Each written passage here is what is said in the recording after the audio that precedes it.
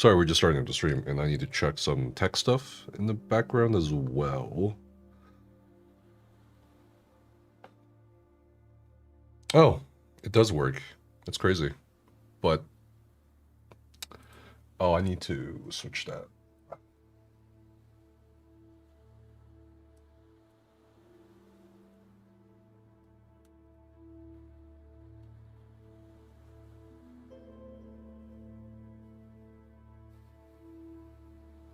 Yeah.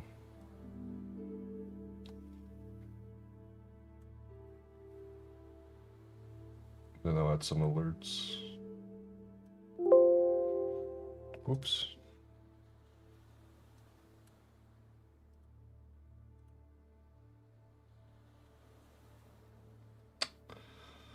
What was it? Browser.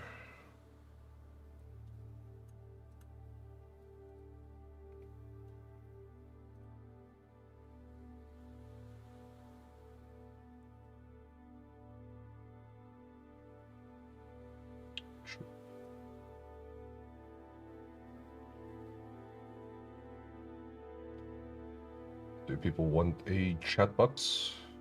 Probably. Yeah, we're just starting up. Welcome in. I also need to boot up the bot here.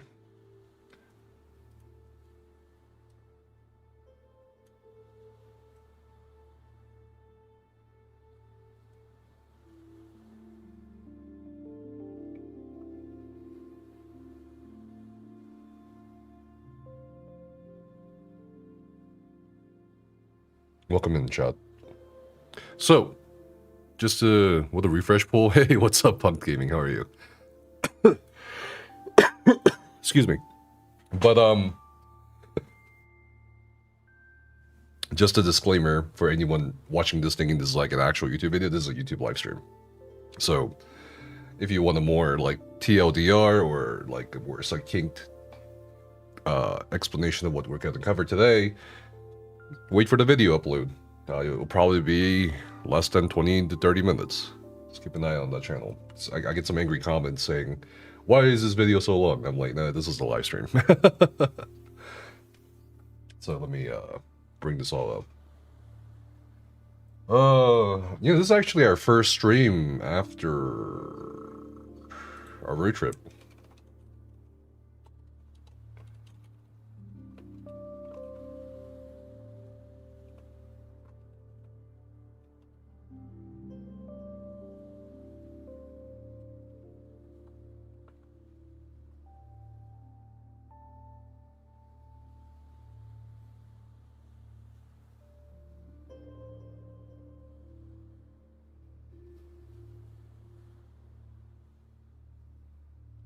What?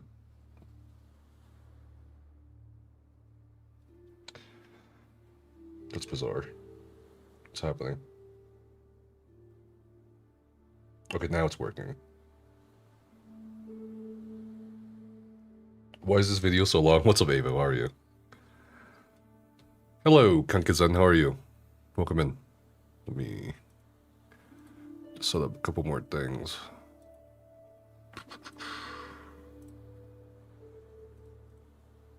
I think we're good on that one.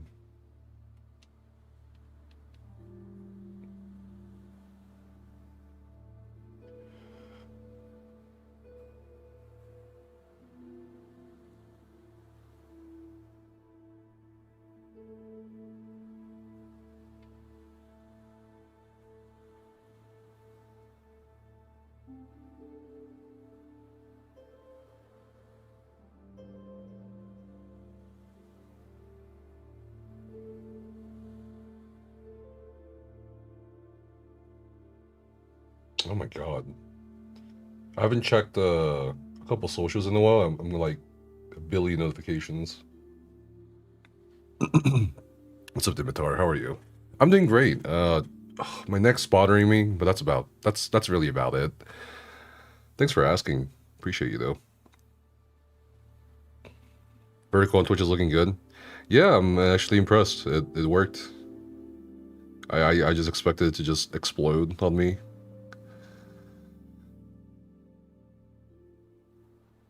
So if you're on Twitch and you're on your cell phone or a mobile device, it actually shows me in the vertical format.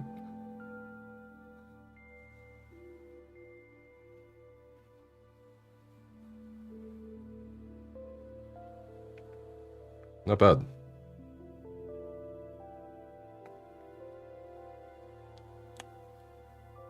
But yeah, today we're just gonna be chilling, and we got a lot to cover, I feel like. This is the beta.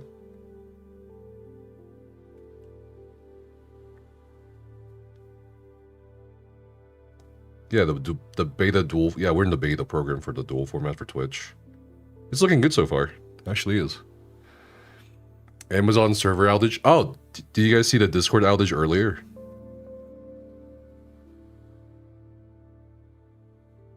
Also, my connection's at like 12,000 kilobytes per second.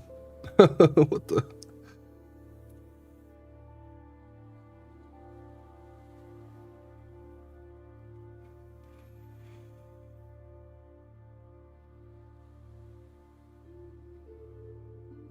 Let me kill that real quick. And we should be good.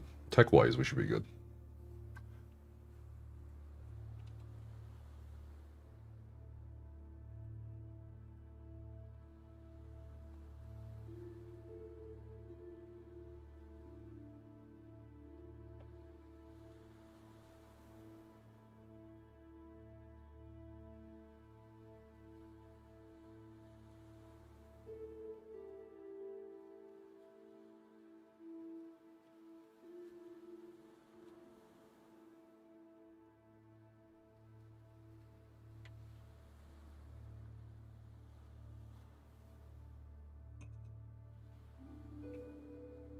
How did it get worse? You know, that's Terrakill. That's a question I always ask myself every time something happens. I'm just like, there's no way it could get worse.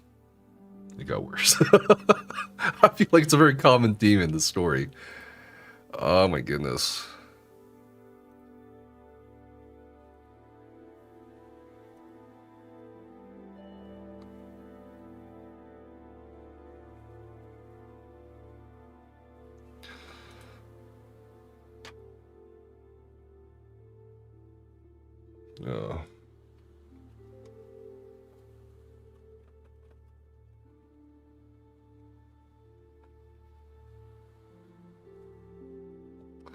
You guys ready? Let me know when you guys are ready.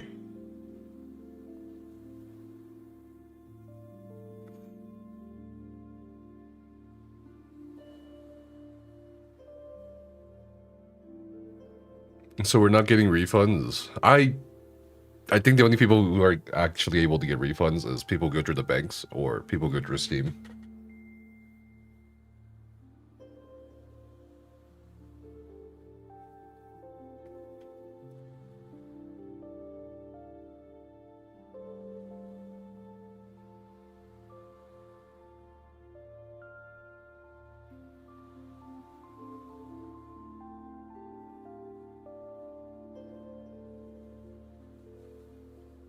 Colossus in Discord says, Nefas, gonna put you in my big TV in the living room. Please make a funny face.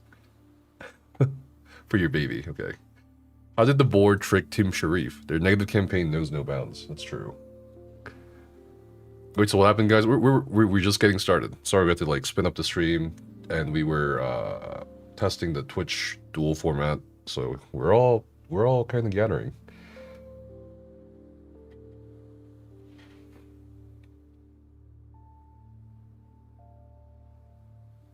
All right. So the question really is, how did it get worse? Well, we're gonna go over it. It's gonna be interesting. And I've been saying this for a little while, but we finally got the green light to publish the rest of the text messages and so on from Jason's end, and that'll wrap up his story next week. I'll probably make a more concise video summarizing what we're covering today. It's a lot of stuff. It's not as much as the 400 pages of the motion for receiver that Steven filed, but it's still definitely a substantial amount of information that I briefly glanced at. And I also am surprised. I think there was a court order saying, correct me if I'm wrong, I think the court ordered that the submissions or filings should no longer be 40 pages a piece. So I think the 400 pages kind of pissed off the judge or the court.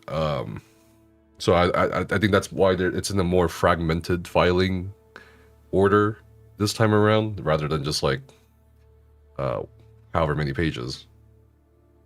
A different source. So I'm gonna start this off now, actually, because we might as well while people streaming. Let me actually find a timestamp for what I said in the Discord. This week. Hey, what's up, Andrew? How are you? Hey, Mario. How are you? Welcome in. Let's go. Robin Jason paying for Steven's house and helping him refine so no one else would extend the credit as they get to claim they were doing it to pressure him.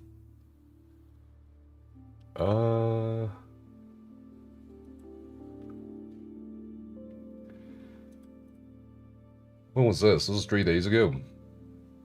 Yeah. Yeah, okay. So let's start it off. On May 5th, 3 days ago, I'm just being transparent here, a source told me something substantial may be filed through the California court soon meaning this week. And lo and behold, I still have not made anything up. Something substantial was filed this week, and that's this filings that just popped up today through the court that people are extracting and finding and downloading and reviewing. Furthermore, a different source told me that they had alluded that the board would answer to Steven's 400-page motion for a receiver, showing all the declarations and all that, all the exhibits, with their own 1,200-plus page documentation. And I was like,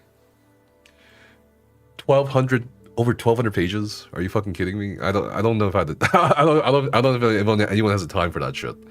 But anyway, it doesn't seem like it's 1,200 pages this time around. Some people are speculating that 1,200 pages might be for like the discovery process or something. Who knows? I don't know. I don't know anything apart from what we're just kind of being shared. Apart from what's being shared with us, and apart from what we're reviewing here together shortly. So I don't know if it's gonna actually make it a discovery. I don't know. Again, I'm not a lawyer. I don't think the chances are likely, but maybe. But I also don't see how there could be a settlement from all this as well. So correct me if I'm wrong or have misconceptions anytime at any point during the live stream. So yeah, that's the context at which we're kind of presenting this information.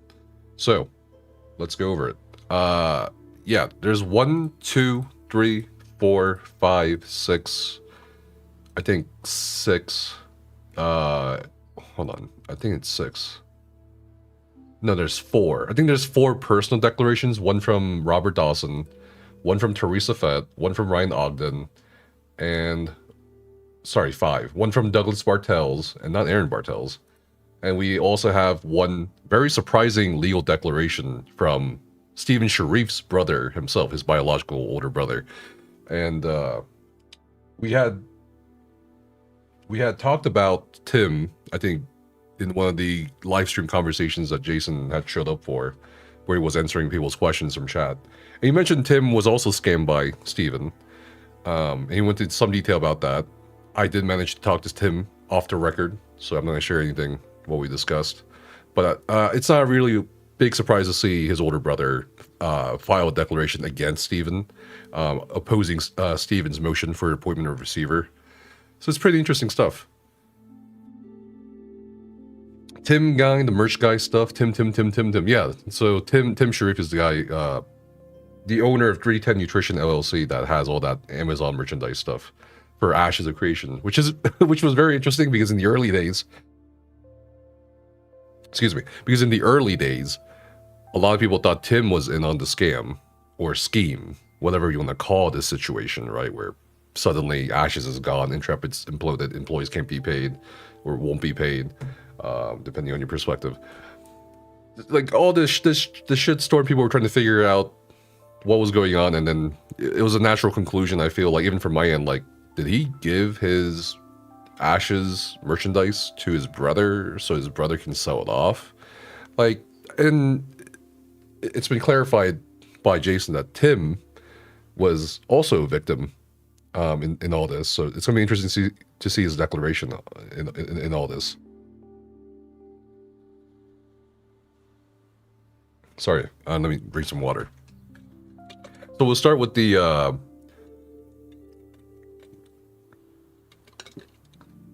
memorandum of points, and we also have I think this is a 25-page version. No, it's not a version.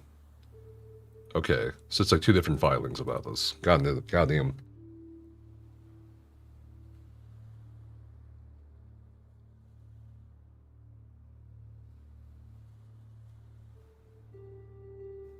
Okay.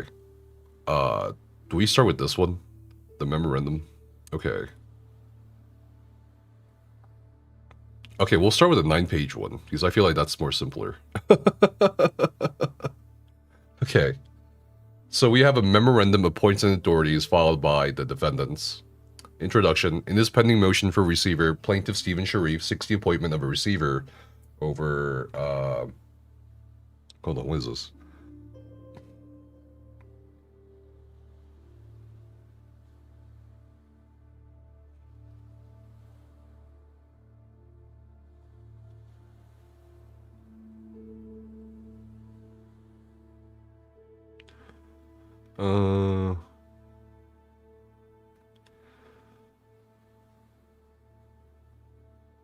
Sorry, I'm like getting something.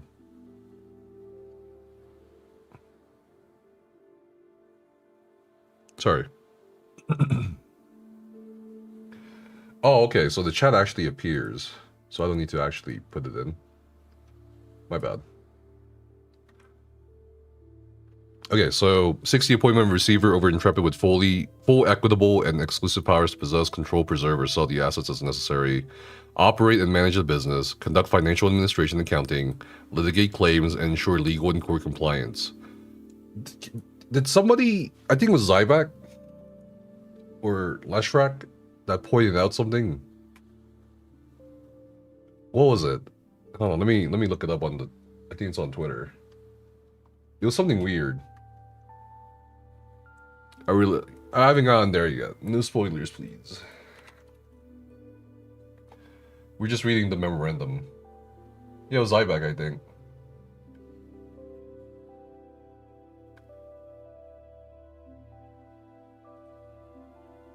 Yeah, it's this one. Steven's now asking for the Intrepid receiver to be able to take legal action against Jason's representatives. Is this what that's alluding to, by the way? Litigate claims. What does it even say, actually? Hold on.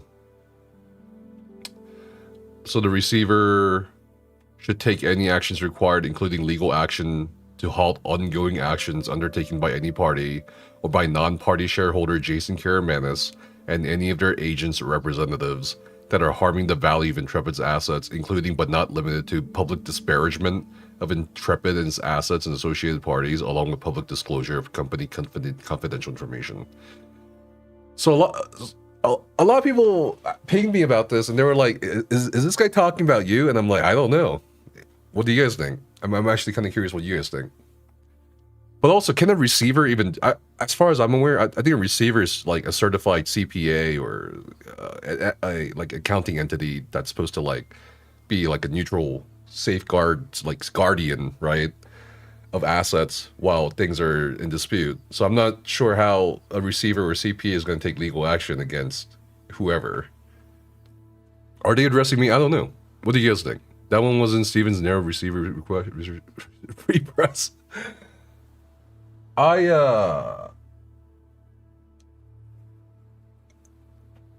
Okay, first of all, I'm trying to interpret this in a very fair way. I don't know if it's talking about me when it says any of their agents or representatives, but considering he has basically alluded to me multiple times through news articles and other official announcements on part of Intrepid Studios and Ash's creation through the Discord server and subreddit, he's alluded to me as, without mentioning my name most of the time, as a mouthpiece.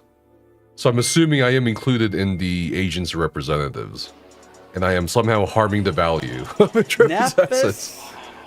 Okay. Is a thanks liar, for subbing, CNex. Why am I even subbing you anymore? Okay. And he's toxic. Oh, God. Why am I even subbed to you anymore? That's true. Your streaming schedule is as reliable as Steven's assurances of an ashes of creation comeback. Shit. I've been very busy. But yes, I'm trying my best. CNex. But anyway, I mean, a lot of people have for me already interpreted that I'm included in this somehow. But I'm also trying to figure out if I am included, how am I harming the value of Intrepid's assets? What does Intrepid's assets mean in this case? I'm trying to think of something that I've done to harm the value of a company that's already lost its employees and won't pay its employees, that has had its game taken down from the Steam store page. I'm just trying to understand how I'm like harming the value of the company after that's all said and done. I'm just trying to figure that out. So I'm just trying to like play some devil's advocate too. Like me publishing text messages given to me by a source, me publishing documentation provided to me by other sources, me interviewing the private chef, stuff like that, or me interviewing former employees anonymously, by the way. I don't see how that's harming any asset value. So it's interesting that he asked for a receiver to litigate claims. Again, I'm not understanding how a receiver is involved in this at all. Like, I thought a receiver is just a CPA, or like just somebody or something to hold, to be a neutral party in holding assets or some shit. I don't know, man. It's bizarre. Don't you need a letter or email you're part of this kind of thing? Oh, like a cease and desist? I haven't received a single letter. The only two lawyers that's ever contacted me or I've had correspondence with during all this is Legal Mindset, who I was introduced to by a mutual, and a second lawyer was Samuel Schwartz, who had approved, who had basically sent a comment my way saying blah blah blah. Hey, we're TFE. We did not drop the claims against them about embezzling. We're going to pursue that in California. So those are the only two lawyers I've had contact with. I don't know. I haven't seen anything in the mail. I haven't seen anything in my email about cease and desist. I would not care personally. Public disclaimer about a cease and desist, because I'm not aware of any wrongdoing I've done. This is journalism. They can really do anything but threaten you. You harmed Intrepid in the same way you can harm someone's marriage by revealing one of the spouses is cheating. What? Okay, but anyway, I'm still not understanding what the hell is happening with this, but apparently I might be included, according to a lot of people. Who knows? All right, anyway, litigate claims and ensure legal and court compliance. Plaintiffs receiver motion at page 29 of 30, lines 10 to 13.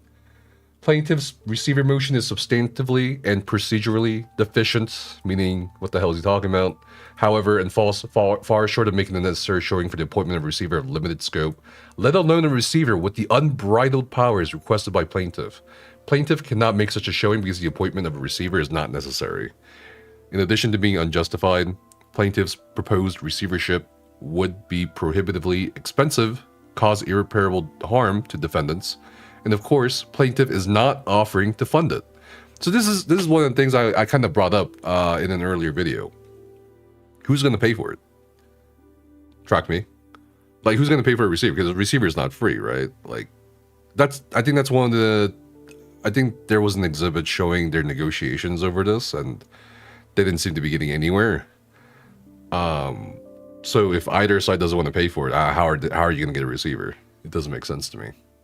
As such, it would lead only to the further fruitless dissipation of the assets of Intrepid Studios and correspondingly TFE's collateral. And thanks for the follow, go on.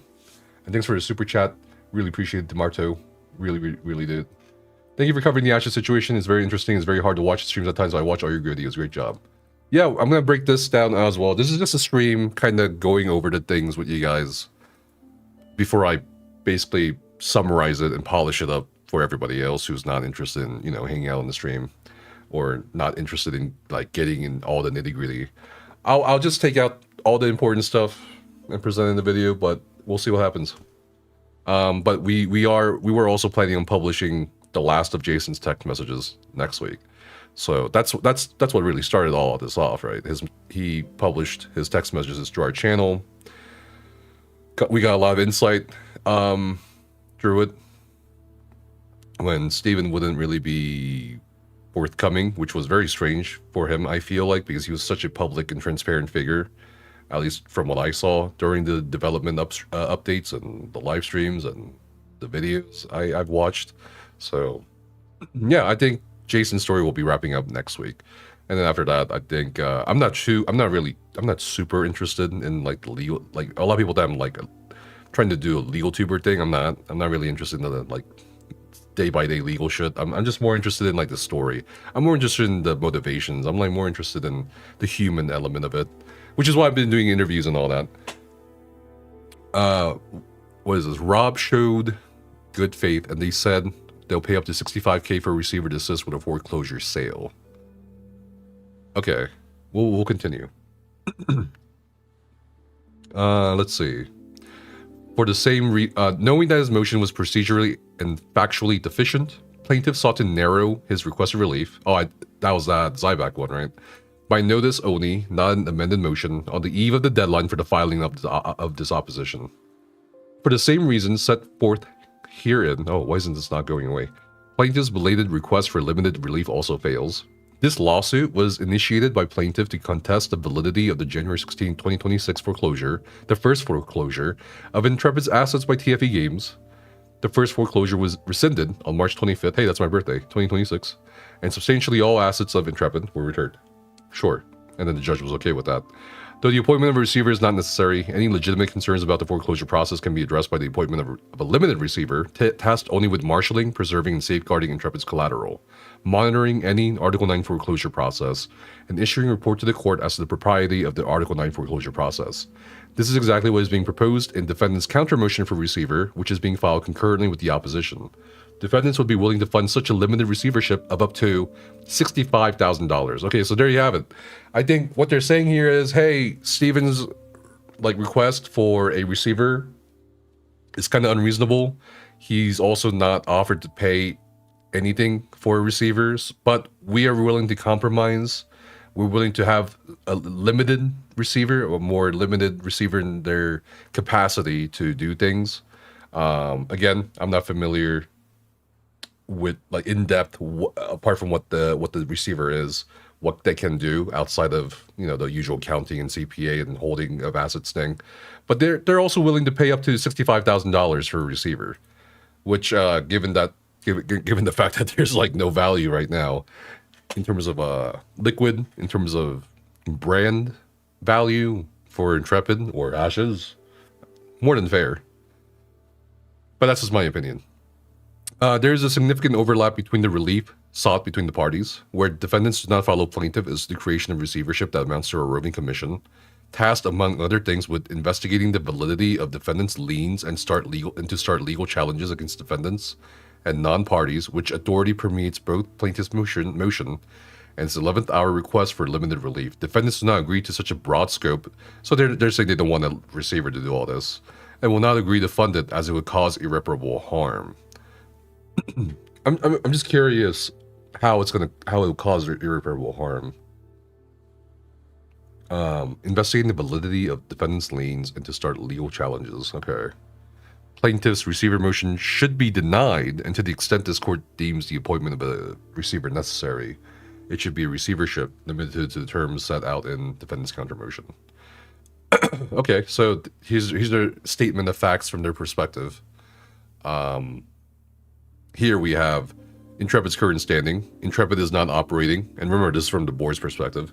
Intrepid is not operating, the company does not have revenue, the board of director defendants are struggling to gain access and control the collateral, appointing a receiver with a broad mandate in this case, including with the ability to bring claims against non-parties, as proposed by plaintiff, would cause irreparable financial harm to Intrepid and TFE's collateral.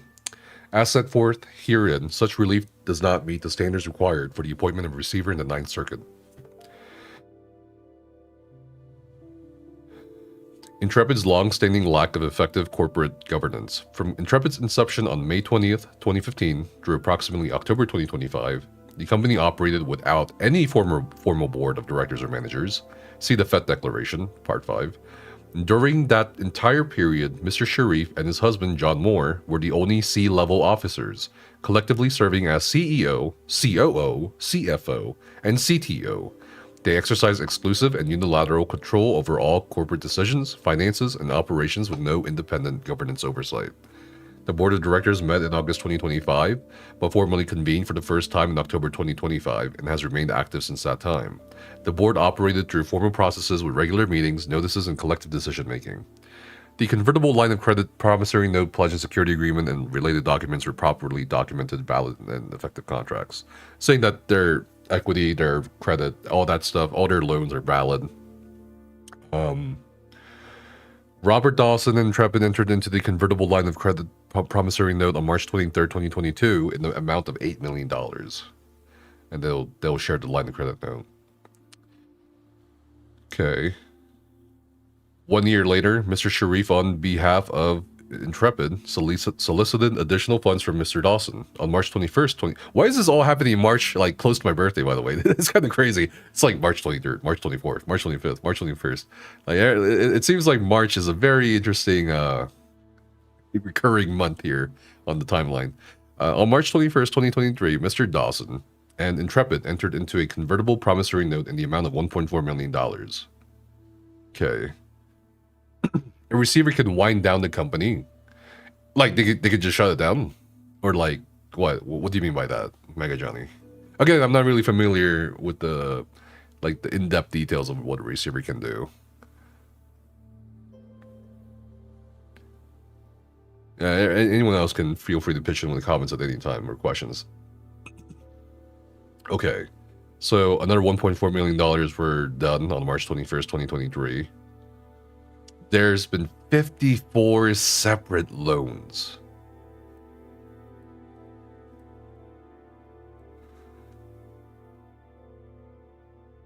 Yeah, they pay off all debts and then they settle accounts. Oh, okay.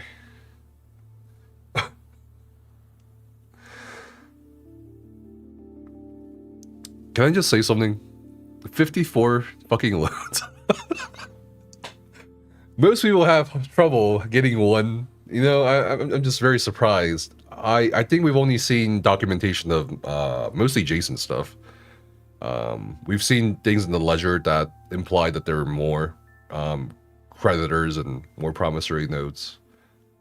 But kind of seeing this in writing of 54 loans, that's kind of crazy to me. 49 of them required that Intrepid contemporaneously issue a warrant to Mr. Dawson for the purchase of Intrepid stock. Okay. I'm curious if they got issued stock certificates as well. Despite this requirement, Mr. Sharif delayed causing Intrepid to issue the warrant to purchase membership interest of Intrepid until or around July 14, 2023. Furthermore, Mr. Sharif failed to cause Intrepid to issue warrants for all notes, okay, so probably no certificates, that were executed after July 14, 2023, despite Mr. Dawson's demands that Intrepid comply with the notes.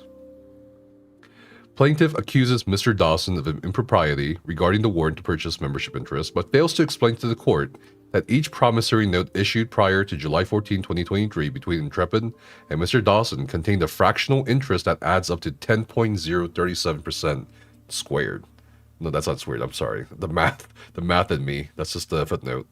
Accordingly, the warrant to purchase membership interest for 10, that'd be crazy, squared. Squared to 10%. For 10% of non-voting interest in Intrepid for $10 was in compliance with the notes dated before July 14, 2023. Okay, so that's alluding to the whole $10 thing. Steven saying, oh, I was forced to sell 10% of my company for $10. The footnote says the 10.037% ownership interest has a contractual basis as it was contained in the following promissory notes. The March 21st promissory note, March 30th promissory note, April 20th promissory note, May 12th, god damn, May 12th promissory note, May 26th. Look at all these percentages. Did they ever pay PPP back? No clue.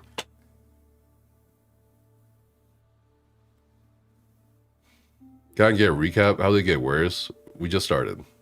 But yeah, I mean, I guess it's been confirmed so far that there's been 54 separate notes or 54 separate loans taken out by Steven for Intrepid, which is, again, a crazy amount.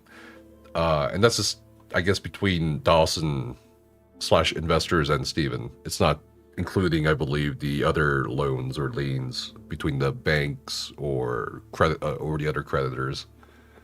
Okay, the convertible note was the start of Mr. Sharif's bi-monthly request to Mr. Dawson for additional funds for Intrepid. Why bi-monthly? Probably for payroll, I'm assuming. If, you know, assuming everything, all the allegations are right or true or whatever, and the timelines are still matching up. I mean, and the text messages, the first part of the text messages from Jason, you know, are true, then Steven was always kind of on the cusp of not being able to pay his employees multiple times. So bi-monthly makes sense if it's for payroll, right? You pay your employees twice a month. Indeed, throughout 2023, Mr. Dawson loaned $22,880,000 $22,880,000 to Intrepid through 22 separate promissory notes. Collectively, the 2023 notes, 22 loans from one person in 2023 amounting up to $22.8 million. Holy shit. In 2024, Mr. Dawson loaned $18.1 million. I can read it. $18,176,831.54 to Intrepid through another 20 separate promissory notes in 2024. In 2025, Mr. Dawson loaned $29,424,000 to Intrepid through 12 separate promissory notes or loans. Ultimately, there are 54 promissory notes just from Dawson?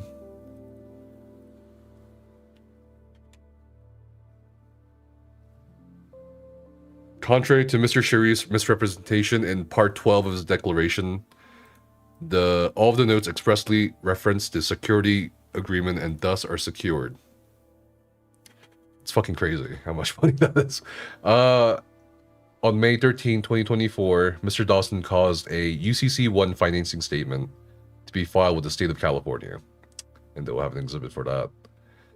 D. Robert Dawson continues to fund Intrepid after execution of the convertible note assignment conversion agreement and the convertible note conversion agreement. Okay. Mr. Dawson continued to fund Intrepid following the execution of those agreements. Indeed, Mr. Dawson loaned Intrepid a total of $36,757,831.54 from June 2024 through December 2025. None of the $36.7 million was subject to the debt-to-equity conversion that was later voided by Intrepid, and Mr. Dawson through the amendments to the equity conversion agreements. Notably, Mr. Sharif, at the time of the amendments in July 2025, agreed that debt-to-equity conversion should be voided because it would increase his respective ownership percentage of Intrepid. Okay. This stinks of the Kurt Schilling 38 Studios scam that went on in RI. Even the money numbers is the same. Interesting. E. Steven Sharif induced loans and investments with false representations and wasted and misappropriated Intrepid's assets. On February 8th, 2021, Mr. Sharif provided Mr. Dawson and other investors with projected monthly cash flow models for 2021-2022. Okay, so we're going to see the monthly cash flow models from Steven in 2021-2022, or for those years. I believe Steven also had tried to seal or did seal the revenue projections for 2022 and 2023 for Intrepid. I'm not sure why he tried to seal those. The 2021 financial projections represented Intrepid would generate approximately $18.9 million in gross revenue. In 2021? How? What? With monthly revenues escalating from $350,000 in January to $3.1 million by December.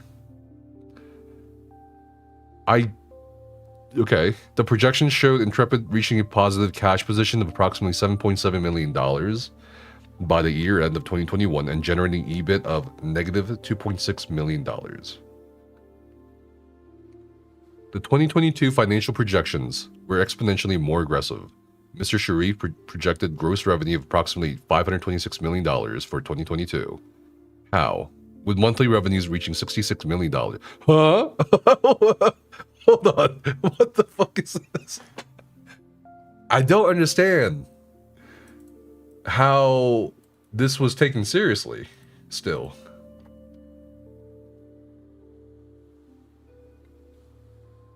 Monthly revenues reaching $66 million. Okay. These projections were based... This is to be a typo. The search was 2022 to 2023. Okay. These projections are based on the game launch occurring approximately April 2022 with revenues of $63 million in the launch month alone. Launch occurring in April 2022. Growing to $86 million per month. $86 million per month? In revenue? I'm just trying to wrap my head around these figures because these are like insane fucking numbers. This is like super duper fucking insane numbers. Think about it. Think about how much a AAA title launches and gets. Think about how much money Clear Obscure got. Think about how much money, you know, WoW makes. And I'm just thinking to myself, like, $86 million per month?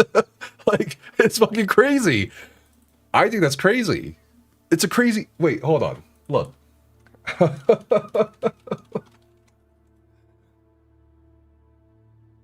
Okay.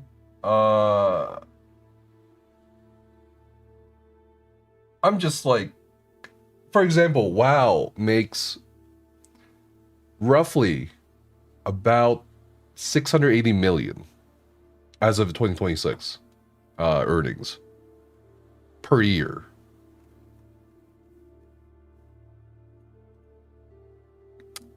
This is more than WoW. Like, by a lot. He was counting on everyone buying cosmetics every month. Just think about, okay, how about, Claire Obscure, I brought that up, right?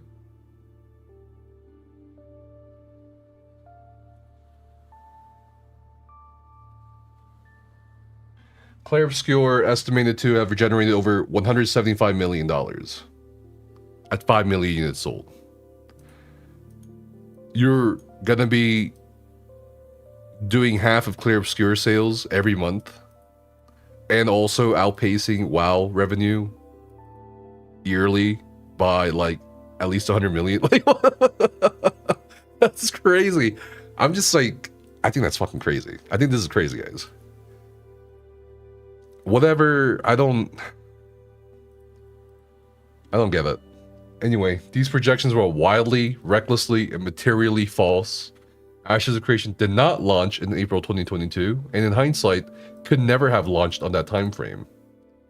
Okay, the revenues projected in these models never materialized. Not in 2022, not in 2023, not in 2024, and not in 2025. Okay. Indeed, Ashes of Creation has never generated revenue even remotely approaching these projections.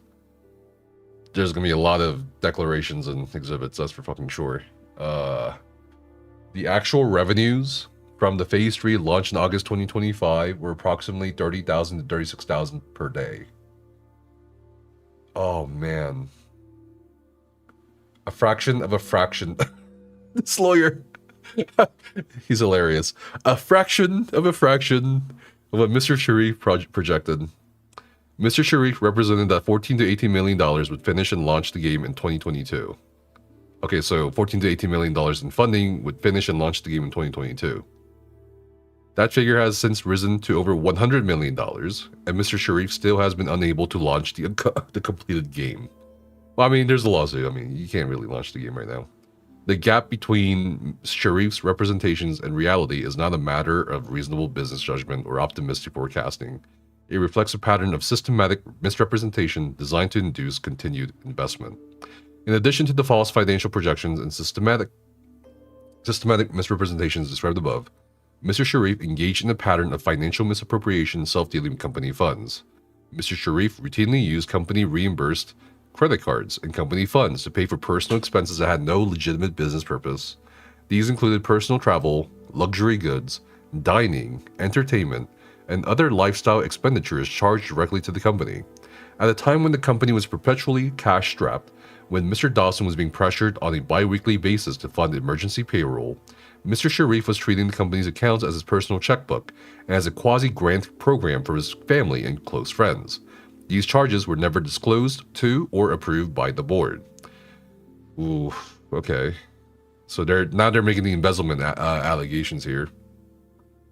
On July 24, 2025, Mr. Sharif sent a spreadsheet to Mr. Dawson and Mr. Douglas Bartels showing financial transactions including personal transfers, credit card payments of $10,154,746.42, business expenses on personal credit card of $3,134,971.98, deposits into company of $4,219,900. Okay, transfer to personal account of $2,187,239.21, and personal contributions of $2,124,264.75, which spreadsheet was related to an audit CFO Ryan Ogden was facilitating for the company. Okay, are they going to address the whole the incorporation statements that Stephen keeps bringing up? These figures reveal substantial commingling of personal and business funds. See the Douglas Bartels declaration. Despite repeated requests, Mr. Sharif could not corroborate any of these payments constituted valid business expenses. All of these transactions were recorded by an accountant hired by Mr. Sharif and managed by Mr. Sharif and his husband, John Moore. There was no board in place and no independent financial controls during this period. Mr. Sharif later increased his own compensation without board authorization and approval. As CEO, Mr. Sharif unilaterally set and escalated his own salary and benefits at levels that were never presented to or ratified by the company's board. In January 2024, Mr. Sharif and Mr. Moore unilaterally raised Mr. Moore's salary to $480,000 per year. And in March 2024, raised Mr. Sharif's salary to $480,000 per year. So again, this kind of corroborates our findings from the ledger that is apparently fake. This compensation was not approved by any board, was not industry standard for a pre-revenue company of this size. I mean, you could argue from a stand-up perspective, it could be industry standard, and was implemented unilaterally during a period of acute financial distress. Okay. The board subsequently directed Ms. Fett, Teresa Fett, to ask Areem and Associates to benchmark industry standard CEO compensation. Oh, okay. So they consulted the company. Okay. The benchmark came back at $250,000 to $400,000 with a 200% equity kicker and exit bonus. Okay. Okay. The salary increases occurred while the company was operating a significant loss. That's really the main point I feel like about the ledger and the transactions that we saw. Like, it was in the red. The company was in the red a lot of the times, and all these like credit card payments and random transactions, and it was, you know, again, I brought 3 accountants that I know in, and they didn't have anything good to say about the ledger, the QuickBooks. So it's again not a surprise to see the mention of this, because that was one thing that stuck out to us. It's like, why are you buying so much in office plants when you're not making much?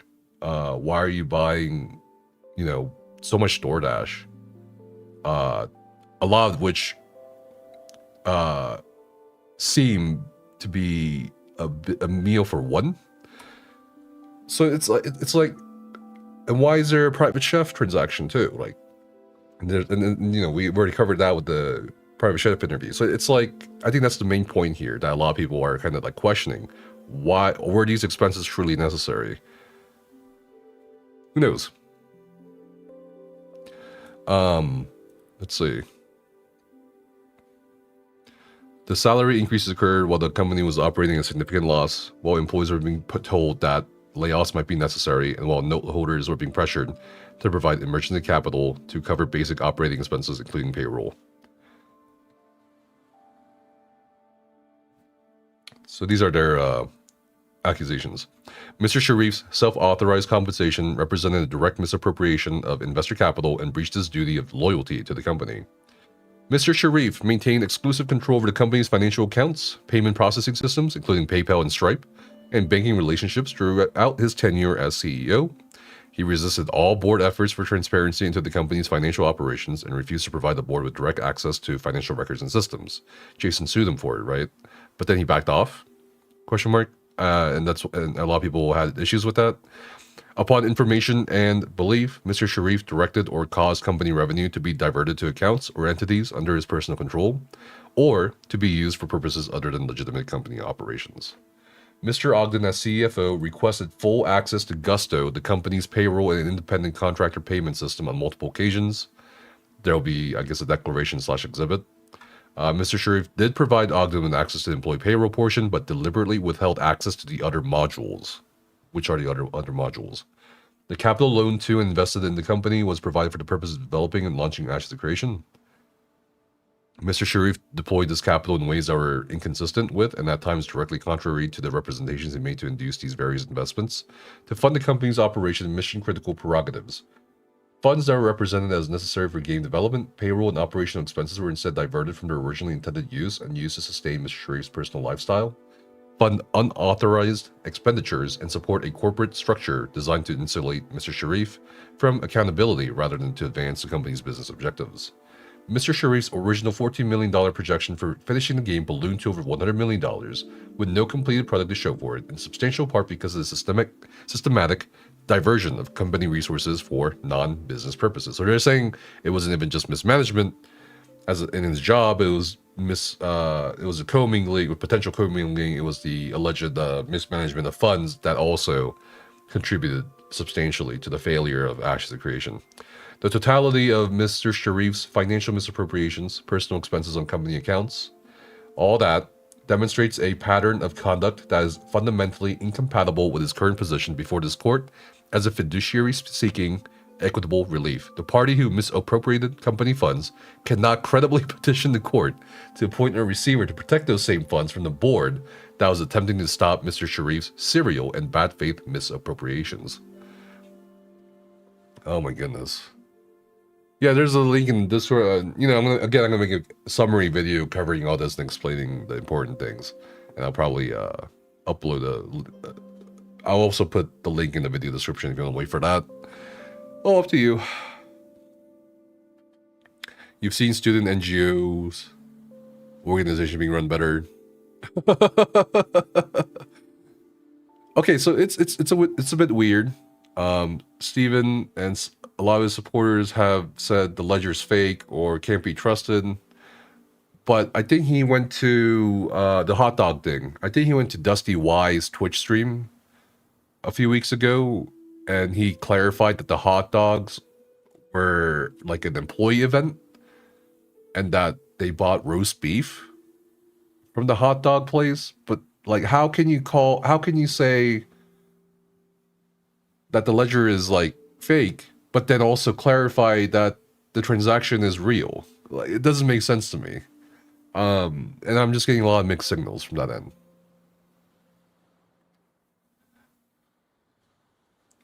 It sounds like Steven has the money to pay his people. That's what made this even worse. Again, this is my position. The priority should be the employees that still have not been paid or compensated. On one hand, yes, we have the board that should have paid according to laws. We also have, on the other hand, a guy who claims to be a billionaire. Well, if you're a billionaire, why can't you handle, what is it, $1.3 million in payroll? You know what I mean? So it's like, I don't know. It's that's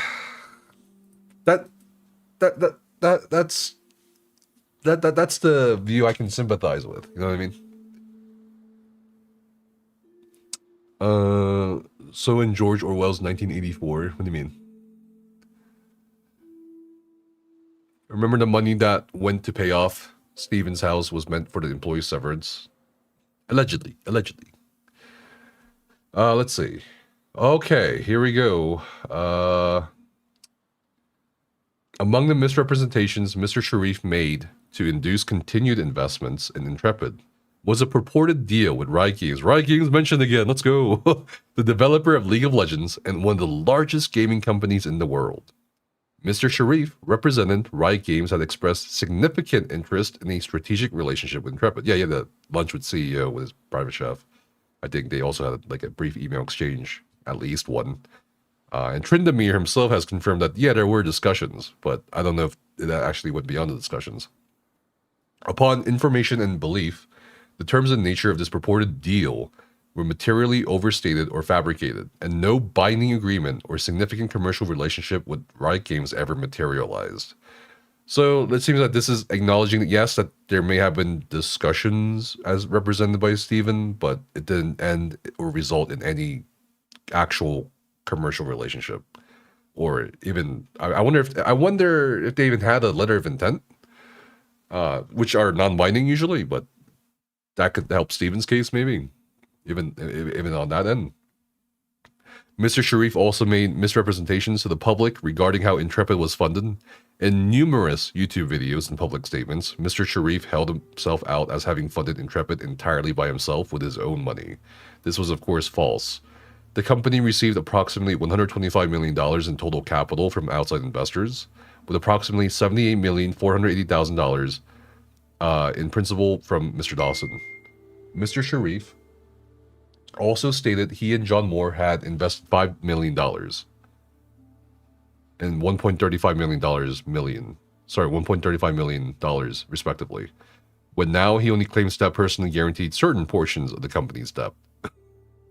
So they're calling him out on his public statements on the streams and the YouTube videos and whatever, that he funded Intrepid with his own money. But now I think his recent claim now is he never lied about funding it with his own money. He's claiming that he used his own personal collateral, his own personal name and credit to pull funding in the form of loans. So technically he funded it himself. That's the argument he's making. But you know, when you watch the videos, I think some people have dug up the old clips from like 2019, 2022. Him talking about NARC and being like, I invested over $55 million of my own money. Most people would take that as like, your money. You know what I mean? Does that make sense? Like, most people would be like, oh, so you borrowed $55 million and then blah, blah, blah. You know what I mean? People would be like, okay, does this guy spend $55 million of his own money? And that was a big attraction point, I feel like, for a lot of people. Because when you have a billionaire, you know, saying things like, hey guys, I want to make the best MMO ever with you guys in mind. No board of directors to answer to, no shareholders to answer to, none of this bullshit AAA industry business where developers get screwed over by the boards or, you know, shareholder interests and get laid off and all that bullshit. People will be attracted to that because it's like, okay, we have this guy saying he's a billionaire or millionaire. I don't know which one. He seems to have gone back and forth on that. Saying, I'm going to use my own money. You guys don't have to worry about it. So I think that was a big attraction point. Like 100%. I have no doubt. Like, I don't think it's an opinion. I think it's a fact that is a very attractive point that people gathered around, because it's like, well, if there's none of that bullshit that we see in the gaming industry, then maybe we have a chance. And they invested, you know. Yeah, we have people in the we have people in the chat right now saying I took it as his personal investment. Right. You're stuck in traffic? No, you're good. You're looking forward to League MMO and Guild Wars 3? He never lied. LMAO, it's a bold-faced lie. Maybe it was LARPing as Dawson. Difference between a million and a billion, represented in seconds. 1 million equals roughly 11 days, 13 hours, 48 minutes. 1 billion equals 31 years. Okay. Thank you for that visual, RTS. Appreciate it. But anyway, you know what I mean. Like, he claimed to be billionaire or millionaire, whatever. Claimed he made a lot of his wealth from real estate. He did acknowledge his MLM background, but like he only did that for a little bit. That's the gist I got during when Ashes of Creation wasn't, you know, dead or imploding. So we have this guy who made a lot of his money from real estate, purportedly. And now because he said that, a lot of people are now digging into that claim, and they're not finding any like actual real estate deal he made. So unless maybe he can provide that too, maybe in his next declaration or something, or an interview with somebody at this point. All right, so false, and then 13.5 million. Mr. Sharif also made misrepresentations to company employees regarding how the company was governed. Okay, after repeated board requests over an extended period, Mr. Sharif arranged introductions to the executive team. Rather than introducing board members in their governance capacity, Mr. Sharif introduced Mr. Dawson and Ms. Fett to executive team personnel as his personal friends. Oh, that's weird. At no point did Mr. Sharif disclose the board members' governance authority, titles, or oversight responsibilities. Why didn't they speak up and say, actually, yeah, while we're his friends, we're also the board? You know what I mean? Or was it just too awkward to bring it up? I don't get it. At no point did Mr. Sharif disclose their everything. This deliberate concealment had a devastating consequence. When the board later took necessary governance actions, the employees from whom the board members' status, authority, and responsibilities have been deliberately and misleadingly withheld by Mr. Sharif viewed board members as hostile interlopers rather than the legitimate governing body it both was and is. Mr. Sharif manufactured this perception deliberately. Well, I mean, we kind of see that, sort of. I mean, when he's being supported by, who is it? Jacob Buechler, Jason Zimmerman. Oh my goodness. The third person is eluding my mind. Jacob Buechler, Jason Zimmerman. There was a third executive employee who made a declaration in support of Stephen that we also made a video on, by the way, sharing his side of the story. But anyway, they support him, and it doesn't seem like any other employee, non-executive employee, has come forward. They did mention a former HR employee getting spooked by the board. All right, so F. Mr. Sharif routinely refused to execute contracts for Intrepid despite accepting loan proceeds from promissory note holders. A critical and recurring pattern was Mr. Sharif's refusal to execute legal documentation memorializing the terms of certain contracts. For example, on numerous occasions, Mr. Sharif would agree to terms to induce Mr. Dawson to send the money Intrepid ostensibly needed, with accompanying promises by Mr. Sharif of signing the contracts that same day. But Mr. Sharif would then refuse to sign after receiving the money. But then why do you keep giving him money? By January 23rd, 2023, Mr. Dawson had loaned approximately $17 million to the company without signed documents. That's crazy. Oh my god. So much trust. Or like, I don't know what to call this. Trust or negligence? I don't know. I don't know, man. So, okay, so there's Dawson's story is he would want Stephen to sign the appropriate paperwork. Stephen would promise he would do so. Then Dawson would send the money. And then Stephen was like, no, I'm not going to sign. And this happened multiple times. By January 2023, Mr. Dawson had loaned approximately $17 million without signing documents, while Mr. Sharif ignored Mr. Dawson or attempted to change and retrade the previously agreed upon terms after the parties had already struck their deal. When Mr. Dawson engaged attorneys to formalize terms, Sharif and Mr. Dawson would reach agreement, and then Mr. Sharif would attempt to change and add terms through the company's attorney. When Mr. Dawson complained about Mr. Sharif refusing to sign the contracts, Mr. Sharif made explicit threats about the game's development if Mr. Dawson did not continue funding.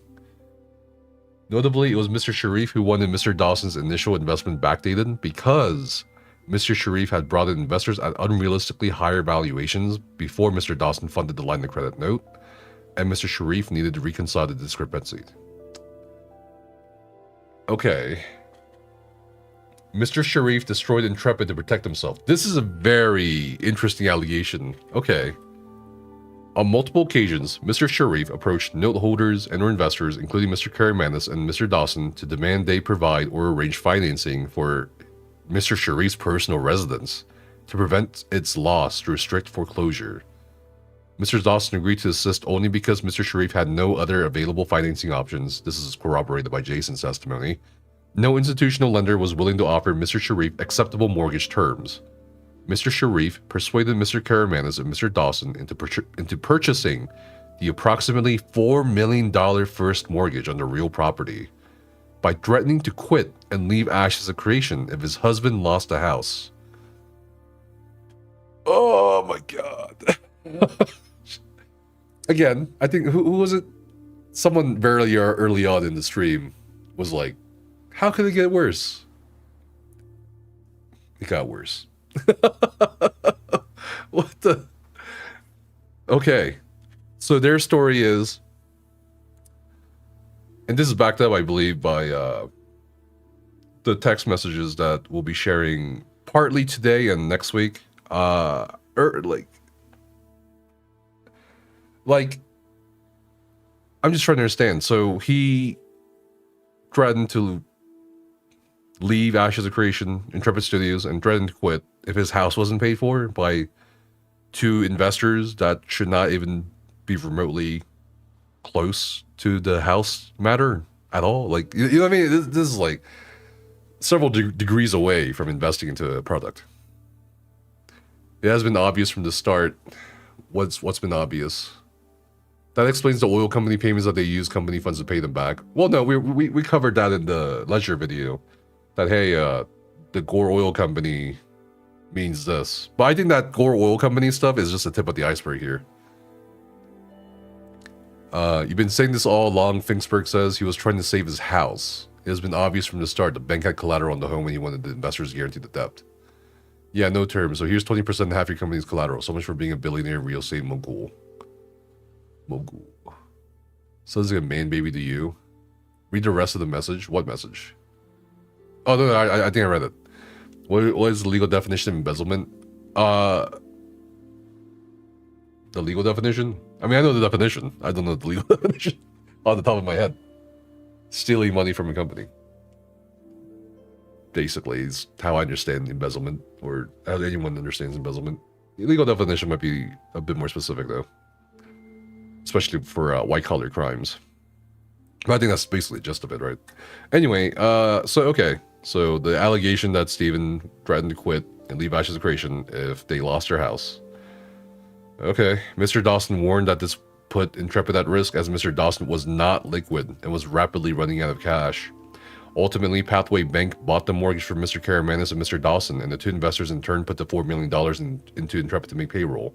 Oh my god. So Dawson's bank, Pathway Bank, I think that's the bank that he owns, bought the $4 million mortgage. And then they still put in $4 million of their own money to give to employees. Is what they're saying. The bank isn't going to back out a personally guaranteed loan, therefore he knew he was stuck with the collateral of his house. That's why he wanted the investors to guarantee that debt. That's literally what the investors are saying with that line item, I see. In January 2026, when Mr. Sharif was unable to obtain the equity terms he demanded as a condition of continuing as CEO, he did not resign gracefully or act in the company's interest. Mr. Sharif notified Commerce West Bank of the Article 9 foreclosure proceedings, knowing that Commerce West Bank would immediately commence seizing the company's funds. The board had always intended to honor Commerce West Bank's loan and delayed formal notice to Commerce Bank to preserve Intrepid's ability to make payroll for its employees. Which is a matter of contention right now between the executive employees that made their formal legal declarations as boards of Steven, right? And the board. Mr. Sharif's notification caused Commerce West Bank to demand all Steam revenue, thereby precluding the company's ability to make payroll. Upon information and belief, Mr. Sharif was motivated not only by the failed equity negotiations, but also by the fact Commerce Bank held a $1.3 million escrow from the sale of his personal residence. Okay, so they had $1.3 million escrow, which had been pledged as collateral for the loan. Mr. Sharif's conduct in triggering the Commerce Bank crisis to protect his personal $1.3 million escrow while simultaneously destroying Intrepid's ability to make payroll for its employees, constitutes a clear breach of fiduciary duties and duty of loyalty as the director and officer of the company. A fiduciary may not place his personal financial interest above those of the company and its stakeholders. Illustratively, Mr. Sharif received Commerce West Bank's default notice approximately 2 days before his resignation on January 19, 2026, and concealed that notice from the board. Later, the board was informed it was Mr. Sharif's notification to Commerce West Bank that ultimately caused the financial collapse of the company. Mr. Sharif admits he received the Commerce West Bank default notice the day before resigning without advising the board of the default notice.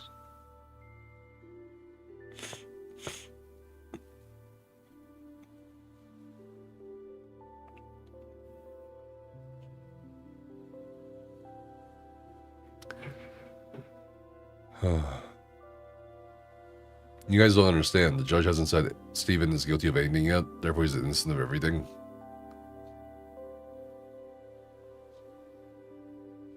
What, this part is this part is believable? The default notice and the escrow. Why would you say this is believable? I'm just curious. I would love to read everybody's thoughts, by the way. I'm not trying to ignore you, I'm just like reading. Yeah, what's up, Crispy? How are you?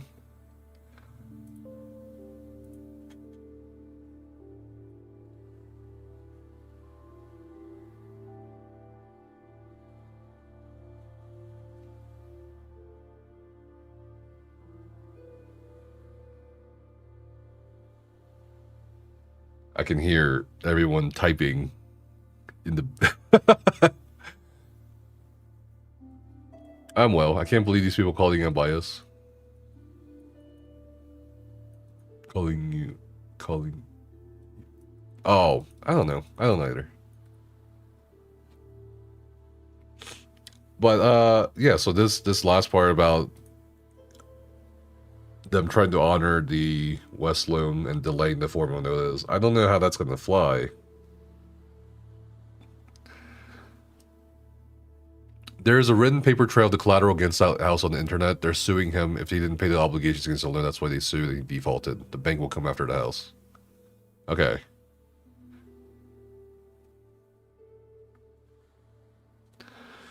All right. H. Oh my God. We got more. The note holders, investors, and board members have always behaved professionally towards Mr. Sharif despite his repeated failures, refusal to implement the board's directives in bad faith. Mr. Sharif failed to make cuts to operating expenses and headcount as directed by the board on numerous occasions. When it was apparent that cash was running out, Mr. Sharif would provide new financial projections. It's just funny to think about, by the way, just reading this. So he went to the investors. Hold on. So he went to the investors and wanted money to pay against that loan, right? Because everything else was granted through stock certificates of a future promise that the company will be operating in cash positive position. Okay. That's literally definition of the court of public opinion. Ah, okay, yeah, sure. This is backed up by what Steven said, but from the other side of the table. No, it doesn't. He's being sued. I have no idea if they're going to intend to pursue a different lawsuit against them on the embezzlement stuff. Or not.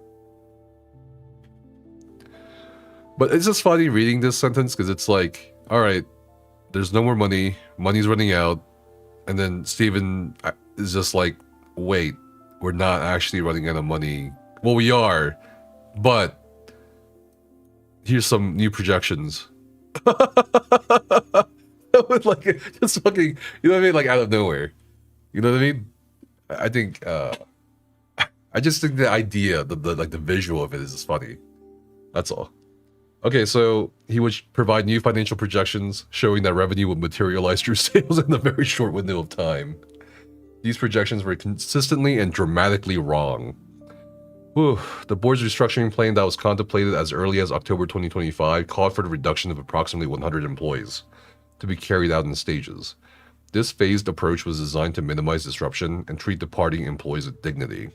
Mr. Sharif's persistent insubordination and constant postponement of the layoffs, which he delayed from the originally planned timeline through repeated objections and counterproposals, reduced the planned reduction from 100 employees to only 10 employees. Each week of delays cost the company hundreds of thousands of dollars, money the company did not have. Mr. Sharif's refusal to execute the board's restructuring plan on a timely basis caused continuing and compounding financial harm to the very company and employees he now claims to be protecting. On the numbers level, I totally get it. I totally understand what they're saying. You know? Like, of course, no one's going to support layoffs or, like, firing people, but, like, if the company's just fucking gone, like, what choice is there? Especially in this situation. But I also understand why Steven was trying to delay the layoff of 100 employees. Like, that's not going to look good to anyone. Like, think about it, right? Think about it. Really think about it. The premise is, for Ashes of Creation, we had a billionaire dude who was self-funding the game to completion, and suddenly 100 of his employees are laid off. Just like out of nowhere, from my perspective. What would people think? They would think, why would you lay these people off? Don't you have, like, infinite money, bro? Like, and then they would start questioning. So I think his delaying was partly him trying to not damage the reputation of both himself and the game. Does that make sense? Just kind of from a speculative point of view. The reason why he's doing that is because he's issuing stock for extra capital, and the reason to read this if you don't want, that's why his projections keep changing. He needed more money. Yeah, of course. I mean, if you tell people, hey, more money's going to come in, then of course, you know, maybe that might reassure them. You work in venture capital, this is what venture capital does. They'll start cutting heads to balance the books. It happens anywhere. I mean, yeah, sure. Any large or consistent amount of layoffs is a red flag to consumers. Sure. He wants to delay the layoffs but has no alternative plan and no way to pay for it. Sure. That's the thing. He was caught between a hard place, right, and a rock, as the saying goes. I think, yeah, for sure. The laying, like, if he laid off, if I told you guys I'm a billionaire and whatever we're making is completely already self-funded, don't need to worry about budgeting or whatever, just, and I have 200 employees under me, and I start laying off employees, you're gonna start questioning what the fuck's going on. What I don't understand is how the investors are this stupid. This is what happens when you lie. You have to keep lying to cover the first lie. Okay, Mr. Sharif promised a November 2025 early access launch on Steam. What? Okay, so far, a lot of people, including myself, by the way, kind of assumed that it was the board that pushed ahead, that basically forced the Steam launch through to make money back. But now they're saying it wasn't them. That it was Steven himself who promised a November early access launch. What the fuck? This is not looking good, dude. This is what I mean. Like, it just somehow gets worse. Oh, 54 loans, from 54 loans to a house that needs to be paid off, or he quits. You know what I mean? Like, it's just bizarre. He bitched out and quit and left the employees to rot, Mega Johnny says. I think that's crazy, though. Like, so now they're alleging, the board is alleging, it was Steven's idea to launch the Steam Early Access, which a lot of people had doubts about and misgivings about. I remember, because it was like, why are they doing it? And then a lot of people were saying, like, oh, maybe they need more testers, maybe they need more money, maybe something, maybe they're confident enough. But I was also of the opinion, like, that's a pretty big risk, launching on Steam when it's like barely up. You know what I mean? Alpha 2. A lot of people are saying, I think in my Discord, like, oh, they had so much fun with the game when it was still dog shit. But at the same time, like, if you launch an unfinished product on Steam, oh my goodness, the fucking, even early access, right? The Steam reviews, I think that was a huge risk in itself to just take. And now they're saying that was Steven's idea, which is fucking crazy. Right, this is the declaration. Again, these are the allegations. right? This is what they said happened. So it's their idea that Steven pushed ahead for a Steam launch. But it was clear he was not ready, according to this document, and the development team was not even aware of the deadline. What? I wonder if this is true. And the development team was not even aware of the deadline.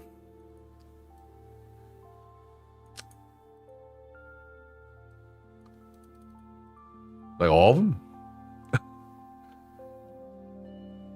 Mr. Sharif promised that if Intrepid was funded another 30 days, approximately $3 million, the December 2025 early access launch would generate in excess of $20 million in December alone. No. No. I wish they would have pulled someone aside, any of the board members. Like, I wish they would have just, like, picked out a random fucking player or a gamer or somebody and just asked them about this number. $20 million in December alone from early access. I don't think Subnautica 2 will have that much. Maybe they might. Who knows? But Subnautica 2 already kind of has an established reputation and, you know, 2 previous products. There's Subnautica. There's the first Subnautica, and there's Subnautica the winter, the deep freeze one, Deep Zero. And now, you know, Subnautica 2 is going to come out on, what was it, the 12th, I believe? Yeah. Maybe they might make $20 million, but I don't know. Who knows? Maybe they might, maybe they won't. But $20 million for Ashes of Creation in December for an MMO, incredibly niche space already in gaming at this point. I don't know, man. That's crazy.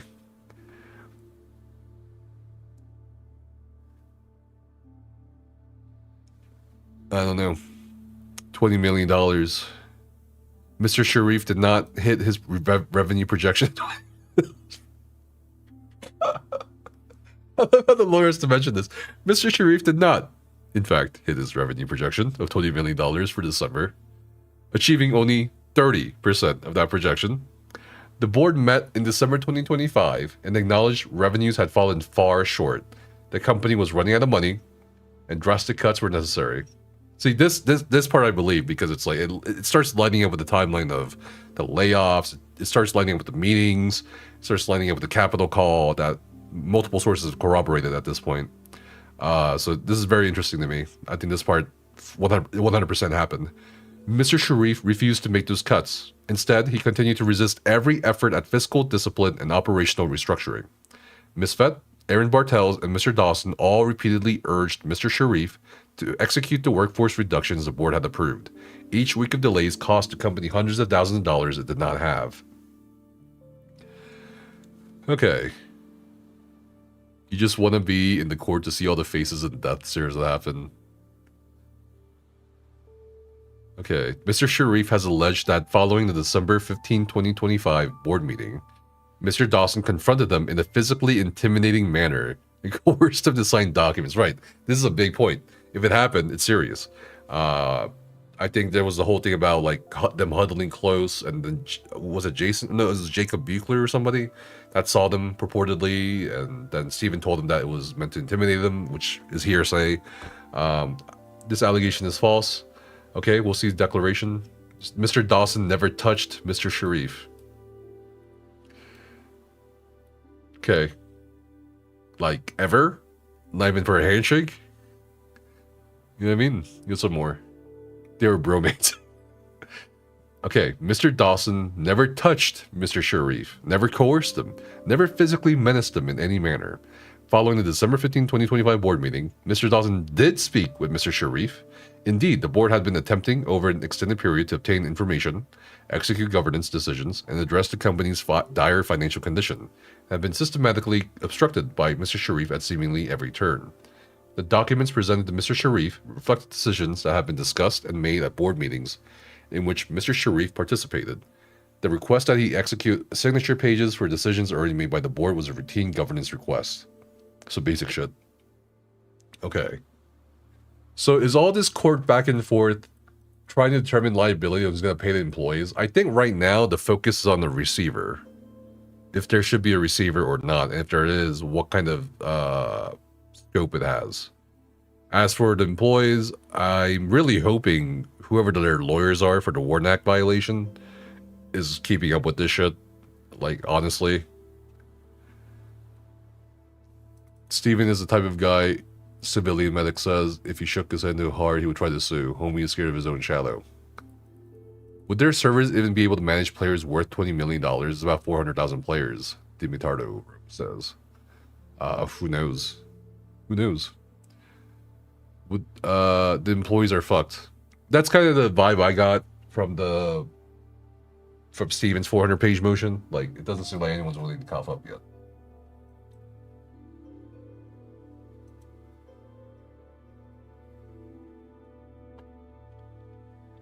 I don't know. Oh, there's more, by the way. Let's see. Documents presented to Mr. Sharif reflected decisions that have been discussed and made at board meetings in which Mr. Sharif also participated. The request that he execute... where did this? Was a routine governance request. The motion alleges at paragraph 71 to 77, the board defendants unilaterally imposed layoffs. This is false. Mr. Sharif was an active, knowing participant in workforce reduction planning, although, as discussed above, Mr. Sharif acted far too slowly to implement desperately needed labor cuts. So this is them saying, oh no you don't, Steven. You were there too. And I think anyone with a brain kind of understood that he was there, because how does he have a hold of the emails that where they were talking about laying off people without compensating them?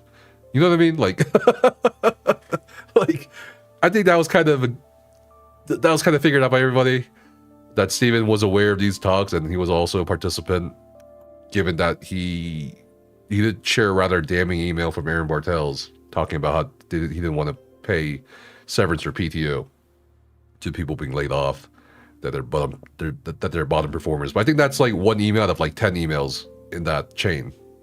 I would personally like to see the 9 other emails. What did Steven say? What did Teresa say? Like, what was said after this? You know what I mean? I would like all the context.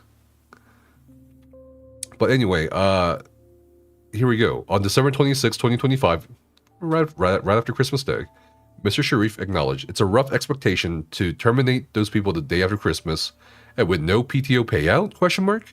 How will we survive that backlash? He was not objecting to the layoffs themselves. He was negotiating timing, cost, and messaging. Due to Mr. Sharif's continued insubordination, the company became increasingly unable to meet its financial obligations and was forced to make difficult business decisions in an effort to keep the company afloat. On December 30th, 2025, Mr. Sharif counterproposed delaying layoffs until after the DICE conference in February 2026, estimating that delay would basically cost $600,000 above and beyond the current severance proposal. And on January 20th, 2026, Mr. Sharif was trying to write the layoff messaging for the studio. Okay.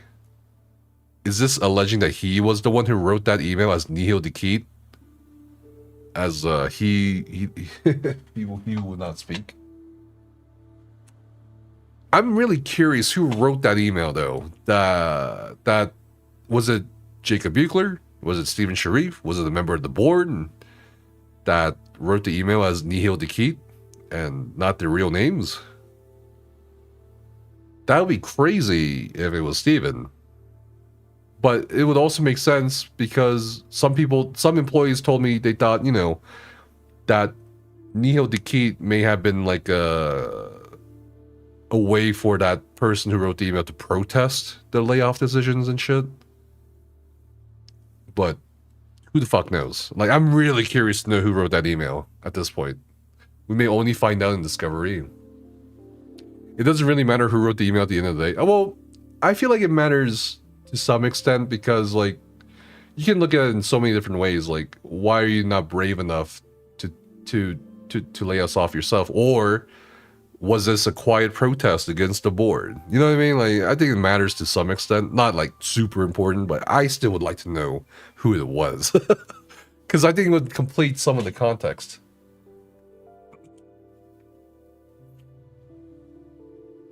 We may only find out in Discovery, so is Intrepid still Steven and John, or is it the board? The board controls Intrepid right now. It won't matter in the courts, who cares? It may matter to the motion employees. I mean, that's equally as valid, at least to my perspective, you know? It'll be kind of hard. It'll be hard kind of if it's a sock account who could say it was typing. What? Anyway, yeah, this is really interesting. Due to, oh, sorry, where is it? This is the server's proposal, right? Mr. Sharif is named in a related Warren Act class action lawsuit precisely because of this involvement as a decision maker, not a mere bystander. Ooh.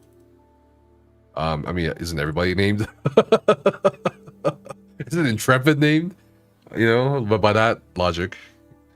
Okay, so letter I. Oh my goodness. Section I. The Article 9 sale has not been set. On March 25th, again, my birthday keeps popping up. On March 25th, 2026, TFE Games Holdings, LLC, voluntarily set aside and rescinded the Article 9 sale and returned all collateral. Cool. Including Ashes of Creation. And I think they did that in time for the April hearing where the judge was like, thanks for doing that. This was accomplished through an assignment, blah, blah, blah, assumption of assets in the bill of sale. The assets were transferred back to Intrepid, subject to TFE's existing valid and legally enforceable liens. There's no currently active foreclosure proceeding. The very promise of Sharif's receiver motion that assets need to be protected from a foreclosure sale has been rendered moot by this voluntary transfer.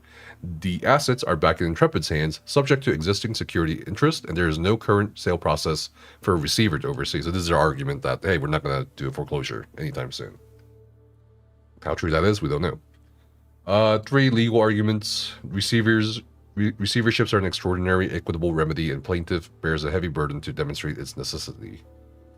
Okay, so they're going to cite legal cases or legal precedents here and determining whether there should be a receivership in this case or not. I'm not going to bore you guys with that. I'm personally kind of interested in the history of it, though. What is this? 1967 case, Wicks versus Belgian American Educational Foundation Inc. Okay. And then there's also a Maryland case in 1941. Okay. Plaintiff's claims of irreparable harm absent a receiver must fail, as the appointment of receiver must be a means, not an end.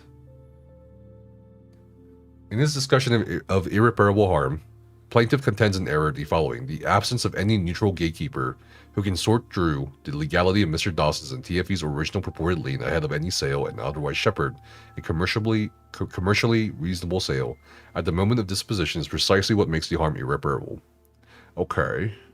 Plaintiffs contemplated use of receivership to oversee the end of the foreclosure process is fatal to plaintiff's receiver motion. Saying it doesn't make sense at this point. Okay. Just more ways to say it doesn't make sense. Okay. Supreme Court, legal precedents, arguments, liens, California State Authority law.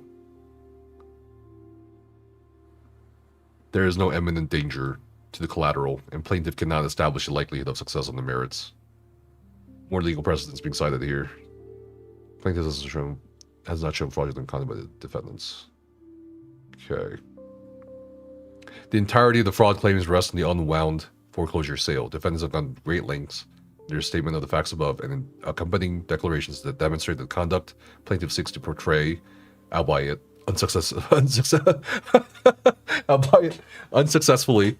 God, this lawyer is very cheeky. Here, as fraudulent or bad faith amounts to nothing more than plaintiff chafing under, actively trying to subvert and otherwise avoid the robust corporate governance and oversight procedures implemented by defendants in an effort to bring Ashes of Creation to market and keep Intrepid operating as a viable going concern.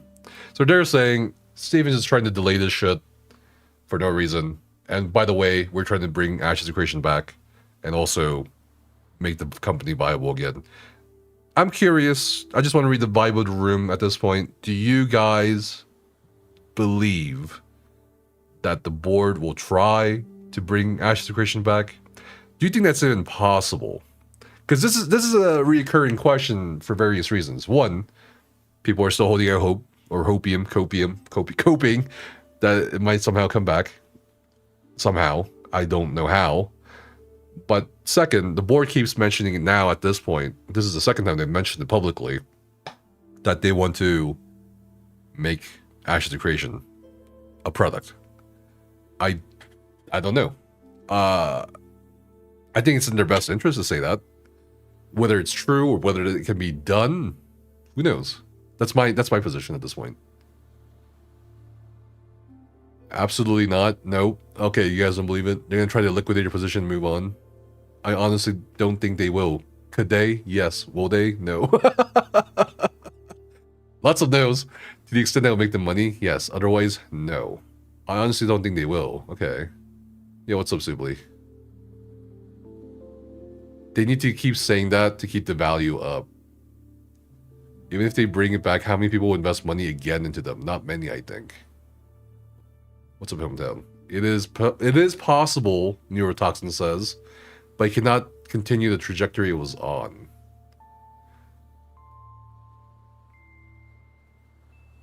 In liquidating their position, another developer might trade to finish it, but it won't be Ashes of Creation. I feel like, I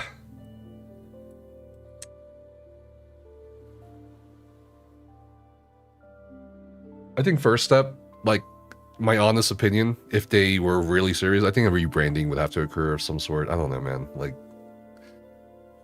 but also, I don't know how they're gonna, like, unwrap it all without a proper transition, right? Like, the former developers, former employees who still need to be paid.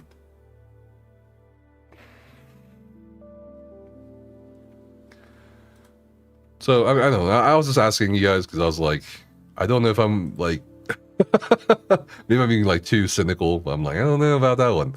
You know, it could, but it's a lot of work. I feel like it's a lot. I feel like the undertaking would be titanic to do this. I mean, just to make a game. Sorry, just to make an MMO itself was already like a massive undertaking. I mean, I always cheer for the underdogs. I always cheer for the a good comeback story, but I don't think this is a No Man's Sky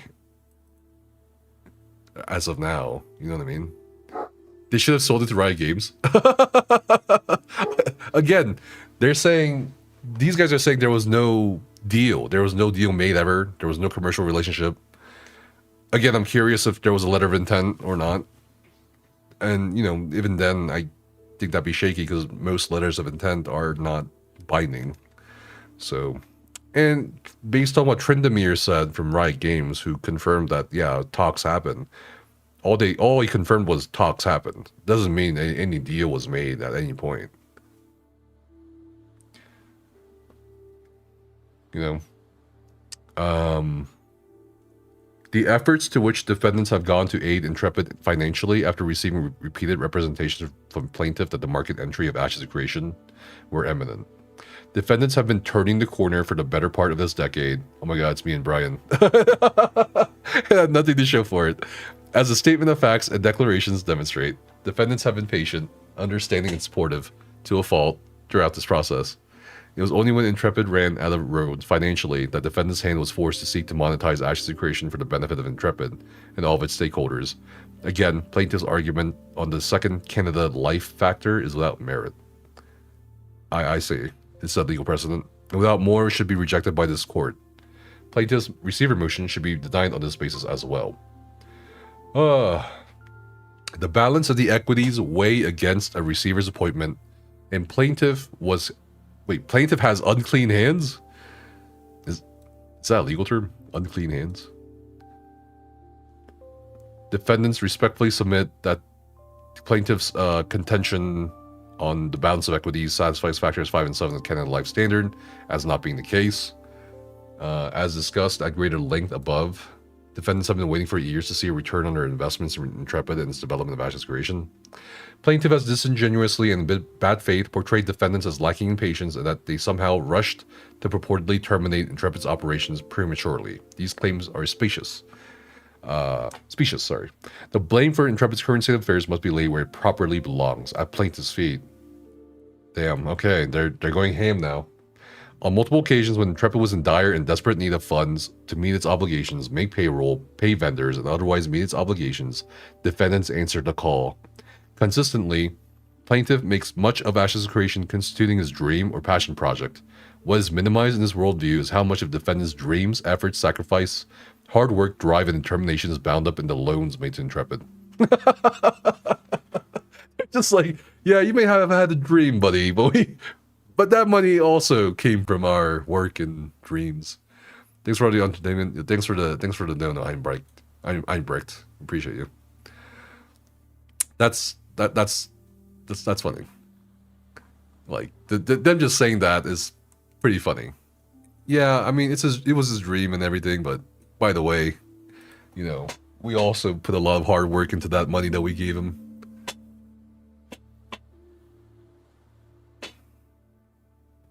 The moment Riot even looked at the books, they would have walked away. Yeah, that's right. Wash your hands, everybody. All right, let's see. All of this is lost on plaintiff, as in his mind, it is only his suffering that matters. Oh my god.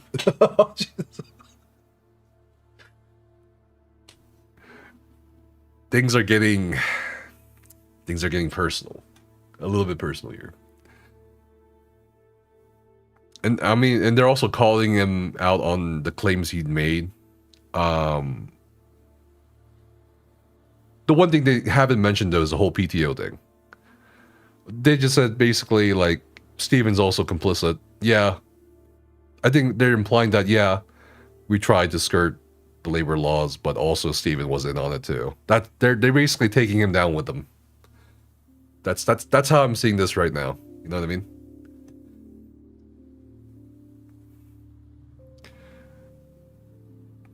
How I think this ends, Fingsburg says. Steven claims bankruptcy. The investors take control over the IP. They sell it and still lose a ton of money. The bank takes the house because there is a lien against it. Do you think someone will actually buy the IP?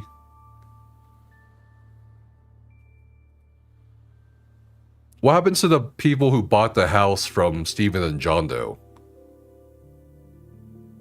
Do they get their money back?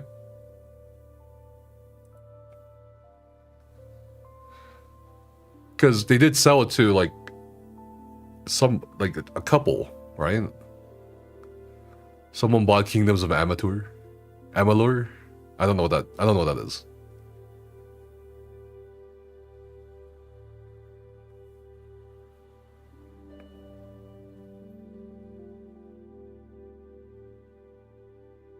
It's a 38 Studios game. Okay.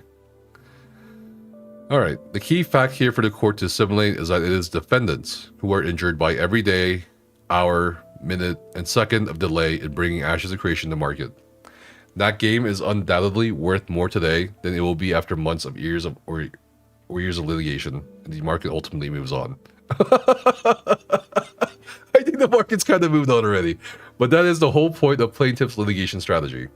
Delay benefits plaintiff, not defendants. The longer plaintiff can keep the litigation going, the more the defendants stand to lose. It is the defendants who stand to be damaged, and depending on the duration of any litigation-based delay, irreparably so. Plaintiff, by contrast, is currently acting in a derivative capacity as an out-of-the-money shareholder holding less than 5% of Intrepid. So they confirmed that cap table that Jason kept bringing up, that Steven has like less than 5%, about 4%, I believe, from the last time we checked the documents. The balance of the equities clearly weighs in defendant's favor. Defendants respectfully submit plaintiff's receiver motion should be denied on this basis as well. All right. The only contract of that transferred assets for his husband, John. Didn't he sell it back to the neighbor they bought from? I will have to look at the records again, the public property records. But I don't think they sold it back to the original owners, I'm pretty sure. Because the original owners are Andrew and Leah Gore, right? Alright, anyway. Conclusion to the paper.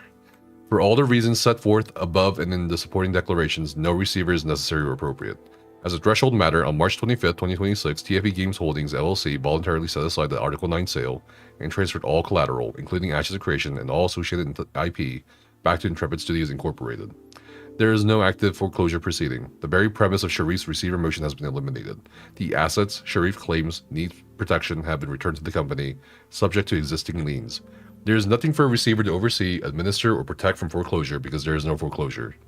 Mr. Sharif holds approximately 4.91% of the company's equity. His economic interest is minimal compared to the creditors and investors whose capital is at stake. Mr. Sharif's personal financial exposure, the $1.3 million escrow tied to the Commerce West Bank loan, gives him a concrete individual motive that has nothing to do with asset protection. The receiver motion is a judicial continuation of the same campaign that began with the unauthorized bank of contact and the post-resignation system lockout, an effort to prevent legitimate governance from functioning by every available mechanism, operational than judicial. A party who caused irreparable harm cannot petition for emergency equitable relief based on that harm. A party who engineered or participated in the post-resignation operational lockout cannot credibly petition the court to protect those same assets from the board he locked out.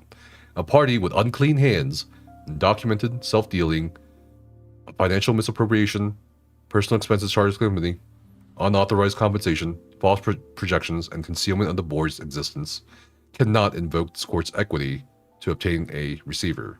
Moreover, now that the Article 9 sale has been set aside and all assets returned to Intrepid, the factual predicate for receiver appointment no longer exists. Dated May 7th, 2026. Yesterday. Oh my god. Bucky already went to Riot. Many of the senior devs have already moved on. Yeah. I don't see it personally. It'd be a massive undertaking. Well, that was just guys, that was just the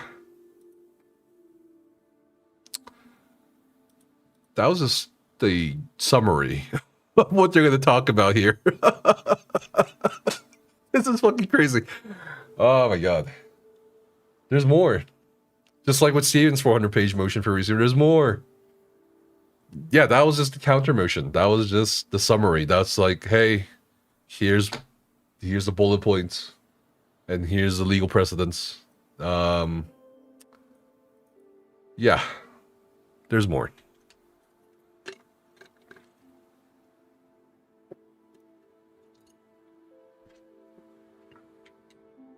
All right. Long way to say they paid millions for a few servers and some code. Well, they're disputing Stevens' claims and thereby disputing the need for a receivership, which they don't want. But they offered, what is it, $65,000 for a receivership? Because somebody needs to pay. The court does not pay for a receiver, from my understanding. Receivers are not free. Receivers are just companies or a person you hire, like a CPA or something, right? So that's separate from the court.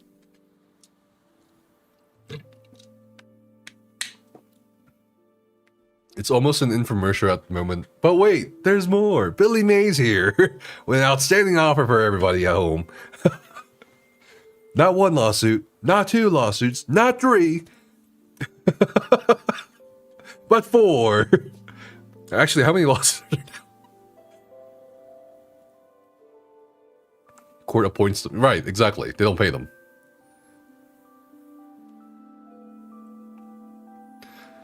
But I think the most important thing, well, sorry, not the most important, but one of the more important things that will pop out to the judge here is that the board is willing to pay up to $65,000 for a receivership.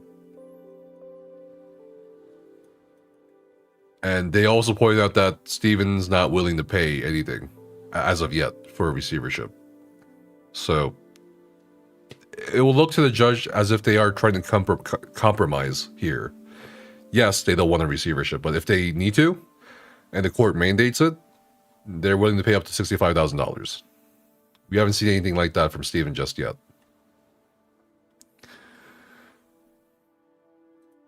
The receiver reports to the court, but paid usually split costs by the parties.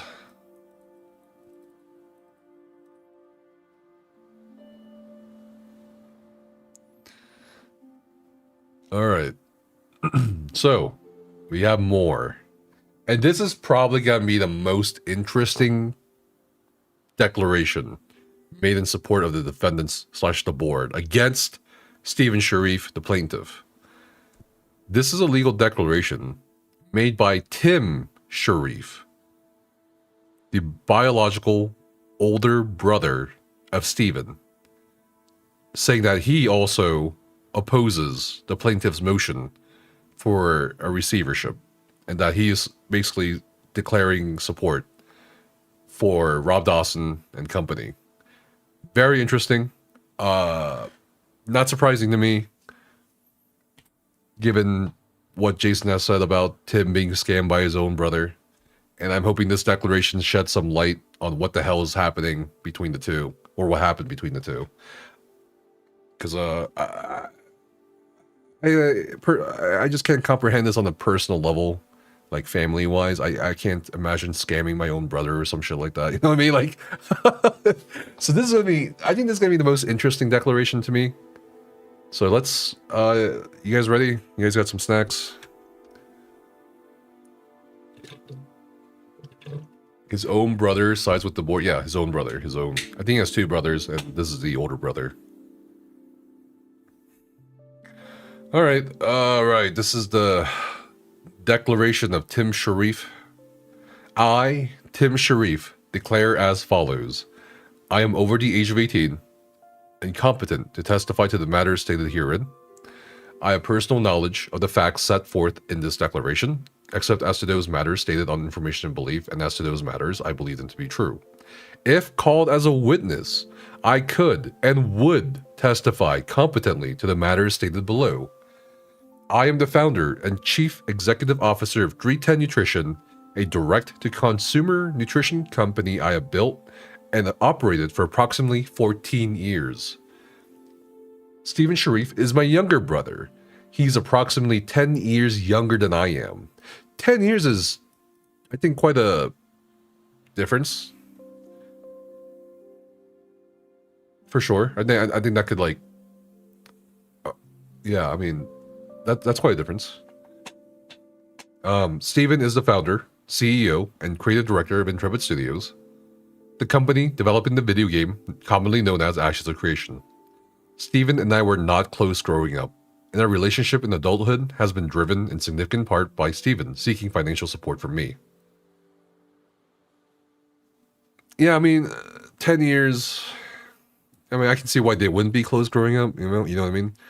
But our relationship our relationship with adulthood has been driven in significant part by Steven seeking financial support from me. Steven's repeated representations regarding Intrepid Studios and Ashes of Creation.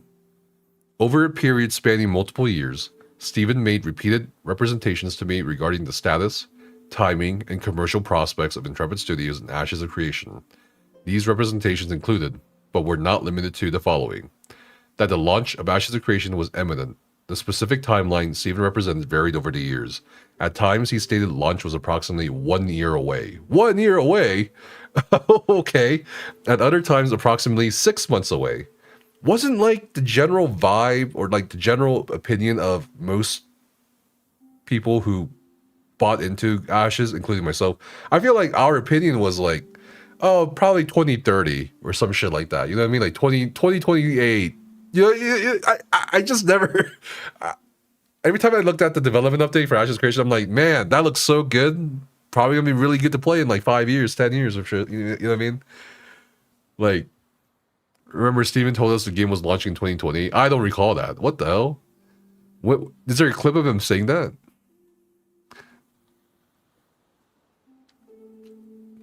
I always thought it was coming out like 2030 or some shit, dude. Like after like beta 2 or some bullshit. Oh, Kickstarter. Yeah, I mean, you could argue that the scope expanded and blah blah blah and more features. All right. Anyway, well, okay. At other times, approximately 6 months away. Brother, where is it? But the consistent posture was that launch was just around the corner. Okay. Steven made representations of this character in substantially similar form. Excuse me. Repeatedly over a period of years. Each time the represented launch window passed without launch, Steven would offer a new explanation and again represent that launch was imminent. Okay. Upon launch, Ashes of Creation would generate hundreds of millions of dollars in revenue. C, that Ashes of Creation would be $1 billion game. $1 billion game. That's hard to do, man. That's hard to do. Number 5. On occasions, when I was present, I personally observed Stephen making representations of substantially the same character to other individuals he was pitching, including the same imminent launch posture, the same revenue framing, and the same valuation framing. These were Stephen's own representations, made by Stephen directly in his own words. I did not make any such representations, did not solicit funds for Stephen or Intrepid, and was not involved in raising capital for Stephen or Intrepid. Stephen is a very persuasive and confident communicator. The polish of his explanations, the specificity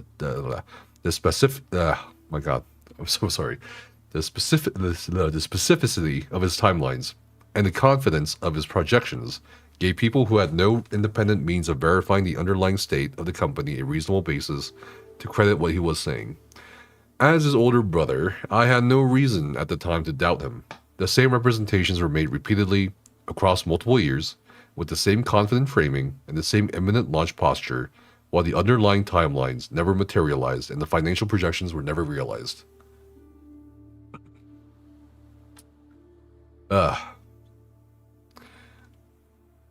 Loans from 310 Nutrition to Stephen Sharif personally. On June 30th, 2020, Stephen executed a promissory note in favor of 310 Nutrition in the principal amount of up to $1.5 million, bearing interest at 5% per annum, the 310 note. Stephen signed the 310 note in his individual capacity as the borrower. The 310 note was not signed by Intrepid Studios on behalf of Intrepid Studios or by Stephen in any representative capacity. It was a personal obligation of Stephen Sharif. A true and correct copy of it is attached as Exhibit A. Pursuant to the 310 note and subsequent advances, 310 Nutrition extended credit to Stephen over time. As of December 31st, 2024, the outstanding principal balance of $1.1 million. Okay, so they did Intrepid pay back, did Stephen pay back $400,000? Is that in the ledger? I think it's in the ledger somewhere, if someone can check. The advances and accrued interest are reflected in 310 Nutrition's financial records. Total interest accrued at 5% per annum through December 31st, 2024 is $255,835.59. So that's the interest. That's also need to be paid back. 310 Nutrition has reported and paid taxes. What? Oh no! Oh my god. 310 Nutrition has reported and paid taxes on this accrued interest? Really? What? Even though Stephen has never actually paid that interest in 310 Nutrition, I'd be pissed. Excuse me? You know what's so feliciousness? How are you, man? Thank you. Hopefully you've been doing great. So wait, his brother lent him $1.5 million. Got paid back maybe $400,000. Still has an interest that he's owed of $255,000. Then he reported that interest and paid taxes on that interest, and then he never got paid back that interest. Oh my god. Brother. I'd be pissed. Like, what the fuck? But why? Wait, is there like a time limit on the... Wait, I'm assuming it's California, right? But is it... Hold on. He reported and paid taxes on the $255,000. And then Stephen never paid that interest back.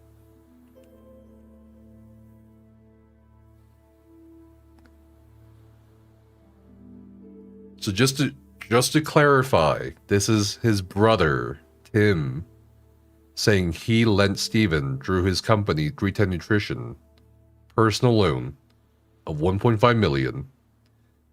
It seems Stephen paid back $400,000, but there's also interest that accrued of up to $255,000 or so, and that Tim reported and paid taxes on that interest, but then Stephen never paid that interest back, which means he's in the negatives. Leshrak says, if he does this to his brother, what is he willing to do this on family? I think this is probably the most damning declaration we've covered so far in this whole legal drama. for ashes. Like your own brother coming out against you in court, willing to testify against you in court, then saying that he never got paid back a loan. And also interest that he paid tax on. Like, what the fuck? I don't know. It's bad, man. 310 Nutrition has reported and paid taxes on the accrued interest, even though Steven has never actually paid that interest to 310 Nutrition. Number 9. Despite Steven having signed the 310 note in his individual capacity, Steven has, in conversations with me and others, repeatedly characterized these advances as having been made to Intrepid Studios. So his brother is saying Steven did a personal loan, but he's saying Steven is claiming that's an Intrepid loan. That characterization is contradicted by the document Steven himself signed. The 310 note identifies Tim Sharif as the borrower, not Intrepid Studios. Chat, I don't know how to... like, chat. Steven's pattern of refusing to execute documentation. Okay, so this is corroborating the board's claims and Dawson's claims and Jason's claims, which is in a different lawsuit, by the way. In other dealings between Steven and myself, Steven has refused to execute documentation that would crystallize his obligations. By way of example, in connection with the Ashes of Creation merchant... Oh, here we go.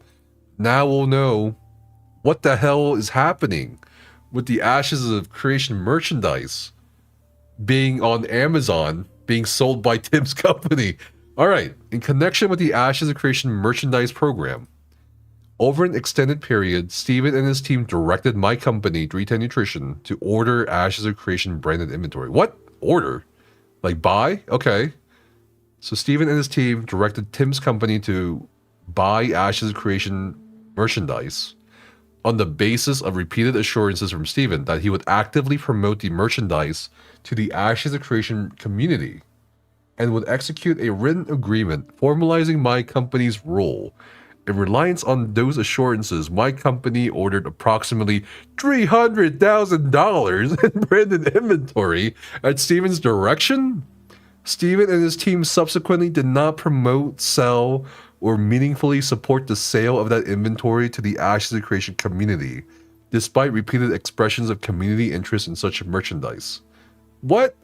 Yeah, that's true, but also what? The inventory remains largely unsold and is currently sitting in my company's warehouse. Brother! Steven has not reimbursed or otherwise addressed the cost. Oh my god. B. I separately incurred approximately $10,000 in legal fees to have my attorney, Jordan Hamburger. That's a great last name. Oh my, I would love to have that last name. What the fuck? Hamburger? Dude, I would do so much with that last name. That's so cool. Professor Hamburger, Dr. Hamburger, you know what I mean? Like shit like that. But anyway, prepare a contract that would have established my company as the exclusive merchandise seller for... Oh my goodness. Okay, so... Sorry, I went off a tangent about the hamburger. I love that last name, by the way. So Tim here is now saying, I paid $10,000 to my attorney, Jordan Hamburger, Esquire, to make a contract that would have established 310 Nutrition as the exclusive merch seller for Ashes of Creation. Steven and his team participated in the drafting process. Once the contract was finalized, Steven refused to sign it. What? And seems meaningfully engaging on the subject. What the fuck, dude? So, okay, I get it. I kind of get it. Steven offered like an exclusive merch contract with 310 Nutrition. 310 Nutrition would bundle that shit with Ashes merchandise. Make more money that way, too. I get it, right? Like, hey, we partnered with fucking what's that gamer supplement bullshit? The energy drinks and the gamer supplements, the gamer vitamins, right? Gamer subs. You know how companies do that? Like they do collabs with energy drinks, like you know what I mean? Like fucking Monster Energy. I can see what kind of arrangement that is. That's cool. That's fine. But the fact that Steven never signed it after his brother paid $10,000 in legal fees, and then just stopped talking or just stopped contact with his brother about it. That's crazy, dude. That's the best one. That's the best. That's crazy, dude. He has $300,000 worth of merchandise sitting in the warehouse, bro. One of my students in China went by hamburger. That's cool. Name your kid Juicy. Juicy Hamburger. In the military, we all refer to each other by our last name with a uniform. What a weird name that would have been had in military. Basic training would have been a nightmare. Private Hamburger. Oh my god. The Honorable Judge Hamburger. Bro, honestly, I would love for that guy, for Jordan Hamburger to become a judge.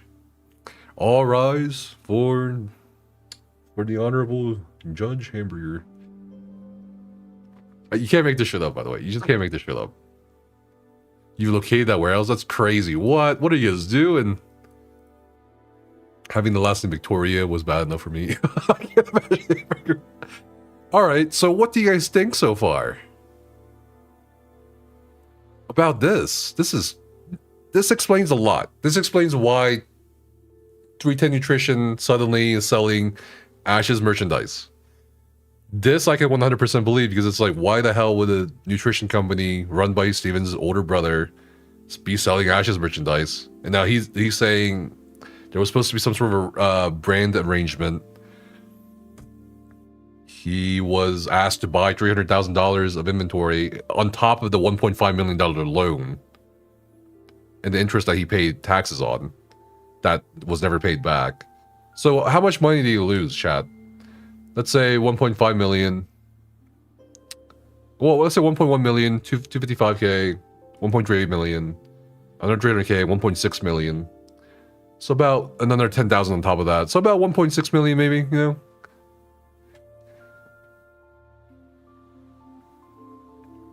Okay.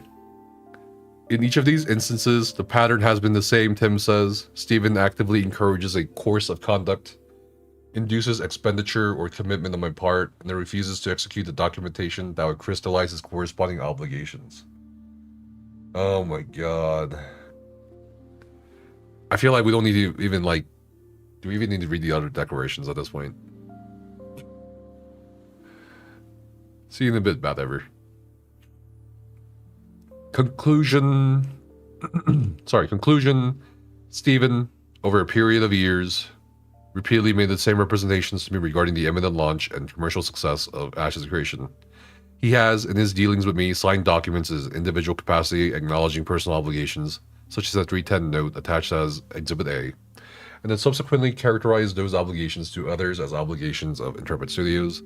Capital that I extended directly to Steven personally has not been repaid, and this has materially impaired my own company's financial position. I make this declaration based on my personal knowledge of the matters set forth above. I declare under penalty of perjury, under the laws of the state of Nevada and the United States of America, that the foregoing is true and correct. Executed on April 27, 2026 at 12:36 p.m. in Manila, Philippines. Okay. Oh my god. If I was his older brother, it would be a combination nuclear wedgie. Okay. Steven... According to pure objective truth, honestly, Steven has lost any remaining benefit of the doubt on my part. Casper and wife, how are you? Becca's not next to me, but I think she's in chat. I'm doing good. How are you doing, studio? Is that what you guys think? Same here, 1:30 a.m. Have a good one, Dimitardo. Appreciate you coming by. His brother's in Nevada. I think maybe his business might be in Nevada or California. I have no idea. I have to look up 310 Nutrition or something. But, what do you guys think? So, I don't know, man. I mean, maybe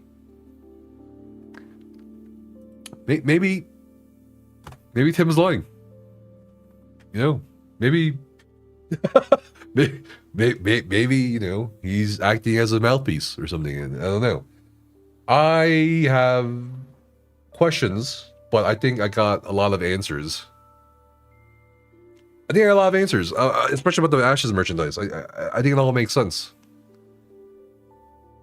So what's the TLDR on this? Lord Zask asked.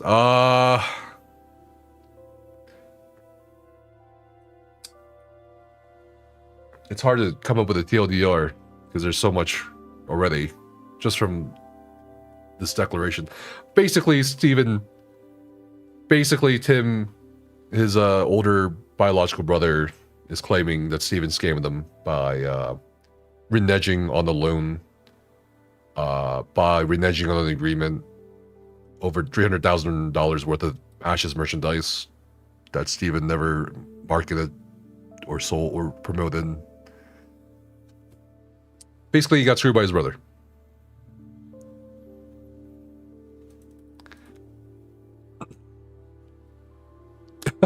I'm just playing devil's. I'm just playing devil's advocate. In this case, I'm playing Steven's advocate. You know. Yeah, what's up, Woodlord? Rob is so rich he paid off his brother to be a mouthpiece. LMAO. He just put this on the record. The court filing. Tim's company, Treat Nutrition, is registered in California, headquartered in Vegas. Okay, there you go. Steven would easily countersue for defamation if any of this were true. TLDR, Steven is a piece of garbage, Hometown Heroes says. I'm seeing a couple people who had previously supported Steven in chat. What do you guys think? I think someone said benefit of the doubt was gone after this one. I mean, why? Just because it's his brother?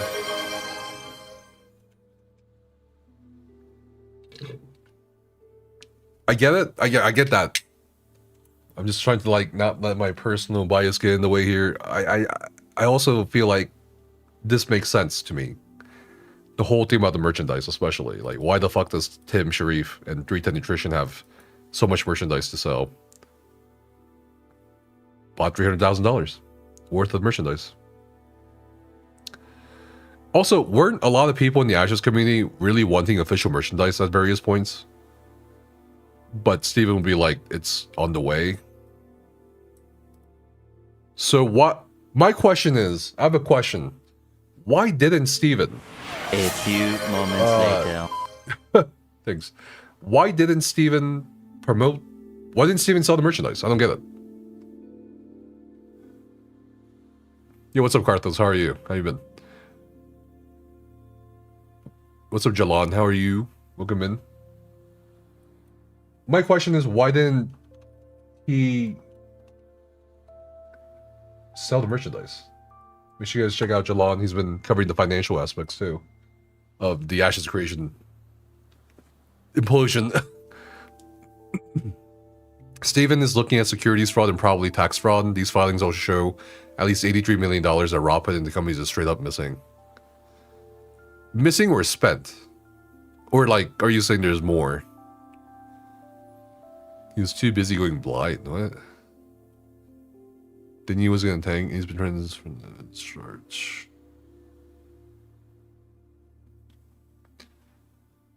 Nah, I'm just wondering why Steven never sold the merch. It seems like a very easy deal. No? It seems like it would have made them both money. For example, Steven sold $300,000 worth of merch to his brother Tim. Tim could have bundled that with his products, saying it's a collab. And it would make sense to a lot of people because they're brothers. But then Steven never bothered. And then also never finalized the contract for a exclusive brand merchandise deal with his brother. And then also reneged on a $1.5 million loan. It's just, I'm just kind of stuck on the merchandise part. Why didn't he sell the merchandise?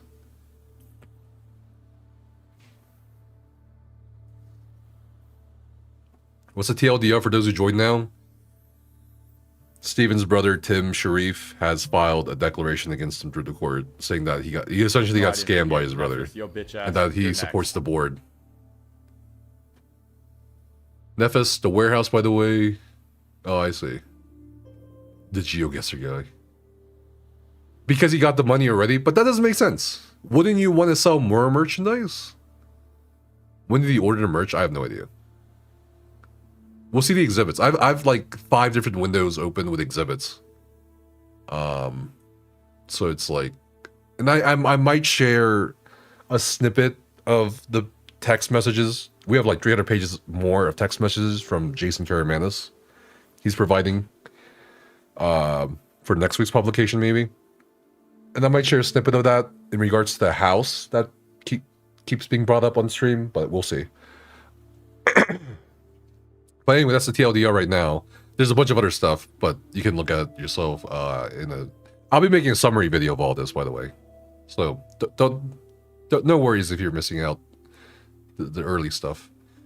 Cartho says Tim probably bought the merch and owns it, hence why he's selling it. There's a string of text between Steven and Tim, and it seems like they're having it back and forth, and Tim is sort of trying to wash his hands of Steven.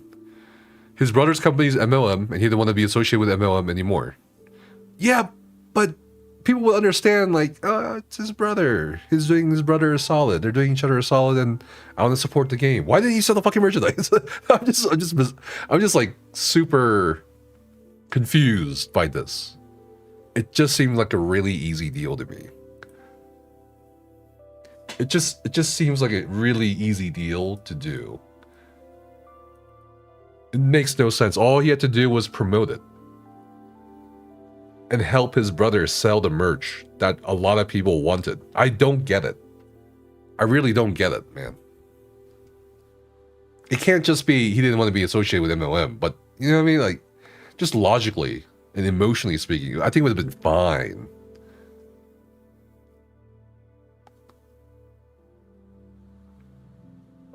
Jalon says Steven didn't want to be associated with MLM anymore. Instead, now Steven's going to be the most popular guy on the cell block. He's going to find out the bull market means something else.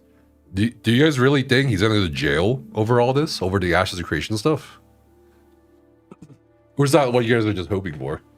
I have no idea if he will go to jail. I'm not a legal expert. I'm not a lawyer. I'm just curious. The merchandise would have covered only a fraction of the cost of the game. He better. that's what you're hoping, right? That's why I'm asking. Steven 100% broke the law. Okay. I think there's a low but not super low chance that he gets jail time. Fraud is criminal. I mean, white collar crime doesn't tend to get prosecuted. You know what I mean? He may go for securities and tax fraud. Dawson did threaten to take him to court over the misrepresentation before. I don't see why that wouldn't be a potential outcome. So I'm curious, though, because the lawyer that reached out with a comment to me saying that they're going to pursue the claims against Steven and his husband, John Moore, about the embezzlement and all that.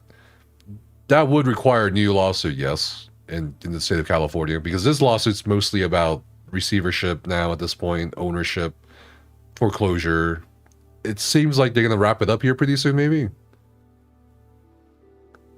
So long as they can agree on the whole receivership deal. Right. He should be jailed for banning me from the Ashes Escort. What the? I don't know about that. I think with a lot of the missing money, securities fraud, wire fraud, defrauding investors, failing to pay taxes, there's a lot of pies. Ooh. Hello, Mr. Brian. Johnny Somali would have never done this tax declaration. The IRS might butcher him for a long time. I mean, they lost a lot of employees, though. I don't know. It's over $70,000. That's the limit for federal crimes. Yeah, okay. That's actually a high bar. That's not really a high bar, is it? This affected hundreds of thousands of people who got screwed on the game. People want blood. There will be blood. There will be oil. Between financial crime that will get someone incarcerated and all of the felonies over labor violations, yeah. I would get incarcerated for that. Why wouldn't anyone else? But like, who's gonna pursue the criminal case? Because you can only sue for civil right now, from my understanding. Who's gonna start it? It's gotta be an agency or some shit, right?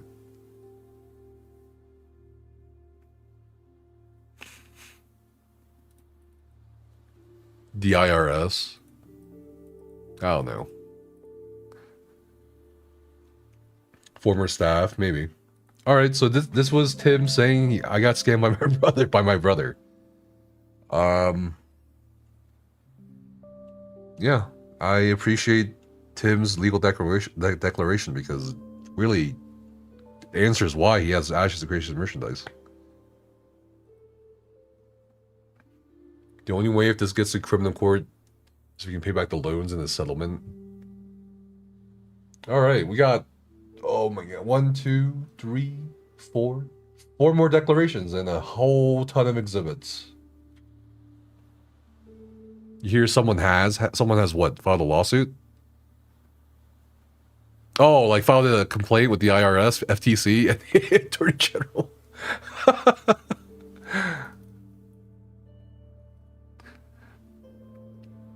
I don't know. It's gonna be interesting. All right, Douglas Bartels, not Aaron Bartels, but Douglas Bartels, making a declaration as expected in support of the defendants. I make this declaration in opposition to Plaintiff Stephen Sharif's motion for appointment of receiver. I feel like no declaration can top Tim's declaration because it just kind of answered a lot of questions and also like, wow, the family aspect, I just can't get over that either.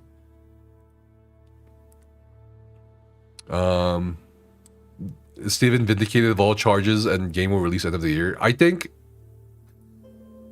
Tim's declaration turned a few Stephen believers in chat earlier into not believing in him anymore. So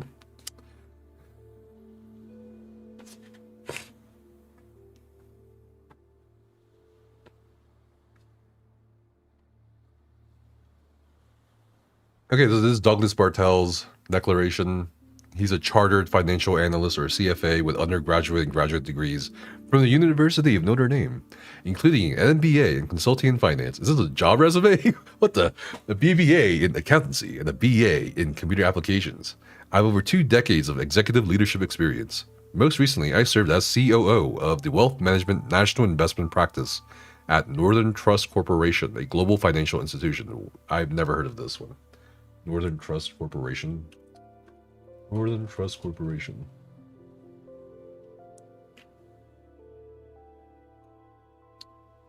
Who are you? What are you? I'm so curious. An MBA, a BBA, and a BBL. Okay, so they are a financial advisor. Okay, why is the website loading? Okay.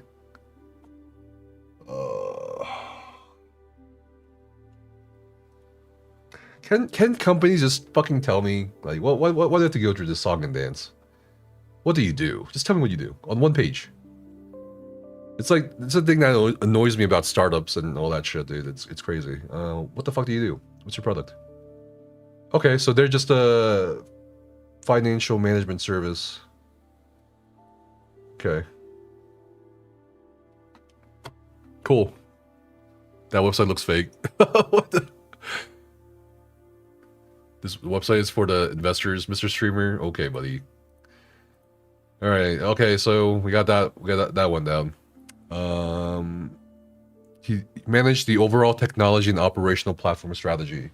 From 2018 to 2022, I served as CFO and Senior Vice President of Operations for Sales Benchmark Index LLC, where I led the finance, accounting, operations, legal, and technology functions and managed a successful $150 million plus sale of the firm to a private equity firm. I have additional experience at Ernst & Young. He's a law firm too. Okay. IBM and American Management Systems. Damn, that BA in fucking computer applications coming in handy. All right. I was initially brought on by the board of directors of TFE Games Holdings in January 2026 to clean up the financial records of Intrepid Studios. Following Mr. Sharif's voluntary resignation on January 19, 2026, the board appointed me as the interim CEO and subsequently changed my title to the company's restructuring agent after the company's shutdown to give me the necessary authority to obtain access to the company's systems, records, and accounts. Okay. All right, Doug. My role with Inspect to Intrepid Studios has been limited to board-level governance and financial oversight. I have not been involved in the day-to-day management of the company's operations. Based on my professional experience, I've observed a wide range of financial governance practices across companies of varying sizes and stages. I first obtained access to the company's financial books and records on or about January 15, 2026. The irregularities I observed at Intrepid Studios are, in my experience, highly atypical. Oh boy. Okay. The company utilized QuickBooks as its primary accounting platform. While QuickBooks is suitable for early-stage businesses, it does not inherently provide the level of internal controls, segregation of duties, or audit tracking typically expected for a company that has raised in excess of redacted. So, an accountant I consulted actually mentioned this, and that like they thought it was also strange that QuickBooks was being used, but another accountant also said it's not a big deal. So I'm not. I'll just go with its preference, maybe, or maybe it's like. Maybe it's different for different accountants of different backgrounds or different companies. Anyway, let's keep going. In my experience, companies of this scale typically implement more robust financial systems with enhanced controls and audit visibility. Certain bank and credit card accounts, some involving substantial transaction volumes, were not fully integrated into the accounting system. This limits transparency and reduces the ability to reconcile financial activity accurately. When John Moore transitioned QuickBooks over to Ryan Ogden in and around October 2024, there were limited accounts integrated with QuickBooks. Accounts where millions of dollars were transferred to, as well as credit cards that accumulated hundreds of thousands of dollars of transactions, were not integrated into the financial books and records. That might explain the gaps in the ledger that a lot of people have pointed out that we published. Over an extended period, significant payments were made to credit card accounts. However, I did not observe corresponding underlying transaction level documentation sufficient to verify that such expenditures were for business purposes. Right, you need documentation, usually. Or like more details than what we saw in the QuickBooks data that we reviewed to kind of explain what this was used for. A lot of the entries had mistakes as well, and a lot of the numbers had, I think, were mistakenly put in as deposits when they were withdrawals, so that was weird. The former chief financial officer, John Moore, appeared to have broad authority over disbursements without consistent secondary approval or independent reconciliation. In my experience, even smaller organizations typically implement dual approval or review processes for financial transactions, which did not include their spouse. Oh, oh my God. Yo, what is this? That's a catty one. That's a catty remark right there. That's a catty one. All right, that's a road cameraman, yeah. That's a catty remark right there. In my experience, even smaller organizations, you know, have dual approval review processes, which do not include their spouse. I'm just like, okay. All right. Man. Based on my review, I identified multiple entities receiving company funds for which I was not able to verify corporate registration, ownership, or business purpose based on available records. The characteristics of these entities, including inconsistent naming, which we saw, lack of verifiable registration, and limited access to vendor verification documentation, are in my experience consistent with arrangements that warrant further inquiry, including whether such entities may be affiliated with CEO, CFO, or other related party or employee. Transactional analysis. Man, you know what's crazy? When I was reading the declarations of Jason Zimmerman, Jacob Buechler, and the other guy, I keep forgetting his name, the executive employees backing up Steven's story, and they were talking about Doug Bartels or Douglas Bartels. It made it seem like he had no idea what the fuck he was doing, but this guy's like, I got a background in this, I got 5 degrees in this, I helped in this company, I was CFO of that company and all that. I'm just like, man, they made him look really incompetent. You know what I mean? Like, if you go back and read those declarations, it just feels like it kind of feels like Aaron Bartels reached out to his brother Doug and was like, hey, can you help? And then they just kind of put Doug in and was like, have at it, kind of without any instruction or direction. But it just feels like it's so different. It's such a stark opposite of the declarations made by Steven's side. Like, it's kind of crazy because, again, they kind of portrayed Doug as like not knowing what the fuck to do, or he didn't understand the onboarding process. But here he's like, I know exactly what I'm doing. I have the credentials.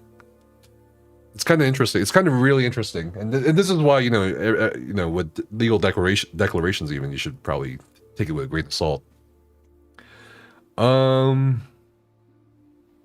Okay, so where were we? Transactional analysis. Right, transactional analysis. Based on my analysis of transactions entered through QuickBooks at the time when John Moore served as CFO and Tim Sharif serving as CEO, I was able to reconcile the outflows entered in QuickBooks with transactions from Intrepid Studios' bank accounts. I was not able to verify the justifications of those transactions were in support of business operations from the account where they were deposited. There were numerous transfers from company accounts to an account associated with the CFO, which we also saw.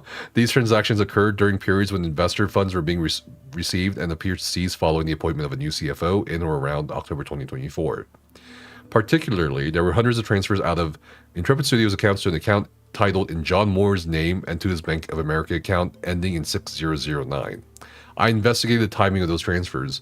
As evidence in Exhibit A attached here too, which I created to demonstrate the misappropriations, the transactions occurred within the window of time investor funds were being collected for the development of Ash's creation, and the withdrawals stopped abruptly when Mr. Moore was replaced as the CFO. In what I was able to access, I did not find adequate receipts or transaction details to substantiate any business expenses supporting the transfers. Financial records reflect transactions characterized as loans, subcontractor payments, or transfers to individuals and entities associated with the former CFO and CEO, including family members, related parties, and investors. Do you guys think it was a mistake of mine or of our team to publish the ledger? Like, I'm kind of curious. Like, do you think do you think it offered more, like, actually more context or information? Because they're kind of like summarizing that ledger here, but they're not actually sharing the ledger here. I'm just curious because some I don't know, like maybe it was a mistake. Because they're already going over it. Exhibit A is still redacted, by the way. It's all redacted, by the way. Oh, is it the ledger? Maybe it's probably the ledger. Because if Exhibit A is completely redacted, I'm gonna assume it's the ledger. So in that case, I guess the public has access to Exhibit A. There's other ledgers probably out there. Fuck no, it wasn't a mistake. No. The ledger has been ripped apart and we're independently able to confirm a ton on it. Yeah, a lot of people have been finding their own shit, and it's kind of been interesting to see. I'd love to see legit proof that Steven used his own money, $55 million, to fund the game. So let's say Steven does prove that he used his own money. He put 55 million of his own money. What would that, like, would that help? Would that help him? In your eyes? What is this? But I'm glad, I had some doubts about the ledger after it was published because people were like, what the hell? I don't know. But then all the accusations started popping up recently when Steven made his announcements last week, which I addressed in a recent video. I don't know if you guys saw, but like people are saying now the ledger's fake, and I'm like, I don't know. I don't know if it's fake. It'd be a lot of work to fake. I mean, we also independently verified on our own some of those transactions with former employees, so I don't think it's fake.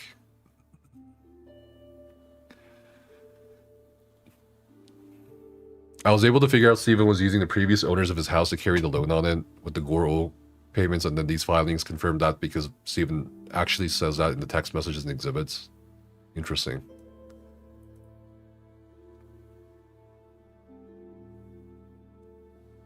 If Steven put in 55 million of his own and he owns less than 5% of it now, that seems like all right. Where are we going? Over here. Okay, based on my review of the company's financial records as of April 30th, 2026, Intrepid Studios has less than... How much? How much? How much do you have in available cash? Okay, hold on. That's a 5-digit number. I'm gonna call it now, chat. That's a 5-digit number. That's a 5-digit number. That's gotta be a 5-digit number. No way. No way that's a 6-digit number.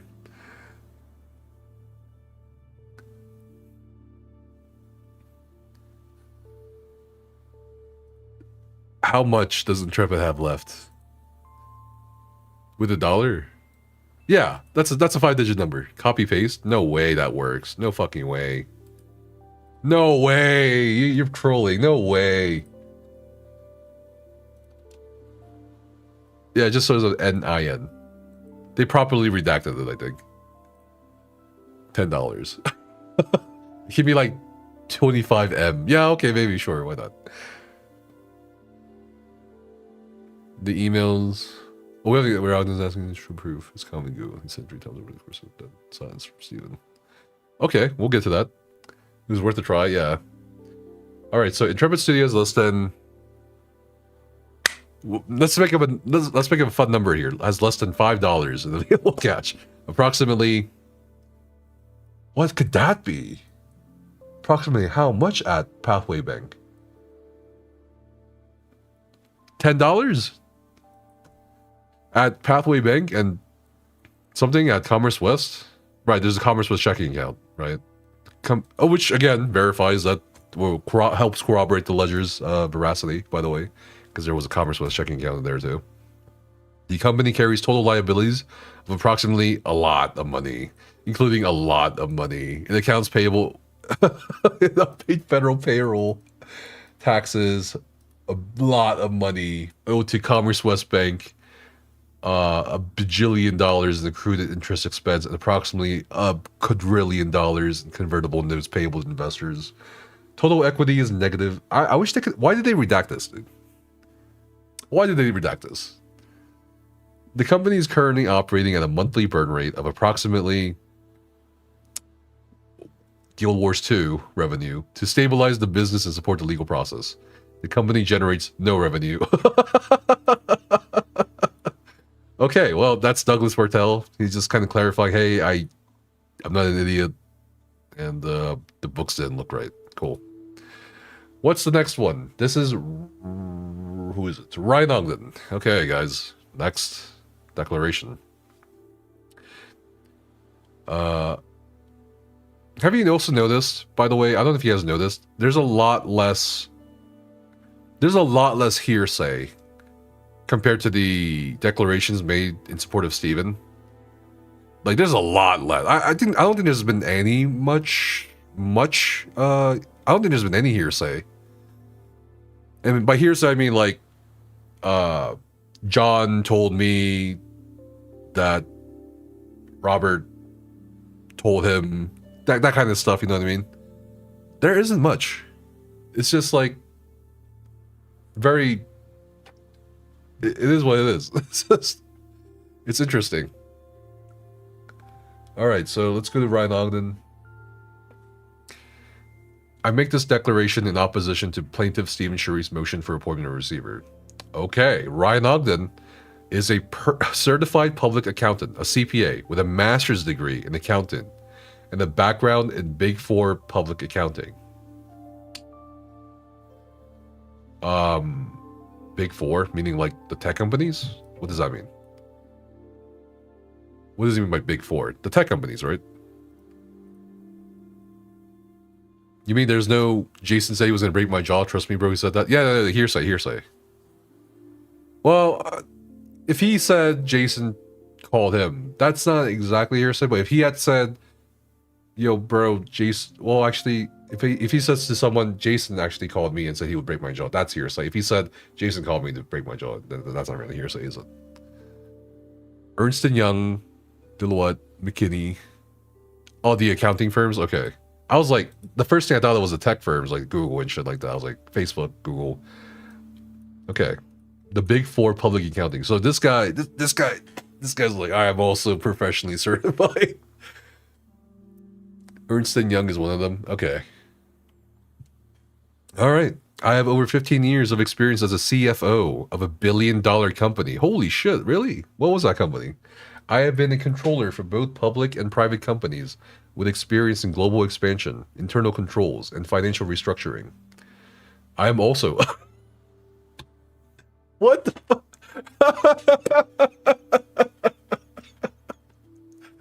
This shit's hilarious. You can't make some of this shit up. You can't make this shit up, dude.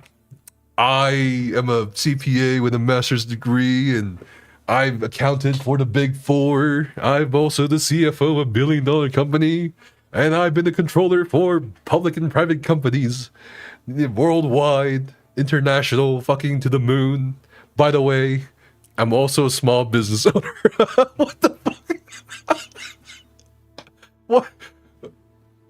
Okay.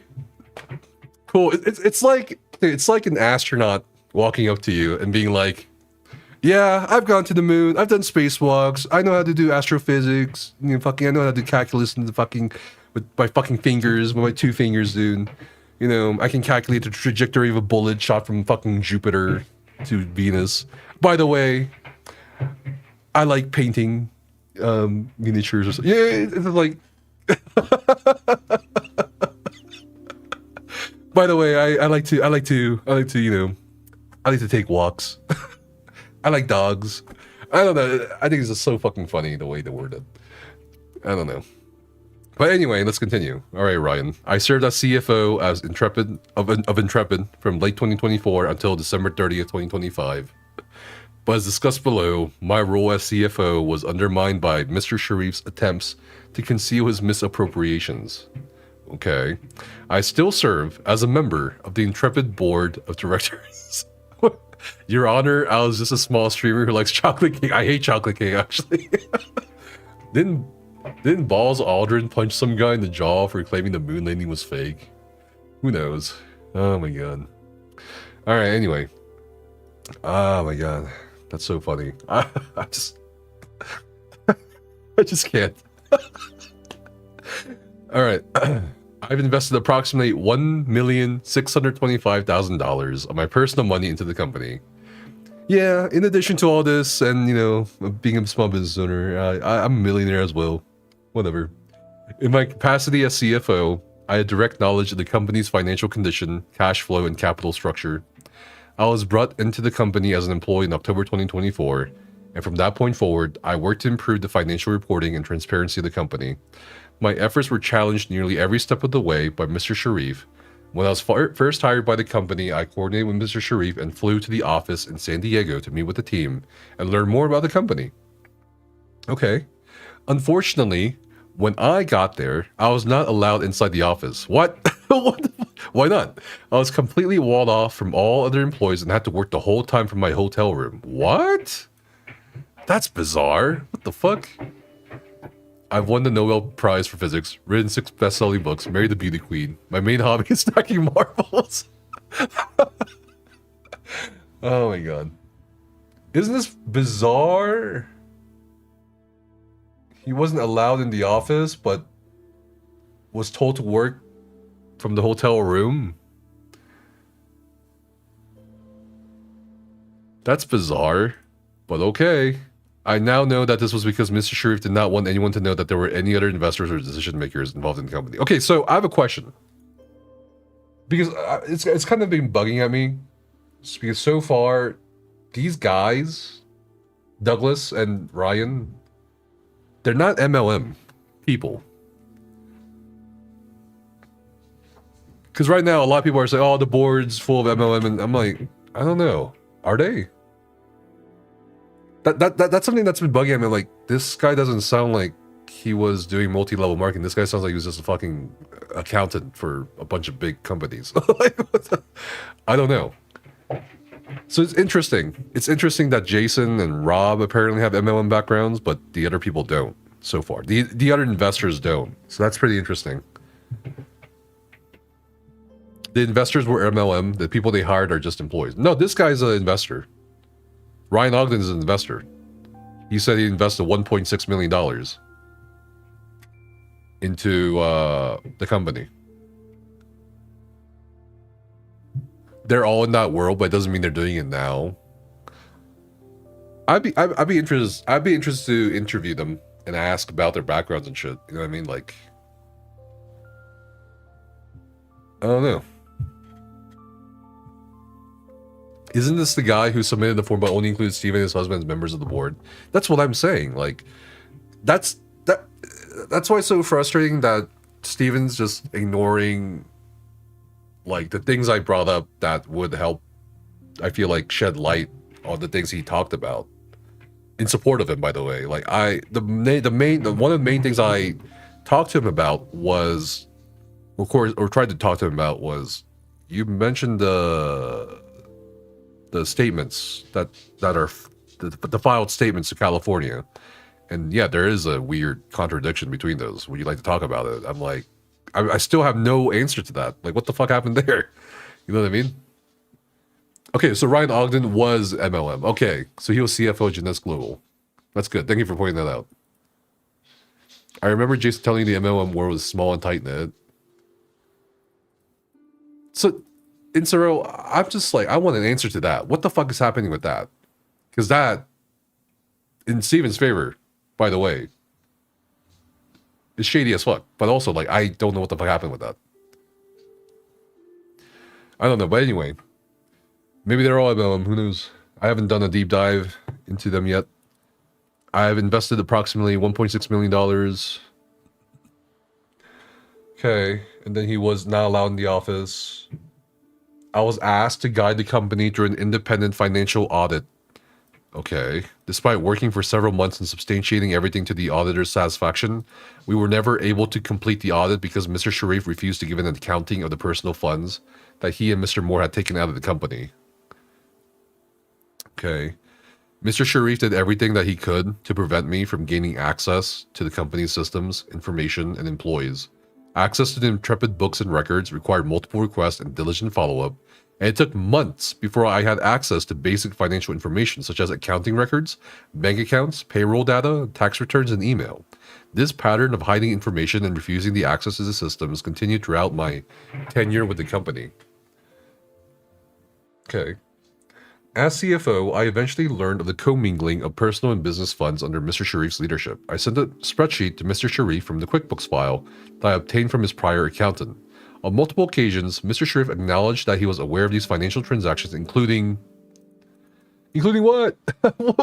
What are they redacting here? Why are they redacting this? What's going on here? Including what? What? Ledger, probably. Mr. Sharif subsequently sent this spreadsheet to Mr. Dawson and Ms. Fett. This is a spreadsheet attached to Mr. Dawson's declaration as Exhibit K, the payment spreadsheet. Despite repeated requests, Mr. Sharif was unable to present corroboration that any of these payments constituted valid business expenses. All these transactions were recorded by an accountant hired by Mr. Sharif and managed by Mr. Sharif and Mr. Moore. There was no board in place, no independent financial controls during this period. Okay.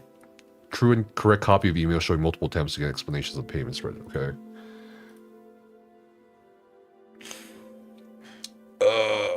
So why didn't they fire Steven? The board? They're saying there was no board until like, what was it? October, August, somewhere around there. Sharif withheld financial systems from the CFO. On multiple occasions, I requested full access to Gusto, the company's payroll and independent contractor payment system.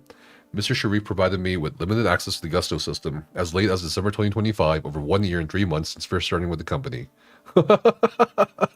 What the fuck? 1 year and 3 months after I became CFO, I finally got access to Gusto. Bro, it's just an account and password. What the hell? As late as December 2025, okay, I was still asking for full access to Gusto. That's crazy. Sharif making preferential return of investment. Okay. Mr. Sharif, Stephen, selectively repaid investment capital to his personal friends and family with funds received from other investors. For example, we know the number, right, from the ledger. Over $1 million in capital was returned to his mother, Sharon Sharif, as either a loan or loan repayment. And over blah, blah, blah. I think that's also in the ledger. Actually, you know what? I'm glad we published the ledger because it's like, we could look at the numbers. Was returned to his friends Thomas and Bethany Alcazan either as loan repayments or disguised as outside services.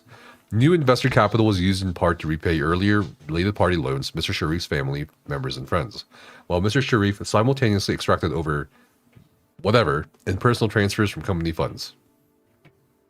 Repaying Mr. Sharif's friends and family was not my understanding of the business purpose of the money raised from other investors. I received no offering documents when I made my investment, only promises in the sales pitch by Mr. Sharif to induce investment. I was personally told on several occasions that if he could just make it to one more milestone, i.e. Alpha 2 release, that the company would not need additional outside funding beyond that point. Wow. Just one more milestone. Just one more alpha. These are only redacted for us. The judge can see everything. There's some exhibits that are totally redacted. Yeah, sure.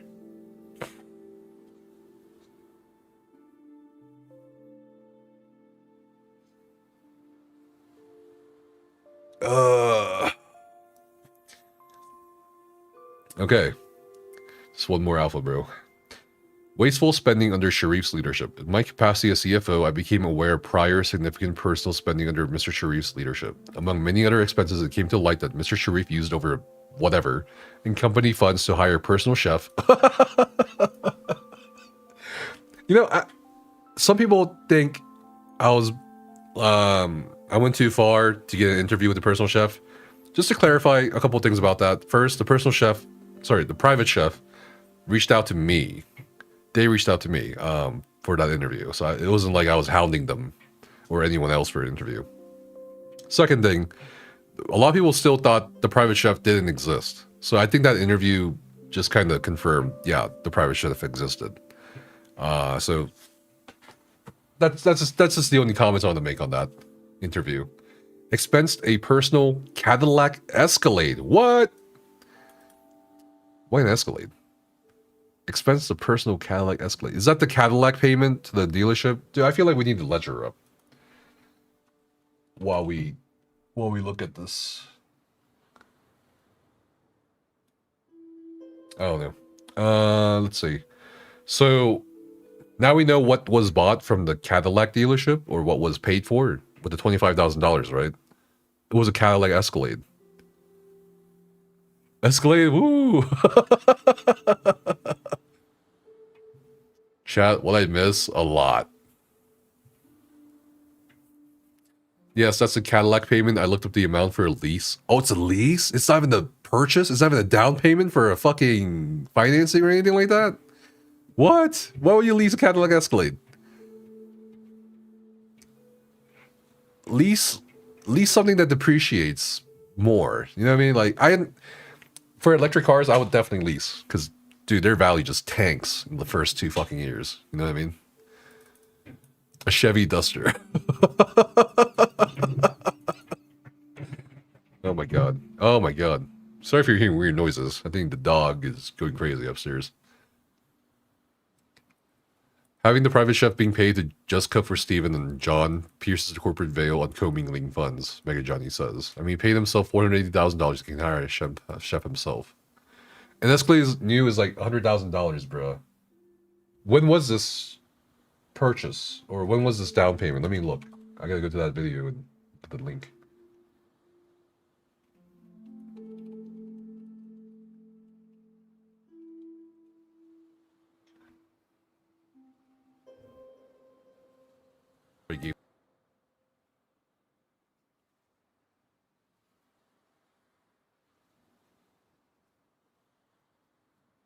Okay, so here's the ledger. And then we can go to general ledger. And then Cadillac. This spelled wrong. No way. Okay. Brotherton Cadillac. It's a dealership in Washington, right? The state of Washington. $25,000. This was made in May 3rd, 2021. Okay, so Cadillac 2021 Escalade.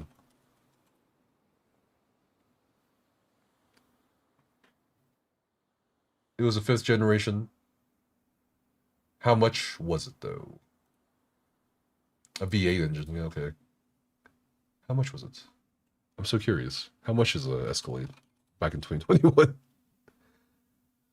76,000 for the base trim. 100,000 plus for the platinum trim. So I mean, but $25,000 down payment for the lease. Sheesh, brother. Sheesh. Sheesh.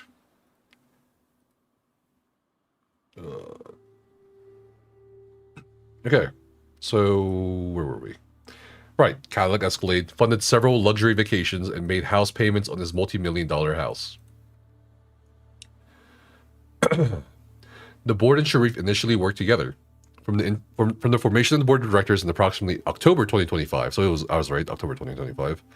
During the closing of the company in January 2026, the board and Stevens worked together to clean up the company. He participated in board meetings, submitted agenda items, responded to board directives, and proposed restructure plans. Restructure plans doesn't like laying off people. We consulted with Areem and Associates, the premier investment bank in the gaming industry, to find investors willing to buy or invest in the company. That process approached 43 investors. What? Dude, they reached out to everybody. That process approached 43 prospective investors. The feedback was uniform across the prospective investors. Their general overall opinions coalesced that the game had taken twice as long to develop as it should have, and had consumed twice as much capital as comparable projects. Not a single investor committed capital. Holy shit. Oh my god. That's bad. 43 no's.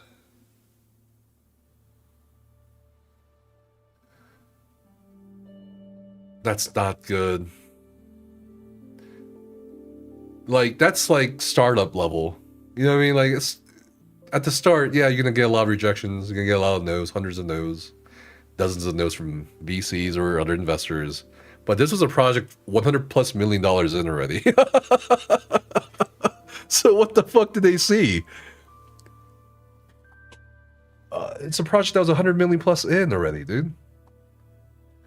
And according to these investors, twice as long. So Ashes could have been done in 5 years, 6 years maybe.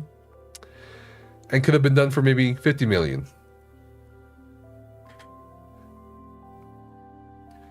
Sharif concealed the board and sabotaged operations. Mr. Sharif concealed the existence of investors in the board of directors from employees. When the board was finally permitted to meet the executive team at the October 15, 2025 board meeting, Mr. Sharif introduced board members only as friends of Steven. What? I know someone else mentioned it. Who was it? It was Douglas Bartels, right? Friends of Steven. That's a cool band name, you know what I mean? After the company ceased operations, Mr. Sharif denied the board access to the credentials for over 200 systems necessary to operate the business. 200? What? And what? Over 200 systems? What the fuck are they doing? Even with all the Adobe and Unreal Engine and all that, I don't think it approaches 200. Did they have that much bullshit? And generate revenue? Okay. Mr. Sharif's years-long concealment that investors and the board even existed had a direct and foreseeable consequence. Employees refused to cooperate with the board or provide access to systems after Mr. Sharif resigned. That's somewhat corroborated by, I feel like, the executive employees' declarations. They were like, I think Jason Zimmerman was like, I don't feel comfortable trusting this guy with credentials. So, I mean, they are making a good point here, you know?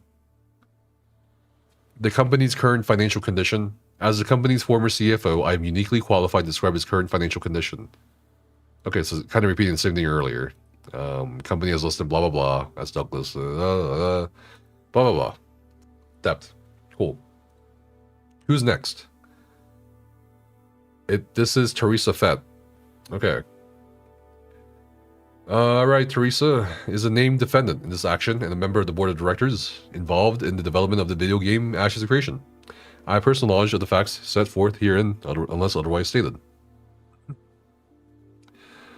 I am a tax attorney by training with extensive experience in corporate governance, mergers and acquisitions, or so M&A, financial structuring. I have served as CEO of 3 companies, completed 3 successful exits, okay, led and sourced approximately 9 M&A transactions, and built companies to institutional scale.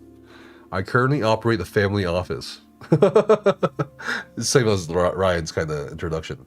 My professional background is directly relevant to the governance and financial oversight issues in this case. I was personally recruited by Steven Sharif to assist with the company. What? I didn't realize this. Steven pulled her in.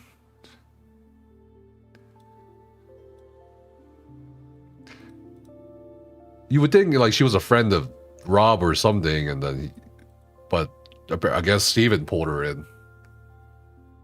I was not, as Mr. Sharif's complaint implies, a hostile outsider imposed upon the company. My financial involvement is significant. I invested $1 million through FET Holdings LLC via a convertible promissory note dated January 24, 2022, plus an additional $500,000 of personal capital, so $1.5 million, into the company through a promissory note. I am alleged to have conspired against the company I was personally recruited to help, into which I invested $1.5 million of my own money, and for which I helped lead an extensive buyer-investor search, developed a restructuring plan, and attempted to mediate between the founder and investors.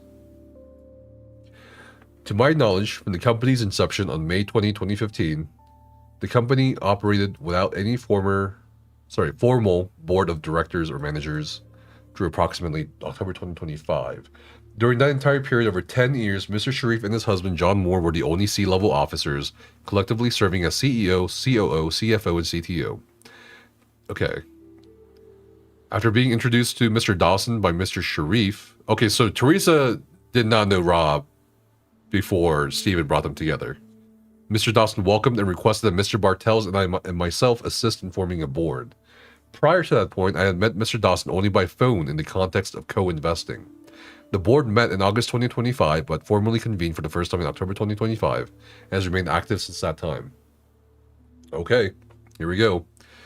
Mr. Steven Sharif's false revenue projections. What about CSO? Mr. Sharif made many requests for additional capital to me personally and often used dates and revenue projections that never materialized. Specifically, on May 31st, 2024, Mr. Sharif made specific material revenue projections to me via text message. He stated that the Alpha 2 launch date was August 2024. What? And that would generate between $24 to $45 million in 2 months of Alpha 2 launch. This is such a huge range. Anywhere between $24 to $45 million, bro, in the first 2 months of Alpha 2 launch. He further represented that our burn rate is $2.8 million.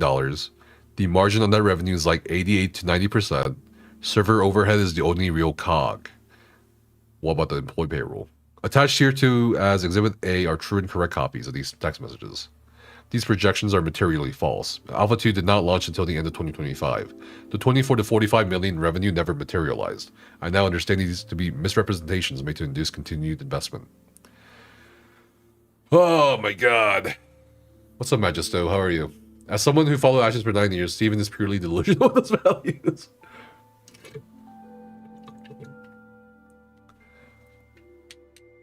Mr. Sharif engaged in the pattern of inducement by making false launch date representations and providing false budgets to convince investors and debt holders to continue funding the company.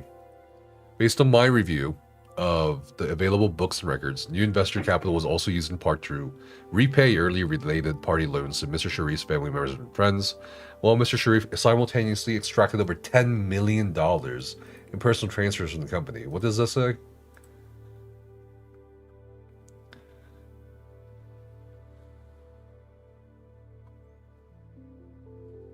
Yeah, I mean, seems aligned with the ledger. The game has never fully commercially launched, despite approximately $120 million in total capital raised over multiple years. Mr. Sharif engaged in a pattern of continuous capital solicitation, predicated on false promises with funds flowing to the founder's personal accounts and related parties rather than to game development. Okay, Mr. Sharif's financial extraction and concealed payments. Sent a spreadsheet showing financial transactions including something to me and Mr. Bartels on July 24, 2025, asking for help with these accounting transactions for an audit that Mr. Ogden was facilitating for the company.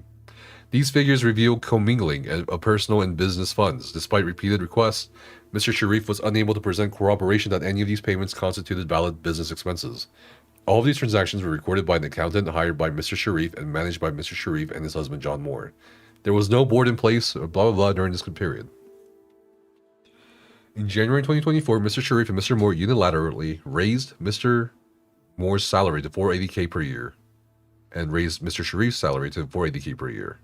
I was told by Mr. Sharif that this raise was done in response to having to give up majority equity to Mr. Dawson in August 2020. Okay, that's not how... What the fuck? What is this? What? This is not how that works. This is not how raises work, brother. I raise my salary. You can't be like I'm gonna raise my salary to 480K because I'm giving up equity. That doesn't make fucking sense. What the fuck is going on? No one objected. No one was like, that's weird. Not even a, if you say so. I mean, like, what is this? No. Okay. Well, okay. See, there was no board at this time. Right. So they can't formally object in 2024. That's crazy. That's a crazy reasoning, though. Regardless, what the fuck? I'm gonna raise my salary to 480K a year because I'm giving up equity. What the fuck is that, dude? Stop harassing me, Adobe. Okay, I was told by Mr. Sharif that this raise was done in response to having to give up majority equity to Mr. Dawson in August 2025 when he was unable to find additional funding from any other investor. Brother, this compensation was not approved by any board, was not industry standard for a pre-revenue company of this size, and was implemented during a period of acute financial distress. The board subsequently had me benchmark industry standard CEO compensation for a company such as Intrepid. The benchmark came back at 250K to 400K with a 2 to 3% equity kicker and exit bonus. Mr. Sharif sabotaged the plan restructuring. The board's restructuring plan from that was contemplated in the fourth quarter of 2025, called for the reduction of approximately 100 employees to be carried out in phases.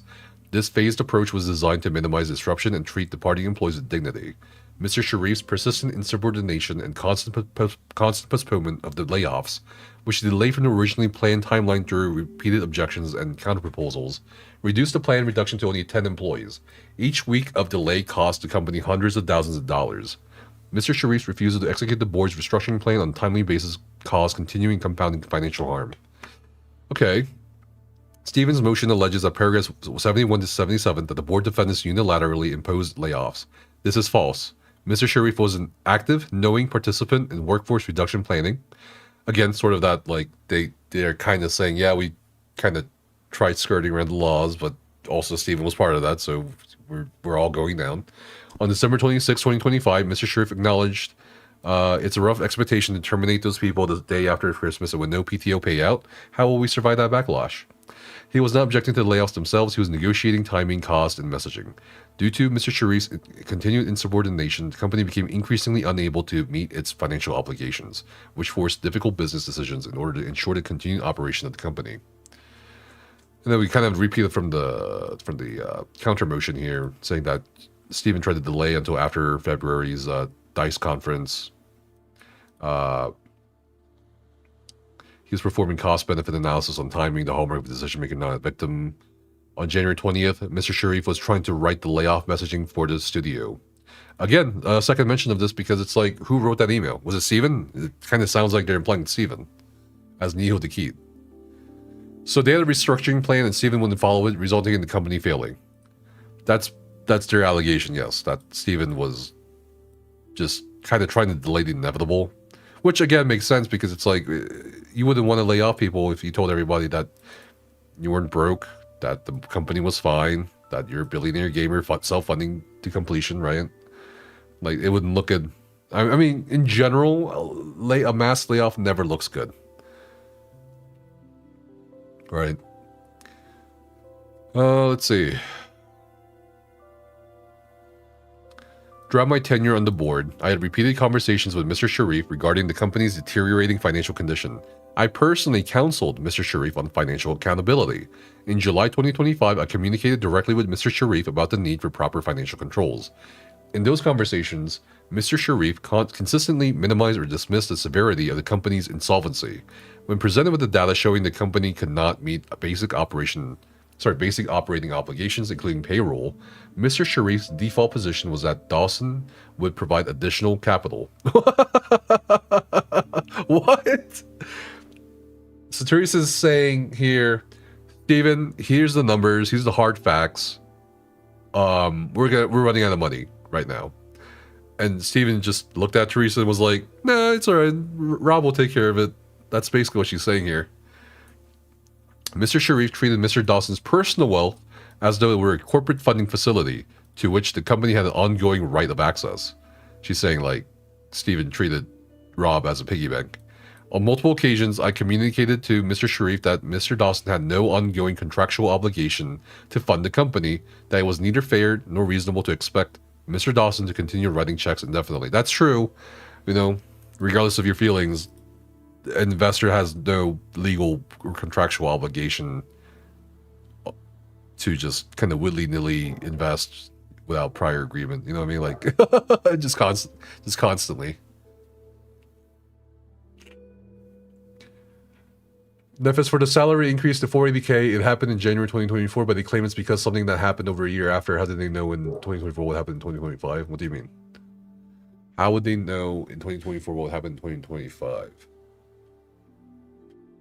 I'm gonna have to go back and read it because now I'm being tripped up a little bit now. I understood it as they were gonna raise salary to 480K, and they knew at the time rather than knowing in 2025. All right. Anyway, let's see. After the what was it? Mr. Sharif would share with me that he understood and then have a conversation with Mr. Dawson, often alone, to induce him to provide additional investment. After the company ceased operations, Mr. Sharif and others characterized Mr. Dawson's employees and vendors as a billionaire who simply chose not to fund the company because he did not care about people. That characterization is false. Mr. Dawson had invested more capital into this company than any other individual, had repeatedly funded emergency payroll shortfalls at the board's request, and had expressly communicated his unwillingness and inability to continue funding at the levels Mr. Sharif demanded. The narrative Mr. Sharif promoted was designed to deflect accountability for the financial condition he created and to redirect to blame towards the one individual who had done the most to keep the company alive. Nefas, invest in my game now or it's going to fail and it's all your fault. Okay.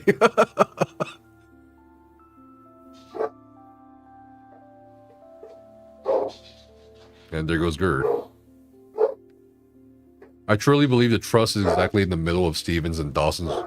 Sorry, the truth is in the middle of Stevens and Dawson's respective narratives.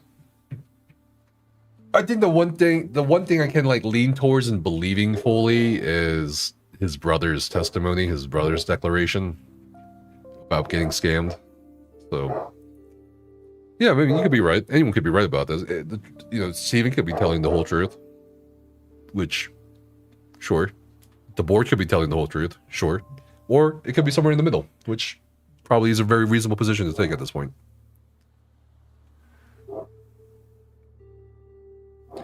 Oh, I missed that. Oh, yeah. Again, I'll make a summary video covering all this stuff, so... it's gonna be interesting. Let's see, what's going on? Okay. In January 2026, when Mr. Sharif was unable to obtain the equity terms he demanded as a condition of continuing as CEO, he did not resign gracefully or act in the company's interest. In fact, Mr. Sharif notified Commerce West Bank of the foreclosure proceedings, knowing that Commerce West Bank would immediately commence seizing the company's funds. The board had always intended to honor Commerce West Bank's loan and deliberately delayed formal notice to Commerce Bank to preserve the company's ability to make payroll for its employees. This is something that's being contested right now. Mr. Sharif's notification caused the seizure of all steam revenue and the company's immediate inability to make payroll. Upon information and belief, Mr. Sharif was motivated not only by the failed equity negotiations, but also by the fact that Commerce Bank held a $1.3 million escrow from the sale of his personal residence, which had been pledged as a collateral for the loan. So they're alleging Steven got very worried about the $1.3 million in escrow that's being held by the bank. And that if the Steam funds didn't pay for his house, he would lose that 1.3 million.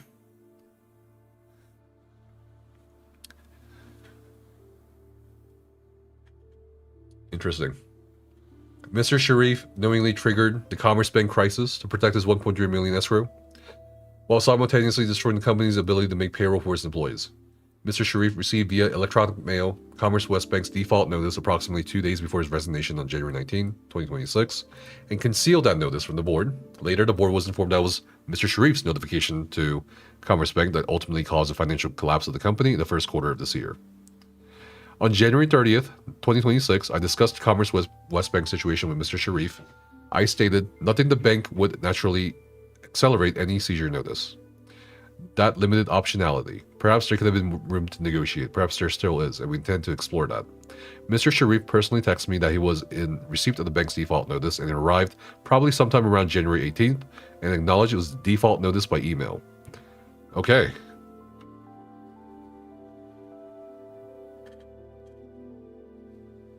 What's the crime? Which part is the crime?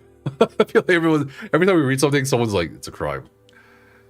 He resigned and then went on Discord pretending like he was still in charge of telling people stuff and thinking he was being worked on. Alright. What else is there? Okay, Mr. Sharif participated fully in the board meetings. Mr. Sharif's complaint, verified under penalty of perjury, makes grave and defamatory allegations against each defendant, including allegations of conspiracy, fraud, self-dealing, and in Mr. Dawson's case, physical violence and coercion. These allegations are not supported by the evidence, but have been published, circulated online. Your Honor, I'm just a YouTuber. Your Honor, Your Honor, I didn't know I couldn't do that. Yo, you were banned on the Reddit the other day. Yeah, I feel like a lot of people are getting banned from the Discord server and Reddit as time goes on. For Ashes of Creation. The official ones anyway.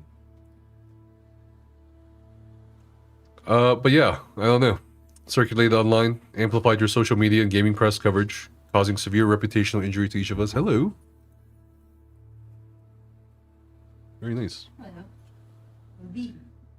It's nice. I like it. Yeah. Why is he working so much? Grr. Because there's still commotion outside. I see. Oh, hello, dog.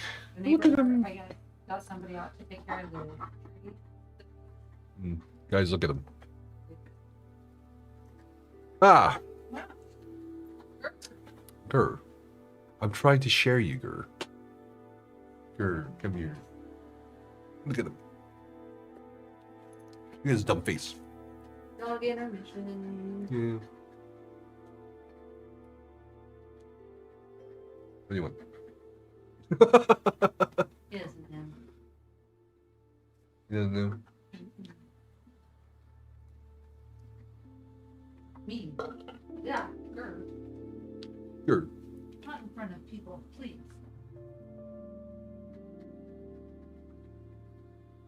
So excited. He's out of his face. Very smart face. Look at his eyes. Do you see anything in his eyes? He has the smoothest brain to ever exist. French feet. Big French feet. Oh yeah. Grooming appointment this month. Next week? I think so. What is today? I don't even know what today is. Hello, Mr. Grr.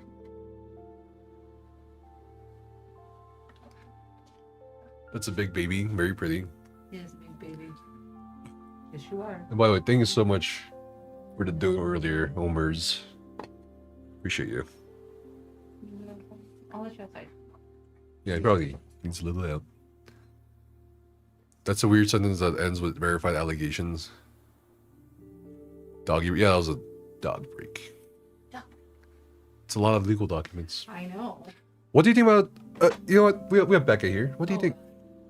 I will say that I've What do you only think been, like, about his brother declaring against him and talking about the whole scam? don't screw over people and you won't get sued for it. I mean, I don't blame his brother. Like, Why not? because he screwed his brother over. It's allegations, Becca. Allegedly. Allegedly. Allegedly. He screwed over his brother.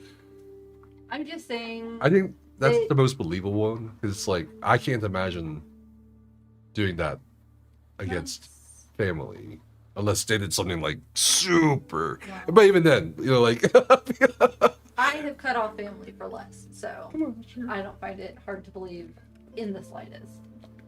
Because people suck regardless of whether there's a blood relation or not. That's just a simple fact. I suppose. I say good for his brother for standing up for himself. Allegedly. Allegedly. Come here. What do you want? You want a treat? I already gave you a treat earlier. He always wants a treat. Wouldn't he look better with pointy ears? No. You would not. Look.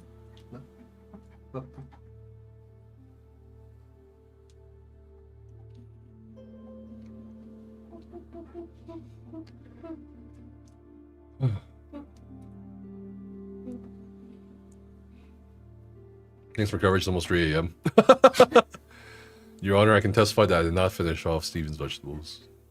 Big giant ball of blue. You put more money in the ashes with your Kickstarter purchase? I just don't get why he wouldn't sell the merchandise. It still makes no sense to me. Huh? The merchandise? No. Sorry, I was feeling the texture of my hair.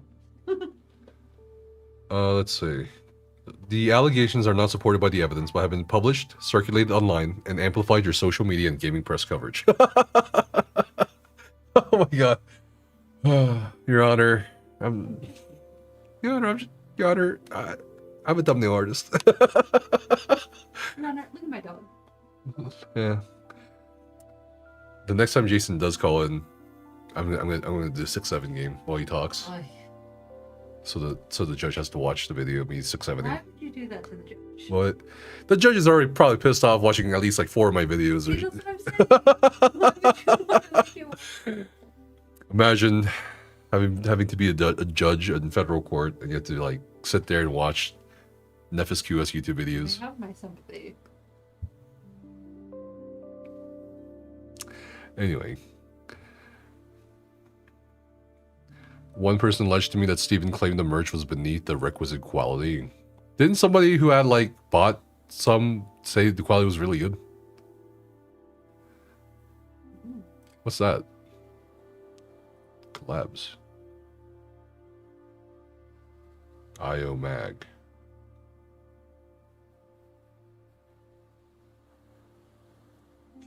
Affiliate marketer. Oh, it's like an interview with Tim.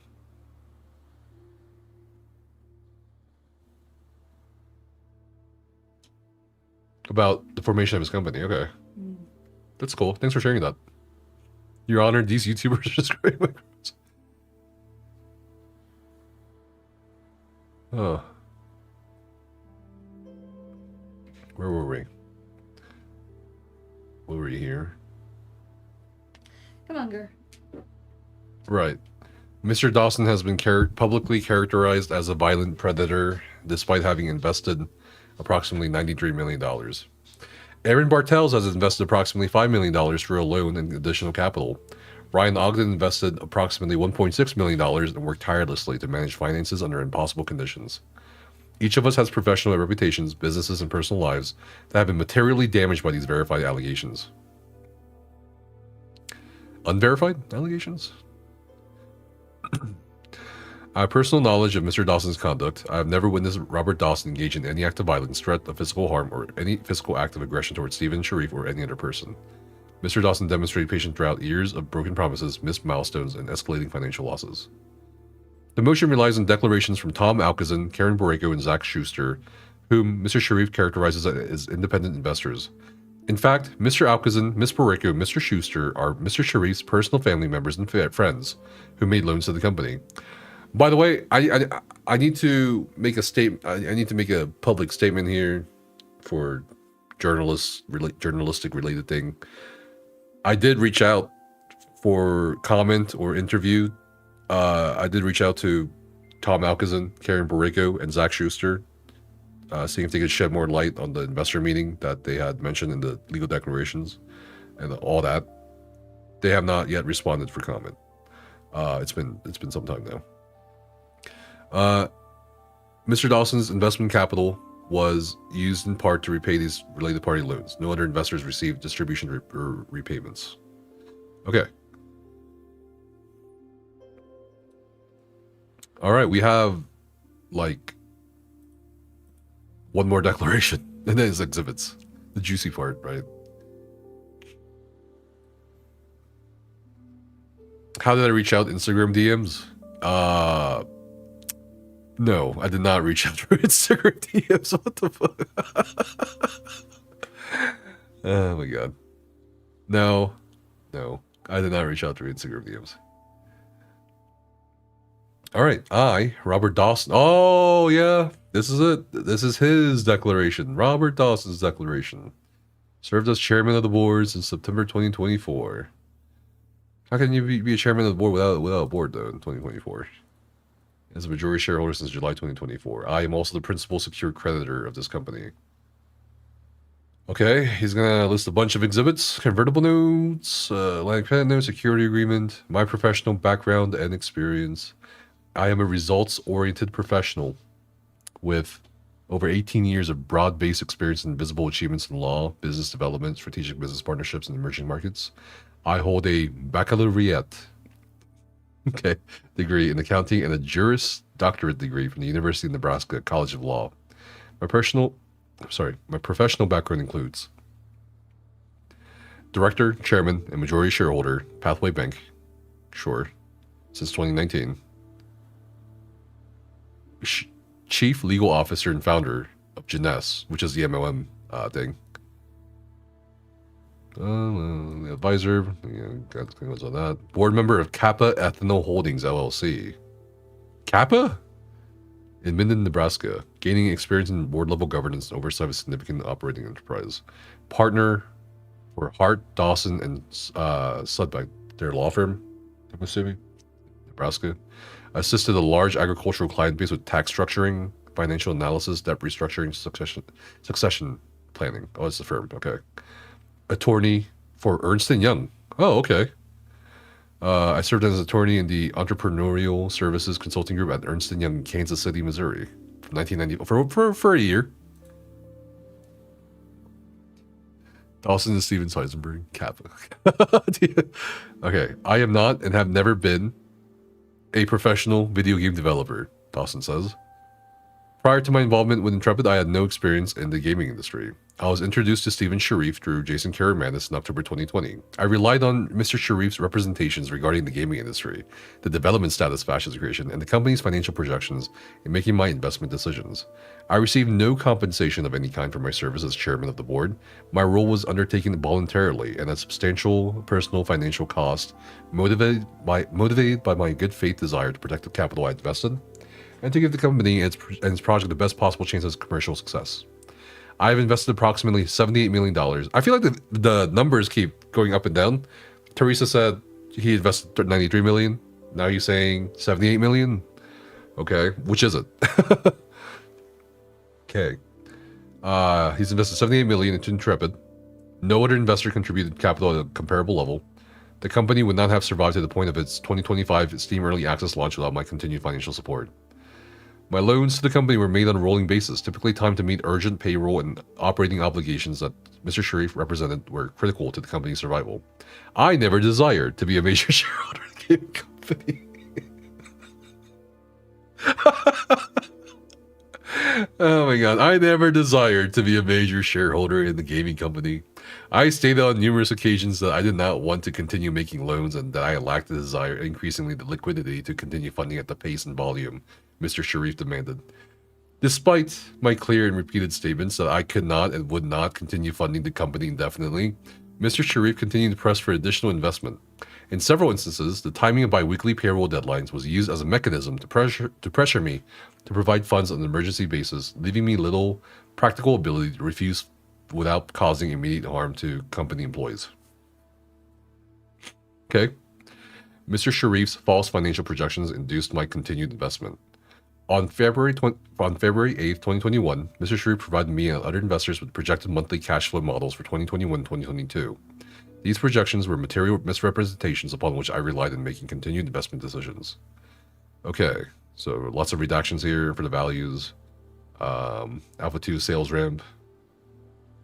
Okay, more redaction for values for projections and revenues. I'm not sure why they redacted in the values.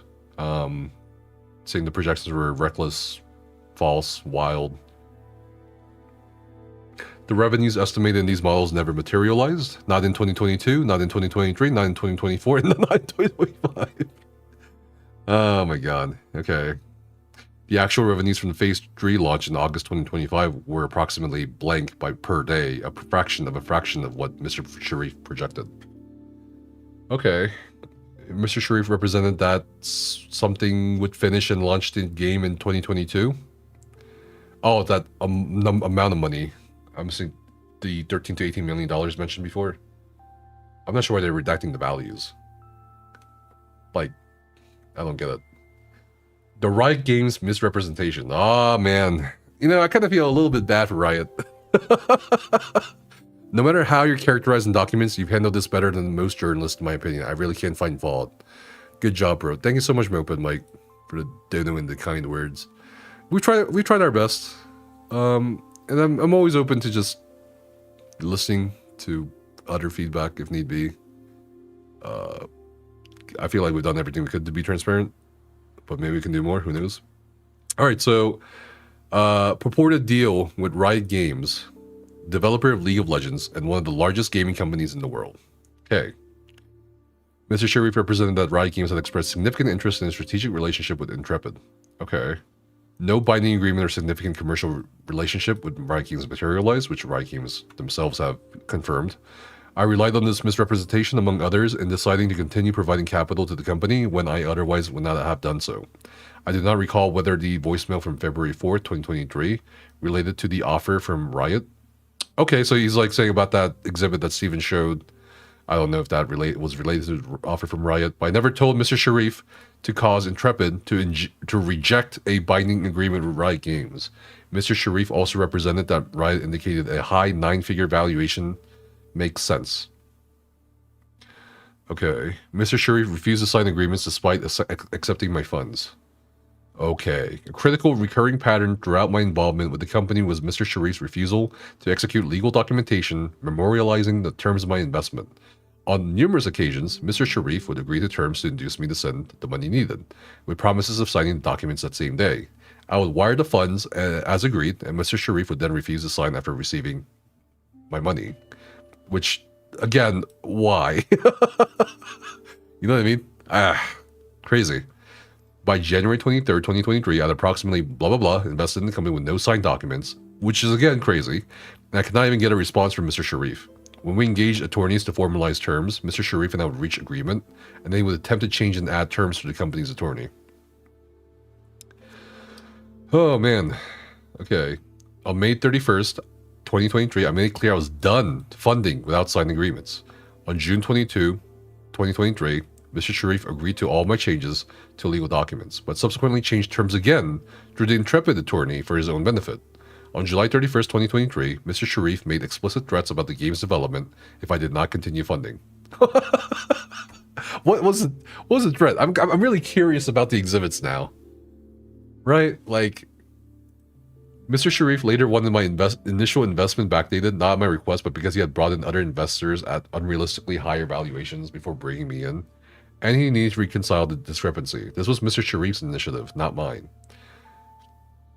I never desired control. Oh my god, in bold, all caps. I never desired control. I was forced to assume governance when Mr. Sharif failed. I was not, and am not, an aggressive investor seeking to seize control. I am a frustrated financial backer who had poured tens of millions of dollars into a company run by a CEO who repeatedly failed to meet his own projections, refused to execute documents, and resisted all efforts at accountability and governance. The home loan, correcting the record. Mr. Sharif's complaint and declarations characterize our relationship as one in which I exercised coercive financial control over him. The facts are the inverse of this characterization. On multiple occasions, Mr. Sharif approached me personally and requested I provide or arrange financing for his personal residence to prevent its loss or foreclosure. I did not solicit this arrangement and did not wish to carry a personal financial obligation on Mr. Sharif's behalf. I agreed to assist only because Mr. Sharif had no other available financing options. No institutional lender was willing to offer Mr. Sharif acceptable mortgage terms. Mr. Sharif coerced Jason Karamanis and me into purchasing the approximately blah blah blah first mortgage on the property by threatening to quit and leave Ashes of Creation if his husband lost the house. His husband lost the house? Like, why not their house?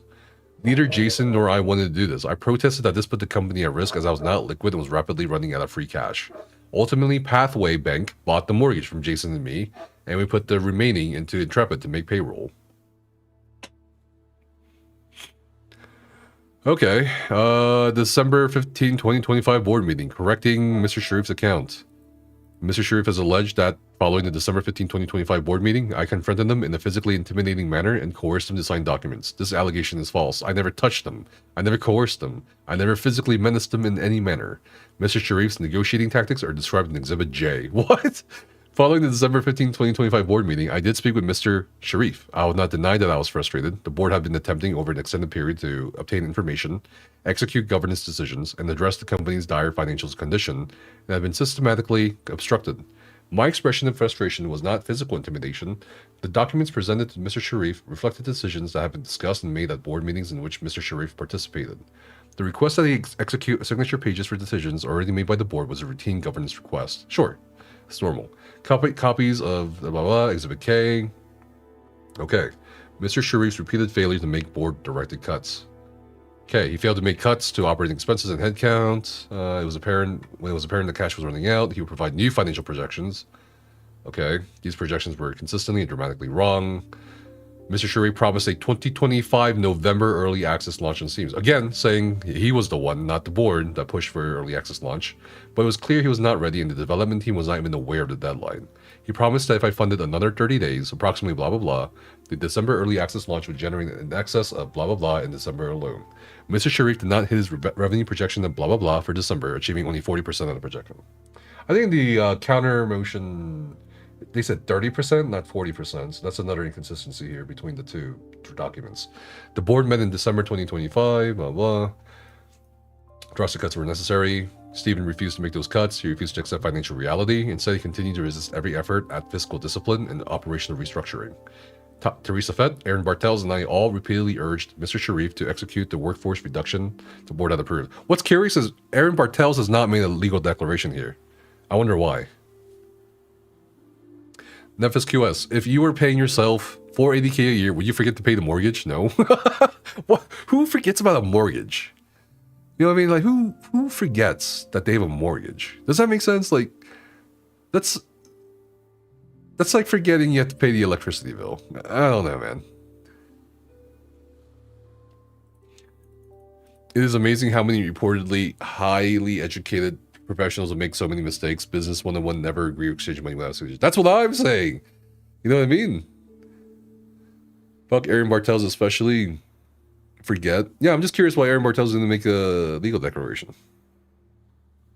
Because I'm assuming Douglas is his brother, or maybe they're not brothers or cousin. I don't know. But he did. Mr. Sharif refused to make those cuts. Article 9 has been set. Concealed the board's existence from employees. In numerous YouTube videos and public statements, Mr. Sharif held himself out as having funded the company entirely by himself with his own money. Financial misappropriations and self-dealing. Okay, what is this? Mr. Sharif engaged in a pattern of financial misappropriation, self-dealing company funds. It was Mr. Sharif who systematically diverted, misused, and misappropriated company resources for his personal benefit. Oh, man. Mr. Ryan Ogden put together a spreadsheet identifying certain transactions that needed to be explained for the audit set for mid-2025 and sent it to Mr. Sharif. Mr. Sharif then sent it back to us without advising that any of the personal transactions with Intrepid funds were incorrect. What? He sent it back without saying anything? Okay.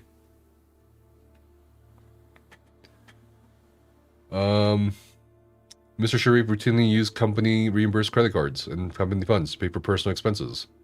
Travel, personal travel, luxury goods, dining, entertainment, and other lifestyle expenditures.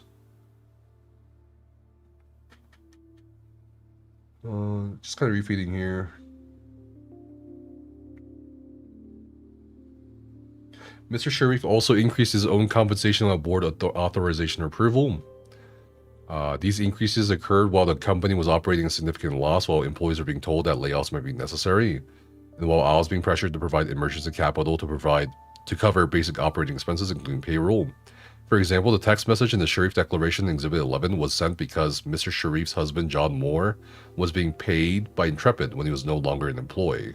I refused to continue paying Mr. Sharif's husband for service he was not providing. Oh, wait, John was still being paid? Okay. All right. And that's it. That's it for Robert's declaration. So they're all trying to clarify they're trying to add more context to the exhibits shown by Stephen. Again, they're kind of not really outright mentioning the whole, trying to avoid paying the PTO and employees and so on. But they are basically saying, yeah, that happened, but Stephen was part of it. Oh my god. Sorry, I need water. I'm out of water. I've been out of water for the past 2 hours.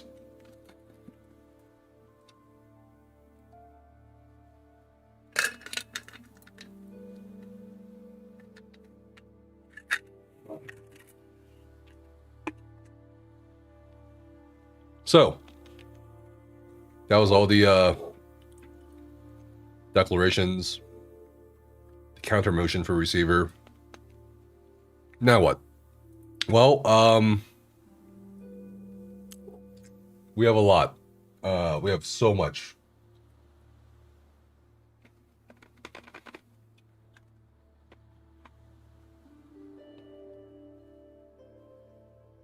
I don't know where to start. I don't know where to start. Like, I think this is Teresa Fett. Oh my god. Okay, so Exhibit A from Teresa Fett. And for some reason, she has a nickname, T-Money. That's a pretty cool nickname, T-Money. Alright, I'm pretty sure this is Teresa. Stephen, on May 31st, 2024, and yeah, it is a hilarious nickname. T-Money. I have a quick question, Teresa. Let me know when you have a sec. Teresa then says, like, what is that, like hours after, maybe? No, 5 minutes after. How much cash begins coming in with Alpha launch? I assume they had a very brief phone call here. Steven says, between $24 to $45 million. Oh my god. How much money will begin with Alpha launch? Alpha 2 launch will be in August 2024. 3 months from after this text message. And he says between $24 to $45 million. Fucking crazy, in my opinion. Then after, it could be another 16 to 24 millions. Fucking crazy, in my opinion. Crazy ass numbers here. T-Money, where Teresa says, what's your proper... You can't make this shit up. Jason, the Enforcer Cameraman is. Teresa, T-Money, Fett. Rob, Mafioso Dawson.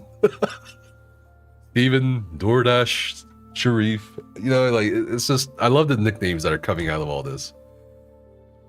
Anyway, what's your profit from those numbers? Our burn rate is 2.8 million. The margin on that revenue is like 88 to 90%. Server overhead is the only real cog. Teresa then asked, do you have an updated deck with new dates, etc.? Steven says, I have forecast for launch and forecast assumption sheets. Our Alpha 2 launch date is August 23rd. I'll forward the forecast to you now. Teresa says, can you forward the last version of your deck as well? Yes, Steven says. Teresa says, I have a $4 billion family I want to pitch. They're very sophisticated and so need to have everything dotted and crossed. What is this? Reacted. Steven then says, KK sending now. So even Teresa was like, I know a family that's a family of billionaires that I could pitch for Ashes of Creation. God, could you imagine? All right, so Teresa has some connections that she wants to introduce Steven to. Doesn't really seem like she's hostile yet. And then this is in 2025, in July, about 6 months before everything imploded. Teresa responds to 3 attachments from Steven saying, I thought about our conversation a lot last night and this morning. I do continue to think you should do what's right for your health, your marriage, and your life. This project is not worth dying over. I do think that you should ask for what you want or deserve, and I hope you and Rob can be reasonable in reaching a solution. But if you can't, I don't think the answer is to burn the house down, Steven. Steven, you do have a lot of family, friends, family, employees that you deeply care for that have invested money and time into your dream. I can see that you're a good person trying to survive an impossible situation, but I think the right answer for the people that you care about is that if you choose not to be involved and move on to Riot or whatever that you feel you need to, you do it with respect and dignity for those that you care for, and you try to transition the team in the best way possible to help the investors and the team be as successful as they are able to. Pretty supportive text message. Leave with the dignity and respect that you did the right thing and you did right by the people you care for, and you can look in the mirror and sleep at night. Just my experience to share. Steven replies to all this pretty heartfelt message, saying, I also thought a great deal about our conversation, and I am appreciative of your willingness to step into this pile of drama and try to be a light. I want you to know I've spent a long time trying to hold the line, to protect the people I care about, and to keep this project on track despite everything that's happened. But what we discussed isn't even a tenth of what's been done behind the scenes. There's been a sustained campaign of threats, coercion, and illegal behavior, including threats to my life. Direct threats to my life. That's not something I can ignore or walk away from quietly. I've come to a point where I believe doing what's right means holding Rob and Jason accountable for what they've done. Enough is enough. I have a responsibility, not just to myself and my family, but to the other investors, the team, and the company I built from the ground up. This isn't about burning a house down. It's about refusing to let people who got here through fear and corruption continue unchecked. I always care about the people who supported this vision. That's exactly why I can't just step aside and let this continue and let them get away with what they have done. With what they have done. If Rob is unwilling to do what is right, then I must pursue what I feel is right. Hopefully I have your support, Teresa, in convincing Rob to do the right thing. Thank you. Emoji. Heart emoji. Teresa reacts to the thank you with a heart emoji, I assume. Teresa says, Areem came back with industry standard and it's not what you want. $250,000 to $400,000 with 2 to 3% equity kicker and exit bonus. So far, Rob has been sending better deals for review, but just giving you the facts to digest. Okay, so this is when they were discussing Steven's salary that he wanted. Okay, Exhibit C. No, this is 6 months. No, wait. Right, what was it? May 5. This is like 10 months ago, last year. All right, so Exhibit C. Teresa says agreed. Is this continuing? Oh no, this is 5 months later in December 30th. The absolute ideal scenario, which may or may not be possible, is to wait until after DICE in February and see if we can get any traction off of engaging groups with groups and give this team launch sometime to fight suitors, coupled with the new balance sheet. DICE is February 10th to 13th. Teresa saying he, presumably Robert Dawson, will never agree to that. Steven just says, yep, just repping what I think preserves the best route to value.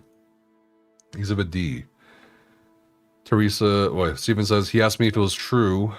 This is late January 2026, after right before the public kind of like found out like things were going to shit. He asked me if it was true that I was unwilling to have any board oversight. I said it wasn't. If you want to negotiate a healthy transition, I don't think lying is going to be helpful in that process. Teresa then replies to Steven, I don't think it's healthy for us to go back and forth, and you've threatened litigation to me as well. In the document, your attorney struck all provisions of board oversight. Now, perhaps you just meant to strike that to vest today. To vent today? And I understood it wrong. I stayed above board with Brian and did not badmouth you in any way, and I have no plans to. I'd like to move forward and help these employees get to a good place, and I personally would like to go back to my life. Okay, and I've given you the benefit of the doubt many times. I would appreciate you doing the same before you call me a liar. It's probably best that we just let attorneys handle from here. I truly wish you the best and try my hardest to help. Now my only interest is in helping the company and its employees move forward. Sounds like Teresa was kind of done after a couple years of this. It's interesting.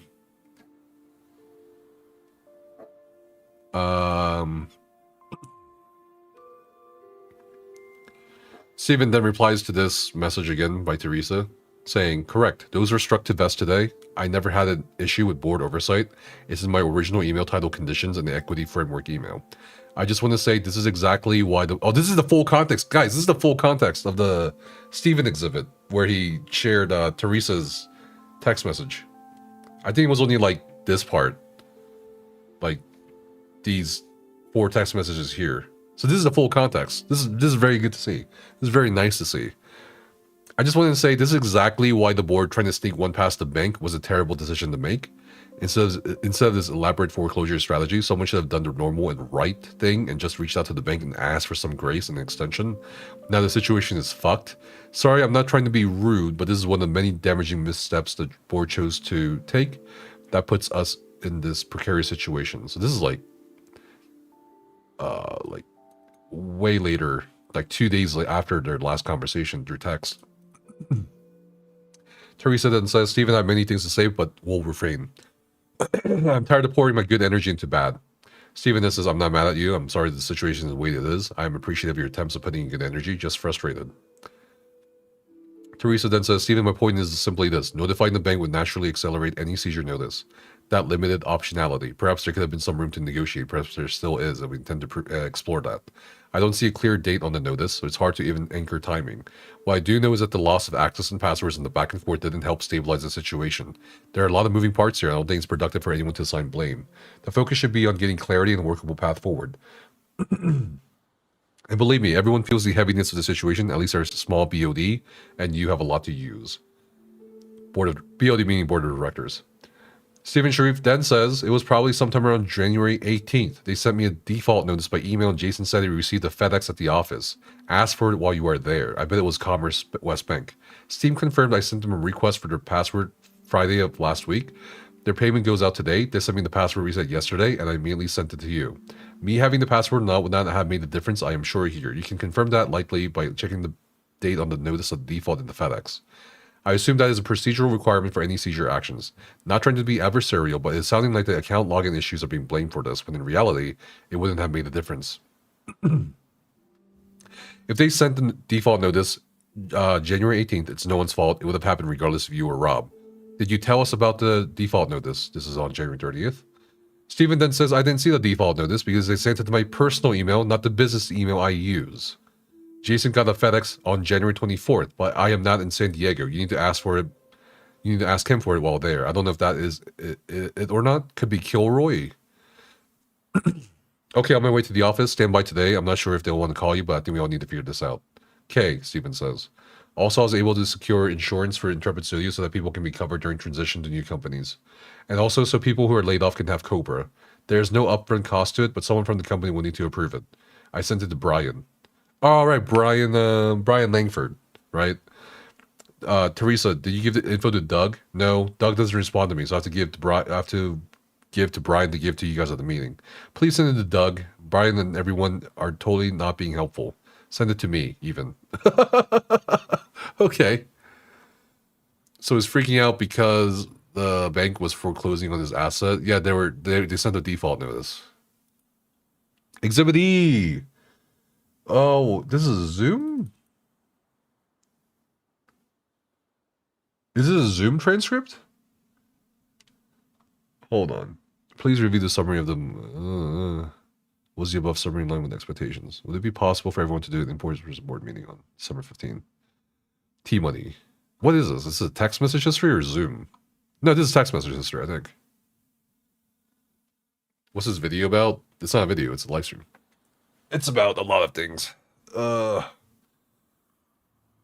Okay, so they're trying to schedule a meeting. That does... Okay. Just send an email asking for your approval to move Steam Authority from Steven to Ryan. Okay, so Steven was still corresponding with them, which I don't think anyone can deny.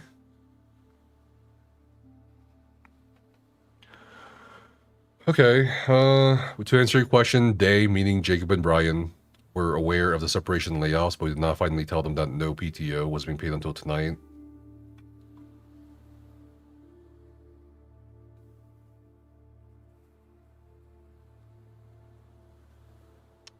Lots of Zoom meeting invites. It's different dates. I'm gonna have to like dissect it later. Okay, this is January 2nd. Very specific question Rob Dawson asked. I would like to hear the answers. What do you say about other investors and what number did you answer we're trying to raise? And do you tell them the current burn rate? Steven then says, I said we are a small cap table of 8 to 10 friends and family. We've raised 120 million in funding, not including revenues reinvested. When they asked how much we're trying to raise, I turned the table and asked what type of investment sizes they typically do. That was a terrible way to negotiate. Didn't want to under project the number or scare them. Well, do your research then before you go to the meeting like that. When they said $4 to $10 million, I responded with, I think that is a range the board would consider. Why are you saying beta end of year, alpha 10? Alpha 1 month? I wish I had been included in that call. Okay. Thanks, Brute Force. So what is this? This is another Exhibit G. Whose exhibit is this? This is Jason and... This is a three-way between Rob, Jason, and Steven. Okay. So 10 cents mentioned again here. This is 2022, by the way. Rob says this is also my understanding. Steven Sharif says that's correct. Jason says we will 100% have to be converted to a C Corp. Correct, Steven says. I spoke to Rob after we hung up. We know this is probably 120 to 180 day process, not 30 to 90 process to close, starting now, Jason says. Steven then says, just finished the second meeting with Riot. A lot to digest, so they had a second meeting. I don't know if that was the lunch meeting, but I think the lunch meeting was in with the CEO was in 2023. Yeah, this is a Dawson exhibit. We're in a very strong position. They expressed that they currently have about 60 devs assigned to their internal MMO project. It's in its infancy, and they have another 450-ish devs across different content teams and another 300 devs in studios in Sydney that are ready and waiting. They want to scrap their project and make Ashes a development focus for Riot. Didn't they scrap their project anyway? And start it over? They're primarily interested in me as a leader. They expressed over and over. Okay. Most of the meeting today was around my game design philosophy, our development approach, pipelines, workflows, features, and schedules. We discussed designs and philosophy. We discussed Riot's culture and core values. Finally, we touched on our expectations from a valuation perspective if we were to consider an acquisition, investment, or publishing agreement. Again, they stressed the desire to acquire, but wanted to be a part of this in any way. I remained very tight-lipped. They're pretty close to the chest on valuation, though they once again stated based on where you're currently in development and how successful you've been in building your community and pre-orders, a high 9-figure valuation makes sense. They were obviously posturing here, but so are you, and they became visibly more nervous during this part of the conversation. They finished this part of the meeting by saying, we want to explore this further at our next meeting. My read on this, if that is their opening commentary, they'll go higher, since you always start below where you want to end up in a negotiation. Not always. Lastly, the discussed aspects of the development they would want to change, including voice actors of narrative, cinematics, esports, and stronger content quest design. Originally, our next meeting was scheduled for Tuesday next week, but Mark, okay, had a scheduling conflict around Thanksgiving, and the next meeting is now scheduled for November 30th at the Riot campus. Understood. High 9 figures is somewhere around 750 to 9999 million valuation. Correct. In my opinion, if they're willing to nonchalantly throw around high 9-figure, then in their strategy, they would go above $1 billion. I believe this is an attempt to elicit a response from me, testing the waters prior to an actual letter of intent or term sheet. Rob Dawson then says, I feel the valuation will be $2 billion. Oh, God. Oh, my God. Oh, Rob.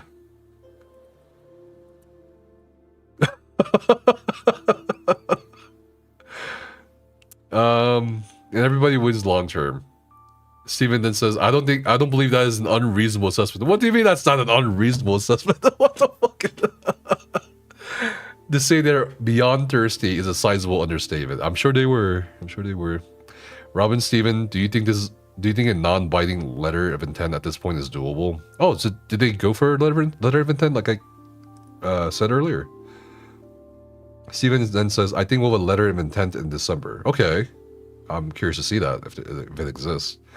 Call today at PSD, thumbs up, thumbs up. Okay, so this is Steven's discussions about... Can I be honest with you guys in my personal opinion? Like, when he's describing the meeting, it felt like he was talking himself up as well to Rob and Jason. But also, like, why would they be nervous about the valuation? I don't. It's just a casual conversation. I don't know. We'll see. Exhibit H. What is this? Is this from Steven? Rob, I'm reading through the document they sent now. This is back in 2024. I don't want to fight with you. Your brother's in this deal. I'm just trying to get us to the finish line with the company so we can relax and enjoy the hard work. I'm not trying to ignore you or be disrespectful at all. It's just fire after fire on the ground. I don't even have 5 minutes to think sometimes, so I apologize for taking time to text back during the day. I just got done fighting for 2 weeks with John Moore, his husband, so maybe there were marital issues while trying to keep the ship moving forward, and now you're upset with the document that the law firm wrote up. I just read through it. I want us to find a way forward that we both are happy with. Okay, Jason reacted to that. Steven's message was a heart emoji. Rob then says, putting his foot down, 2 terms, that's it. Creative control, meaning who is on the team and what they work on. As you agree, I have financial control, they can add that term. Third item is there if a third-party investor buy for Ashes or Intrepid, they don't like the terms, you have 30 days to buy me out instead of selling to the third party. That creative control is Steven. John does not get control as I have zero trust or respect for him over what has transpired the last several weeks. Absolutely did not agree to it. What happened between John and Rob, man? Like, crazy. That's it. No more terms. What a waste of time and legal fees. Do you tell them all the other overarching terms? I'm done fighting. I'm done funding. I'm done fighting. I'm done funding. I'm ready to go to the legal system to resolve it and we all lose, but I don't care anymore. Damn. This is 2 years ago, by the way. I've been stalled and delayed. All that I will tolerate. I'll pull the plug on funding. You do this agreement as we had already agreed, or and none of the other terms, where you find other money next week. I'm done. And you missed several deadlines and promises on resolving this. And that's after we spent months and you agreed to it before Jason signed. And now we're 1.5 months down the road and nowhere. So this is Steven trying to change the terms. And you sneak around and do attorney calls behind my back. Instead of denying your deceptive actions, you should be remorseful, Rob says. I don't trust you with anything other than creative control. Meanwhile, Jason is just stuck in the middle of this in 2024. I hope and pray you both can resolve this, and I'm stuck in the middle of a shitstorm. Just praying you both resolve things. Rob then says, I'm done with new money. I'll do this simple agreement with the 3 points, including finance control for me, creative for Steven, an option agreement for Steven and Intrepid to buy my shares back if there's a third party offer I want to take and they don't want to sell. If it is done inside, I'll go fund, but otherwise I'm not. I'll take my chances with the legal system and everybody loses, but honestly don't care as this shareholder clusterfuck has cost all of us a fortune. You guys with dilution and me with cash. I never wanted to go past 11 mil, then 14, and now it's 50 million. Oh my god! Steven, do you agree to the terms? If yes, we need to tell the law firm. If not, let's stop wasting time. It's a simple and easy answer.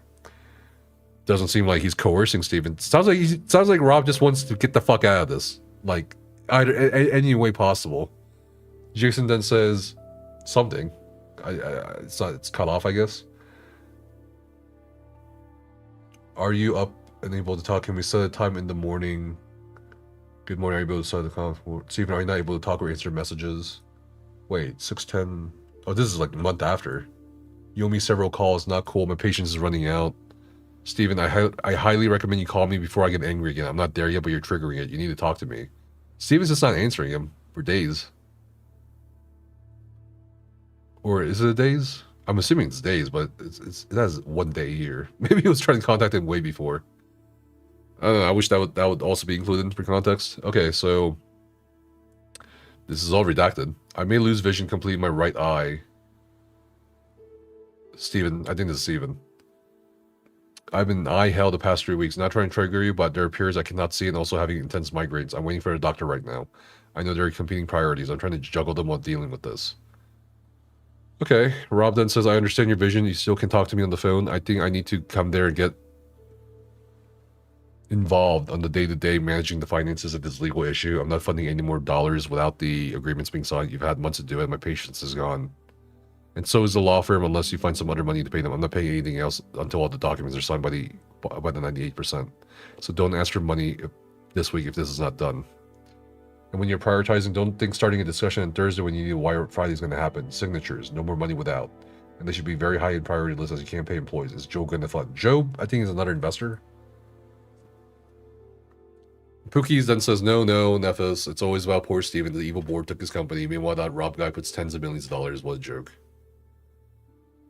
This is the new SMS updates? No, this is the exhibits that they've submitted. And that adds a bit more context, I think, to some of the text messages Steven offered up in his motion.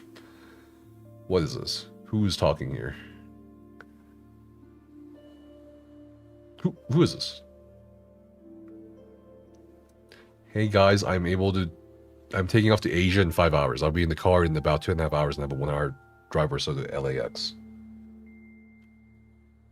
I asked Steven to help me get an updated cap table with all I was negotiating with back in again. He just has to do with both of you working that cap table. Rob, if you could calmly help him without blowing up for Steven's own crap and calmly help him create a current cap table, much appreciated. I think it's Jason.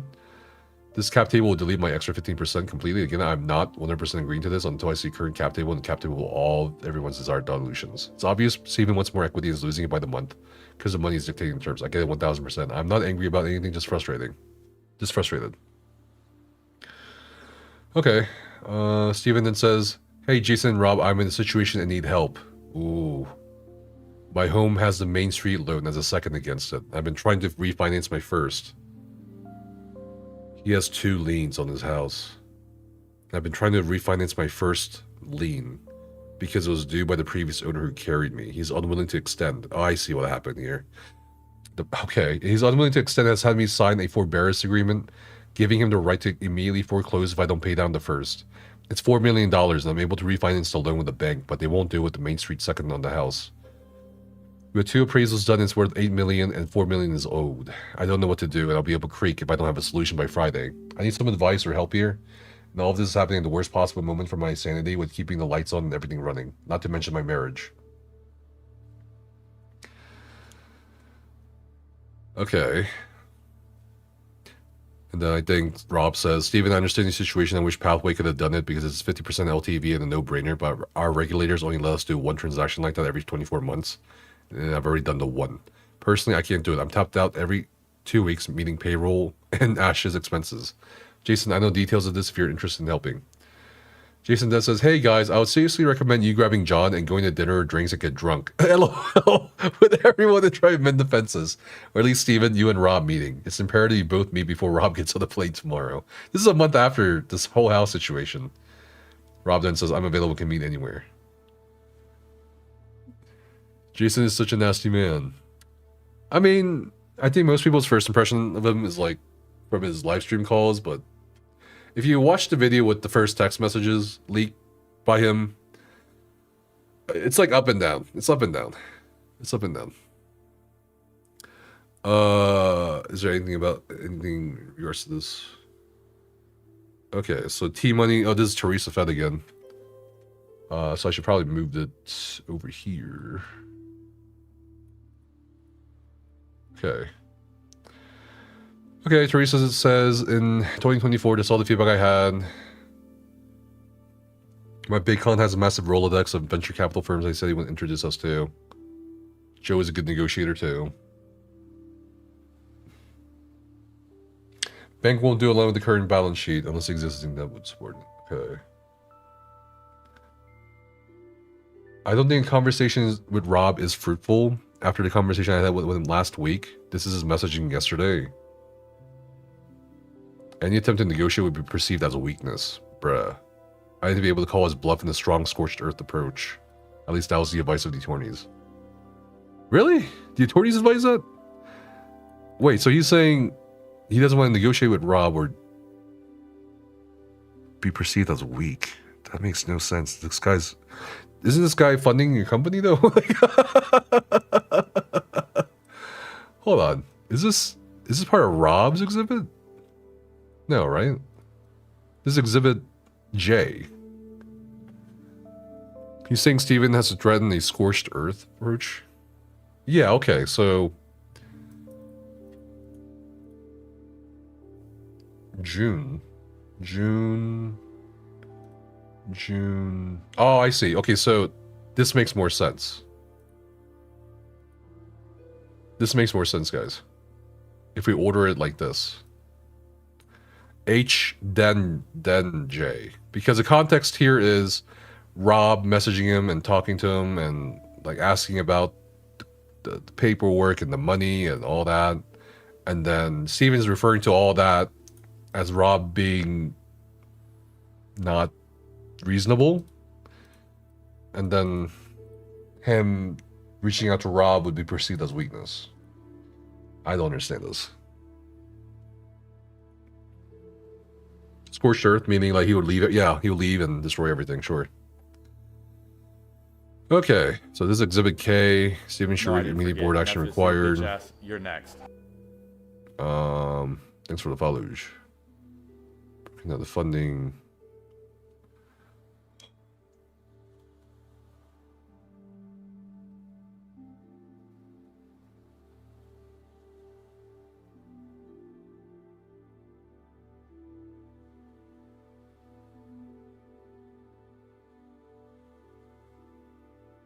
If the board determines that payroll reductions, equity deferral programs, or layoffs are now necessary, I'm prepared to carry them out immediately.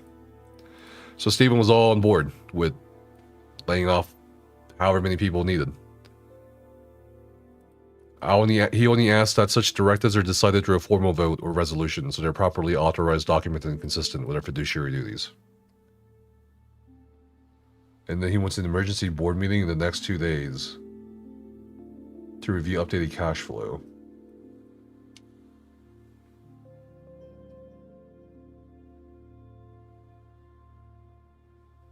Okay.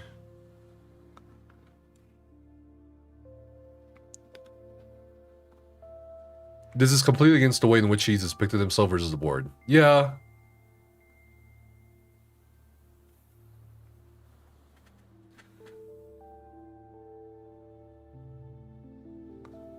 What is this?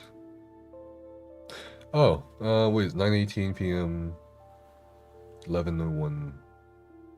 Okay, so this is before that email. Teresa's in Asia. Call up with Aaron. I apologize, I'm in Asia, unable to make calls. Unable to secure $4 million in funding. Okay. Emergency meeting. I heard that Stephen, John, and Ryan have voluntarily withheld their pay. To extend runway meaningfully, I recommend 20 to 25% temporary pay reduction across the company, with the executive team leading from the front. You can offer a stock incentive plan to help with the pain of the loss. She was trying to find solutions here. Which I can respect. No, I didn't forget. Nefas, yo, you can also offer a voluntary layoff plan and non-critical implementation still need after launch. I know this is optimum. We need all hands on deck. Sounds like it was all the ship was fucking sinking though. You know what I mean? Like, my intent is not presenting as a failure but as a reset. So this is what Steven responded to. Okay. Thanks for the follow, Kazi Hain, Monroe, Columbia. Exhibit L is what the fuck? It's just completely redacted. What? Okay. Sure. Why not? Okay, so we have that that list of exhibits. We have Ryan Ogden's exhibits here, Exhibit A. Ryan Ogden, what is it? May, July. Okay. Ryan Ogden sends an email to Stephen Sharif, CCing Robert Dawson. Stephen, I've gone through every transaction in QuickBooks and summarized everything in the attached workbook. It shows a net outflow of a little over $1 million to you and John rather than $4 million inflow. Also, you're saying I can't find $4 million that you and John put in. Can you please take a look at this and let me know if I missed anything or not considered anything? I'm happy to walk you through it. I think it would be helpful. Our objective is not to push any agenda or take anything away. We just have to get these records to match the actual transactions so that we can get through an audit. Obviously, this is highly time sensitive. It affects the information that both Teresa and Square Enix are asking for. Square Enix? All right. Another game company mentioned. Please help me address this ASAP. Ryan Ogden then says, resending this so you can investigate. July. What the fuck? May 28? And then follow up on July 10? July 19? Sending for the... What? Where's the replies? Did Steven reply? I don't think Steven replied. So Ryan here is asking, so I'm trying to find the $4 million you and John, you guys have said you put into the company. I can't, but I did find like over $1 million that went out to you and John. Can you like let me know what's going on or what I missed maybe? 3 times he reached out to Steven and there's no reply from Steven. That's crazy. What the fuck is going on here? Okay, what's the second exhibit? Steven, in April 2025. curl bicep emoji and prage emoji. Steven then says, Ryan, please send me the routing account numbers and verify the account name for the Pathway Intrepid Studios incorporated account so I can change the Gusto default bank account to it. There's a true up tax withdrawal that is expected to hit tonight, I believe for about 20,000. Ryan then says, what is the issue with getting me access to the financial side of Gusto? For those of you not familiar with Gusto, it's a payroll service system. Tim Sharif says, you have full administrator access. I sent the above screenshots of Gusto back office showing that your account has a permissions checkbox added. What is the issue with sending me the above info? The issue is Rob wants me handling the finance side of things. Oh, there's some tension here. Okay, Steven then says, what does that have to do with me updating Gusto's default bank account? Banking is a finance activity. I know you understand this. Let's do a call with Rob and get on the same page. You free? Question mark? I just tried to call him. Lol, no answer. Feels like we aren't playing on the same team. Unsure why. Ryan then does a laugh emote on reaction on Steven's message about feels like we aren't playing on the same team. There's definitely some control issues here going on now. $1.5 million promissory note. Yeah. But this is Tim Sharif's. And also, why is it not signed on Tim's end? I guess this is like the inbound copy and not the final copy. It's a little sloppy, but whatever. $1.5 million, retail nutrition. Yeah, this is Tim's Steven's brother, Tim, saying he got screwed on this, never got repaid. Exhibit A, and this is redacted completely. Oh, this is probably Ledger. You know, like we published Ledger. Okay, another one. We have like one more window. It's crazy we have to divide the exhibits into windows to organize this. Okay, and this is the $8 million promissory note that Rob attached as proof. The pledge and security agreement.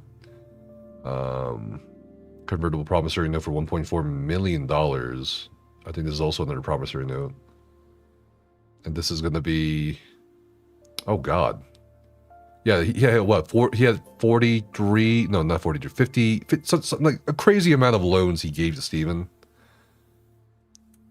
And I think some people in the Discord mentioned like way earlier in the day that there's like a possibility that Steven accidentally or maybe purposely sold over 100% of the company's equity, which you can't do. You can't do 105% of the company. So this is really interesting stuff here in terms of numbers, with a warrant percentage of 37.39% in April 2024. And then there's a USPS tracking number kind of like confirming the delivery of documents here. You know, 2025 warrant percentages. Interesting. And then yeah, here we go. He put so much money into this, it's crazy.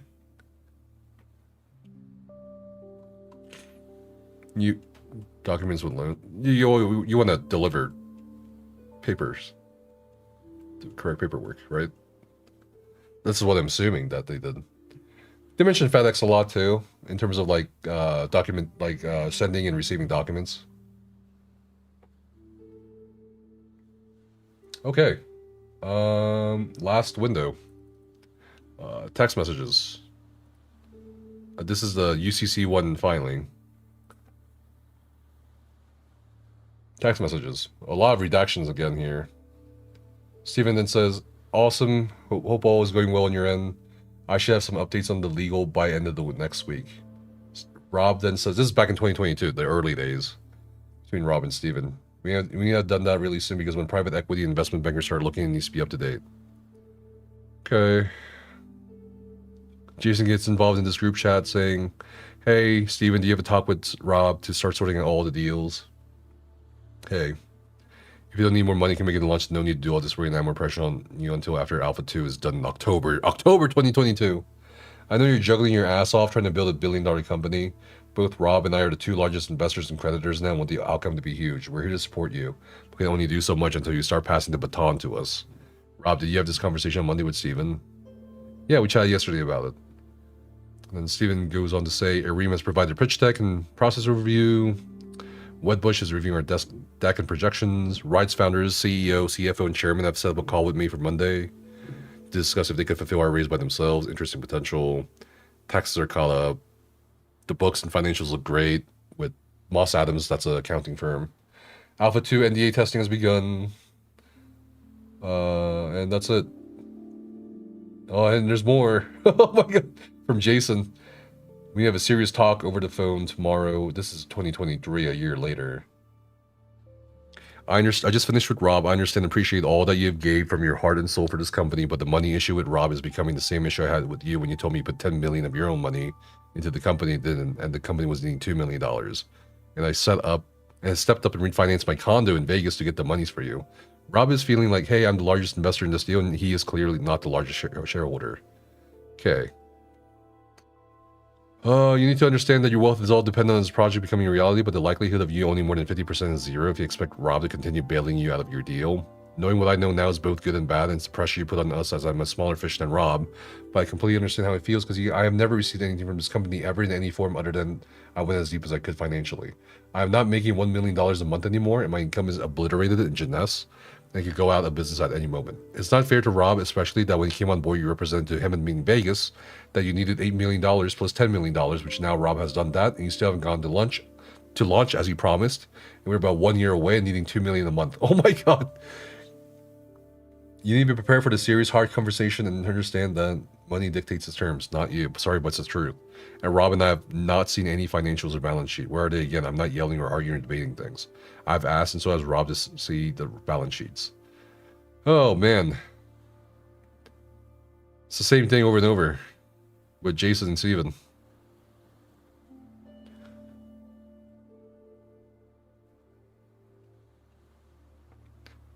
Now, so Alpha 1. Yeah. Oh my god, he's the nastiest enforcer. Way worse than in The Sopranos. Man. Guys, there's a lot, man. We'll make a summary video. I'll probably make that video on Monday or so, and maybe publish it on Monday or Tuesday, depending. And then the rest of the text messages from Jason will be published, I'm hoping next week or the week after, depending on the... What is that? I'm hoping next week too. We'll see. There are some things I did want to share in terms of adding a bit more context. And it's in regards to the... Where is it? It's in regards to this... Where is it? Yeah, Exhibit I. So they're talking about the house. This mansion keeps popping up during this whole thing. And so I figured I could add a bit more context. And I'll share some of the text messages we're due to publish next week. From Jason Karamanis' end. Just set this up. That might add more context to what the hell they're talking about with the house.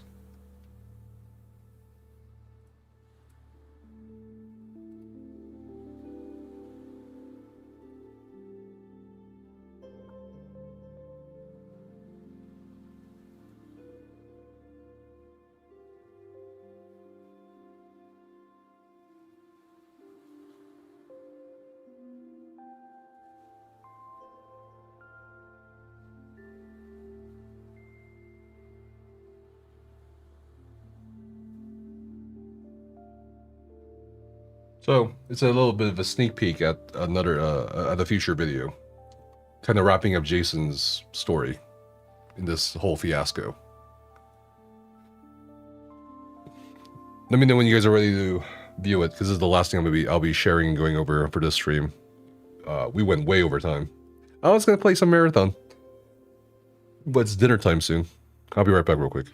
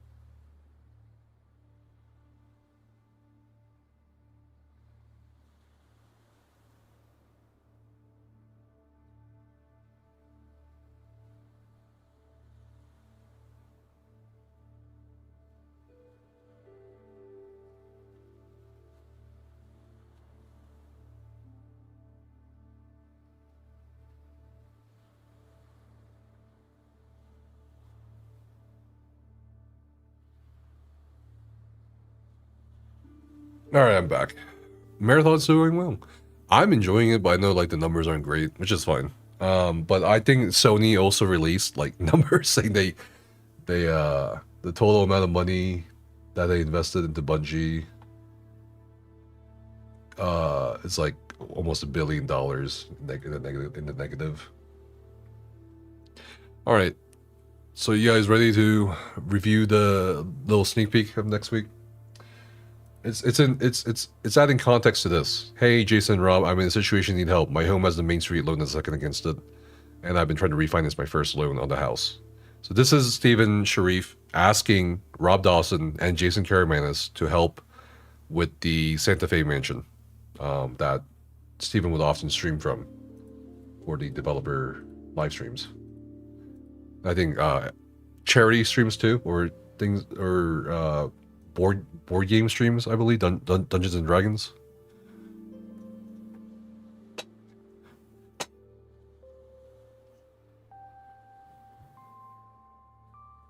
I'm really feeling like it's leading to using the company to pay a loan for the house. All right, here it is. So I shared this in the Discord earlier. Again, this will be part of the many text messages we have access to, and we'll be publishing sometime next week, hopefully. That will wrap up Jason's kind of like story in this outside of his lawsuit, his pending lawsuit against Tim Sharif and John Moore. So in a text message history shared with Jason, Steven then says, hey Jason, and just to kind of like corroborate this is what, March 25th, 2024, and this is March 27th, 2024. Hey Jason, Rob told me you're trying to help with my home situation. I appreciate it. I'm trying to scramble every other direction I can, but it isn't looking good. And on top of everything happening at the company, it is overwhelming. You're my only hope right now, and they have a forbearance agreement. I can't believe how Andy, the lender, I'm assuming the first lien holder on the mansion, has been acting completely unwilling to negotiate and is having an attorney ready to file Tuesday. If you need appraisals or anything, I've already gone to. I was approved for a refinance, but because of the company loan in the second position, no bank will touch it. Definitely don't know what to do. Stuck at the moment. And here's the rest. Jason then replies to this message from Steven saying, this is so sad. Can you scrape $2 million together? Even though we've had our differences and animosity, I don't want my friend and brother losing his home. Steven then says, yeah, I haven't slept more than an hour in the last 3 days. It's bad at the moment. I know we've had our differences. I don't harbor animosity. I'm just heading down, trying to deliver life-changing opportunity for the people in this deal I care about. I appreciate you and the willingness to step in and help. I can maybe scrape together $200,000-ish. I'm totally just absent of any resources. Frowning face. Jason then says, does anyone you know have $2 million? I can maybe do $2 million, I told Rob. I'm just in a bad situation at the moment also. Steven then says, I wonder if Rob can do $2 million. Another text message exchange in regards to the house. Commerce West Bank is the administrator of the loan. The government only agrees to subordinate the loan. But the lender I had said they need to release the second entirely for 46 months until after the refinancing. The government is unwilling to do that. Jason then says, can you send me the document you signed putting up your house with Commerce? What happens if you lose your collateral? So what happens if you lose your house and Main Street loses the collateral? Steven then kind of links the loan agreement and says, that's the contract that has the home as collateral. Jason then says, I haven't opened the email. I assume the loan is a second, and why you can't refinance is the fact that the loan is much greater than the value of the house, combined with the first and the second loan. I didn't know you even had a first loan on the house, bro. That was coming due. You never told me these things. And then Steven continues to explain, yes, the refinancing said no, refinancier said no bank will touch it because of the second loan being $5.2 million and the first loan being $4 million. I know. Sad face, sad face. I had a very good relationship with Andy, who had held the first loan, but he completely turned on me. Instead of giving me more time to find non-traditional lenders, he sent an attorney after me and said he won't give an extension and plans to foreclose. And also the bank told me they could get the government to take off the second loan for a few months while I refinance, but the government committee said they won't remove it. Jason then says, does the government know they'll lose their money and they're not in first position on Intrepid? Steven then says, yes, the bank said it's the government and nothing they can do. The bank only has 5% exposure on this loan. I spoke to their CEO named IVO. Jason then says, I wish you would have trusted me more years ago. I would have helped clean your life and World Up so much, and that you and I would not be the second and third position with Rob owning Intrepid. Don't get me wrong. I'm okay with Rob. He saved and still been saving the company, but the cost of him doing is so much. When 2 to 3 years ago, we should have had books and records all cleaned up for institutional investors. So anyway, I told Rob I'm trying to see what I can do here for you, and I'll upload that to the Discord server. That's just a sneak peek, but I just figured we could add a bit more context to what the hell they're talking about with Steven's house. So, contrary to what Steven claimed in his declaration recently, he claimed that Jason and Robert Dawson coerced him financially and threatened to take his home away, threatened to evict him and his husband, basically pulled financial leverage on him to force him to essentially continue working on Intrepid and all that stuff. But the text messages here provided by Rob Dawson and here provided by Jason Karamanis show a very different story. It shows a story where Steven was in a lot of financial trouble, could not refinance his mortgage, and he reached out to Jason and Rob. And Jason was, I think, very, very nice. You know, I don't think many people would say they'd be willing to give up $2 million while they're struggling financially to somebody on the verge of losing their house. So it's a very interesting relationship we see here. But now it's kind of like, of course, at this point it's all up in flames just because of the litigation that's continuing.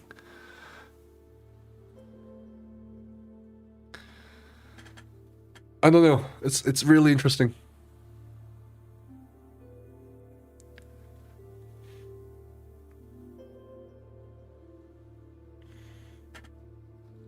What do you guys think about the text messages? And, you know, it's important for me to emphasize here and make an important note. No one has denied the legitimacy or veracity of these text messages. A lot of people are saying now, after Steven's recent announcements, that I faked these text messages, that I was given AI made up things, which I totally understand. I mean, deep fakes and all that shit, you know, like very convincing. You can easily make screenshots and text messages appear very legitimate. But it's very notable to me that no one, including Steven, has denied the veracity or legitimacy of these text messages. Even the Jason's text messages with him, it's quite, but it's really interesting to me.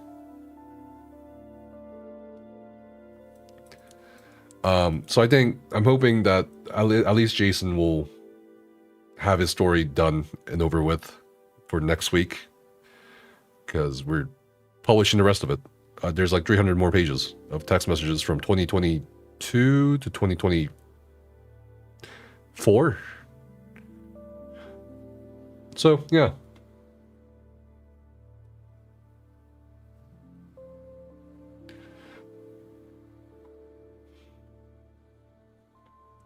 The text messages are super revealing. The board has their own demons. What doesn't save Steven Sharif for what they did.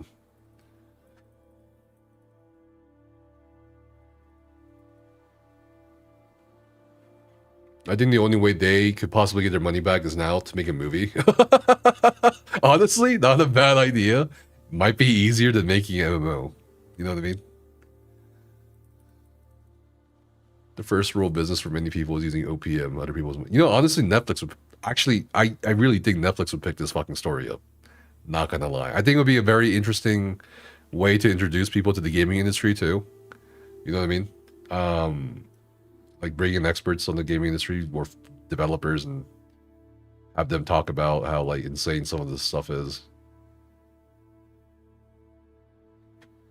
But yeah, that'll be it for today's stream. I'm sorry we went a bit longer than I thought.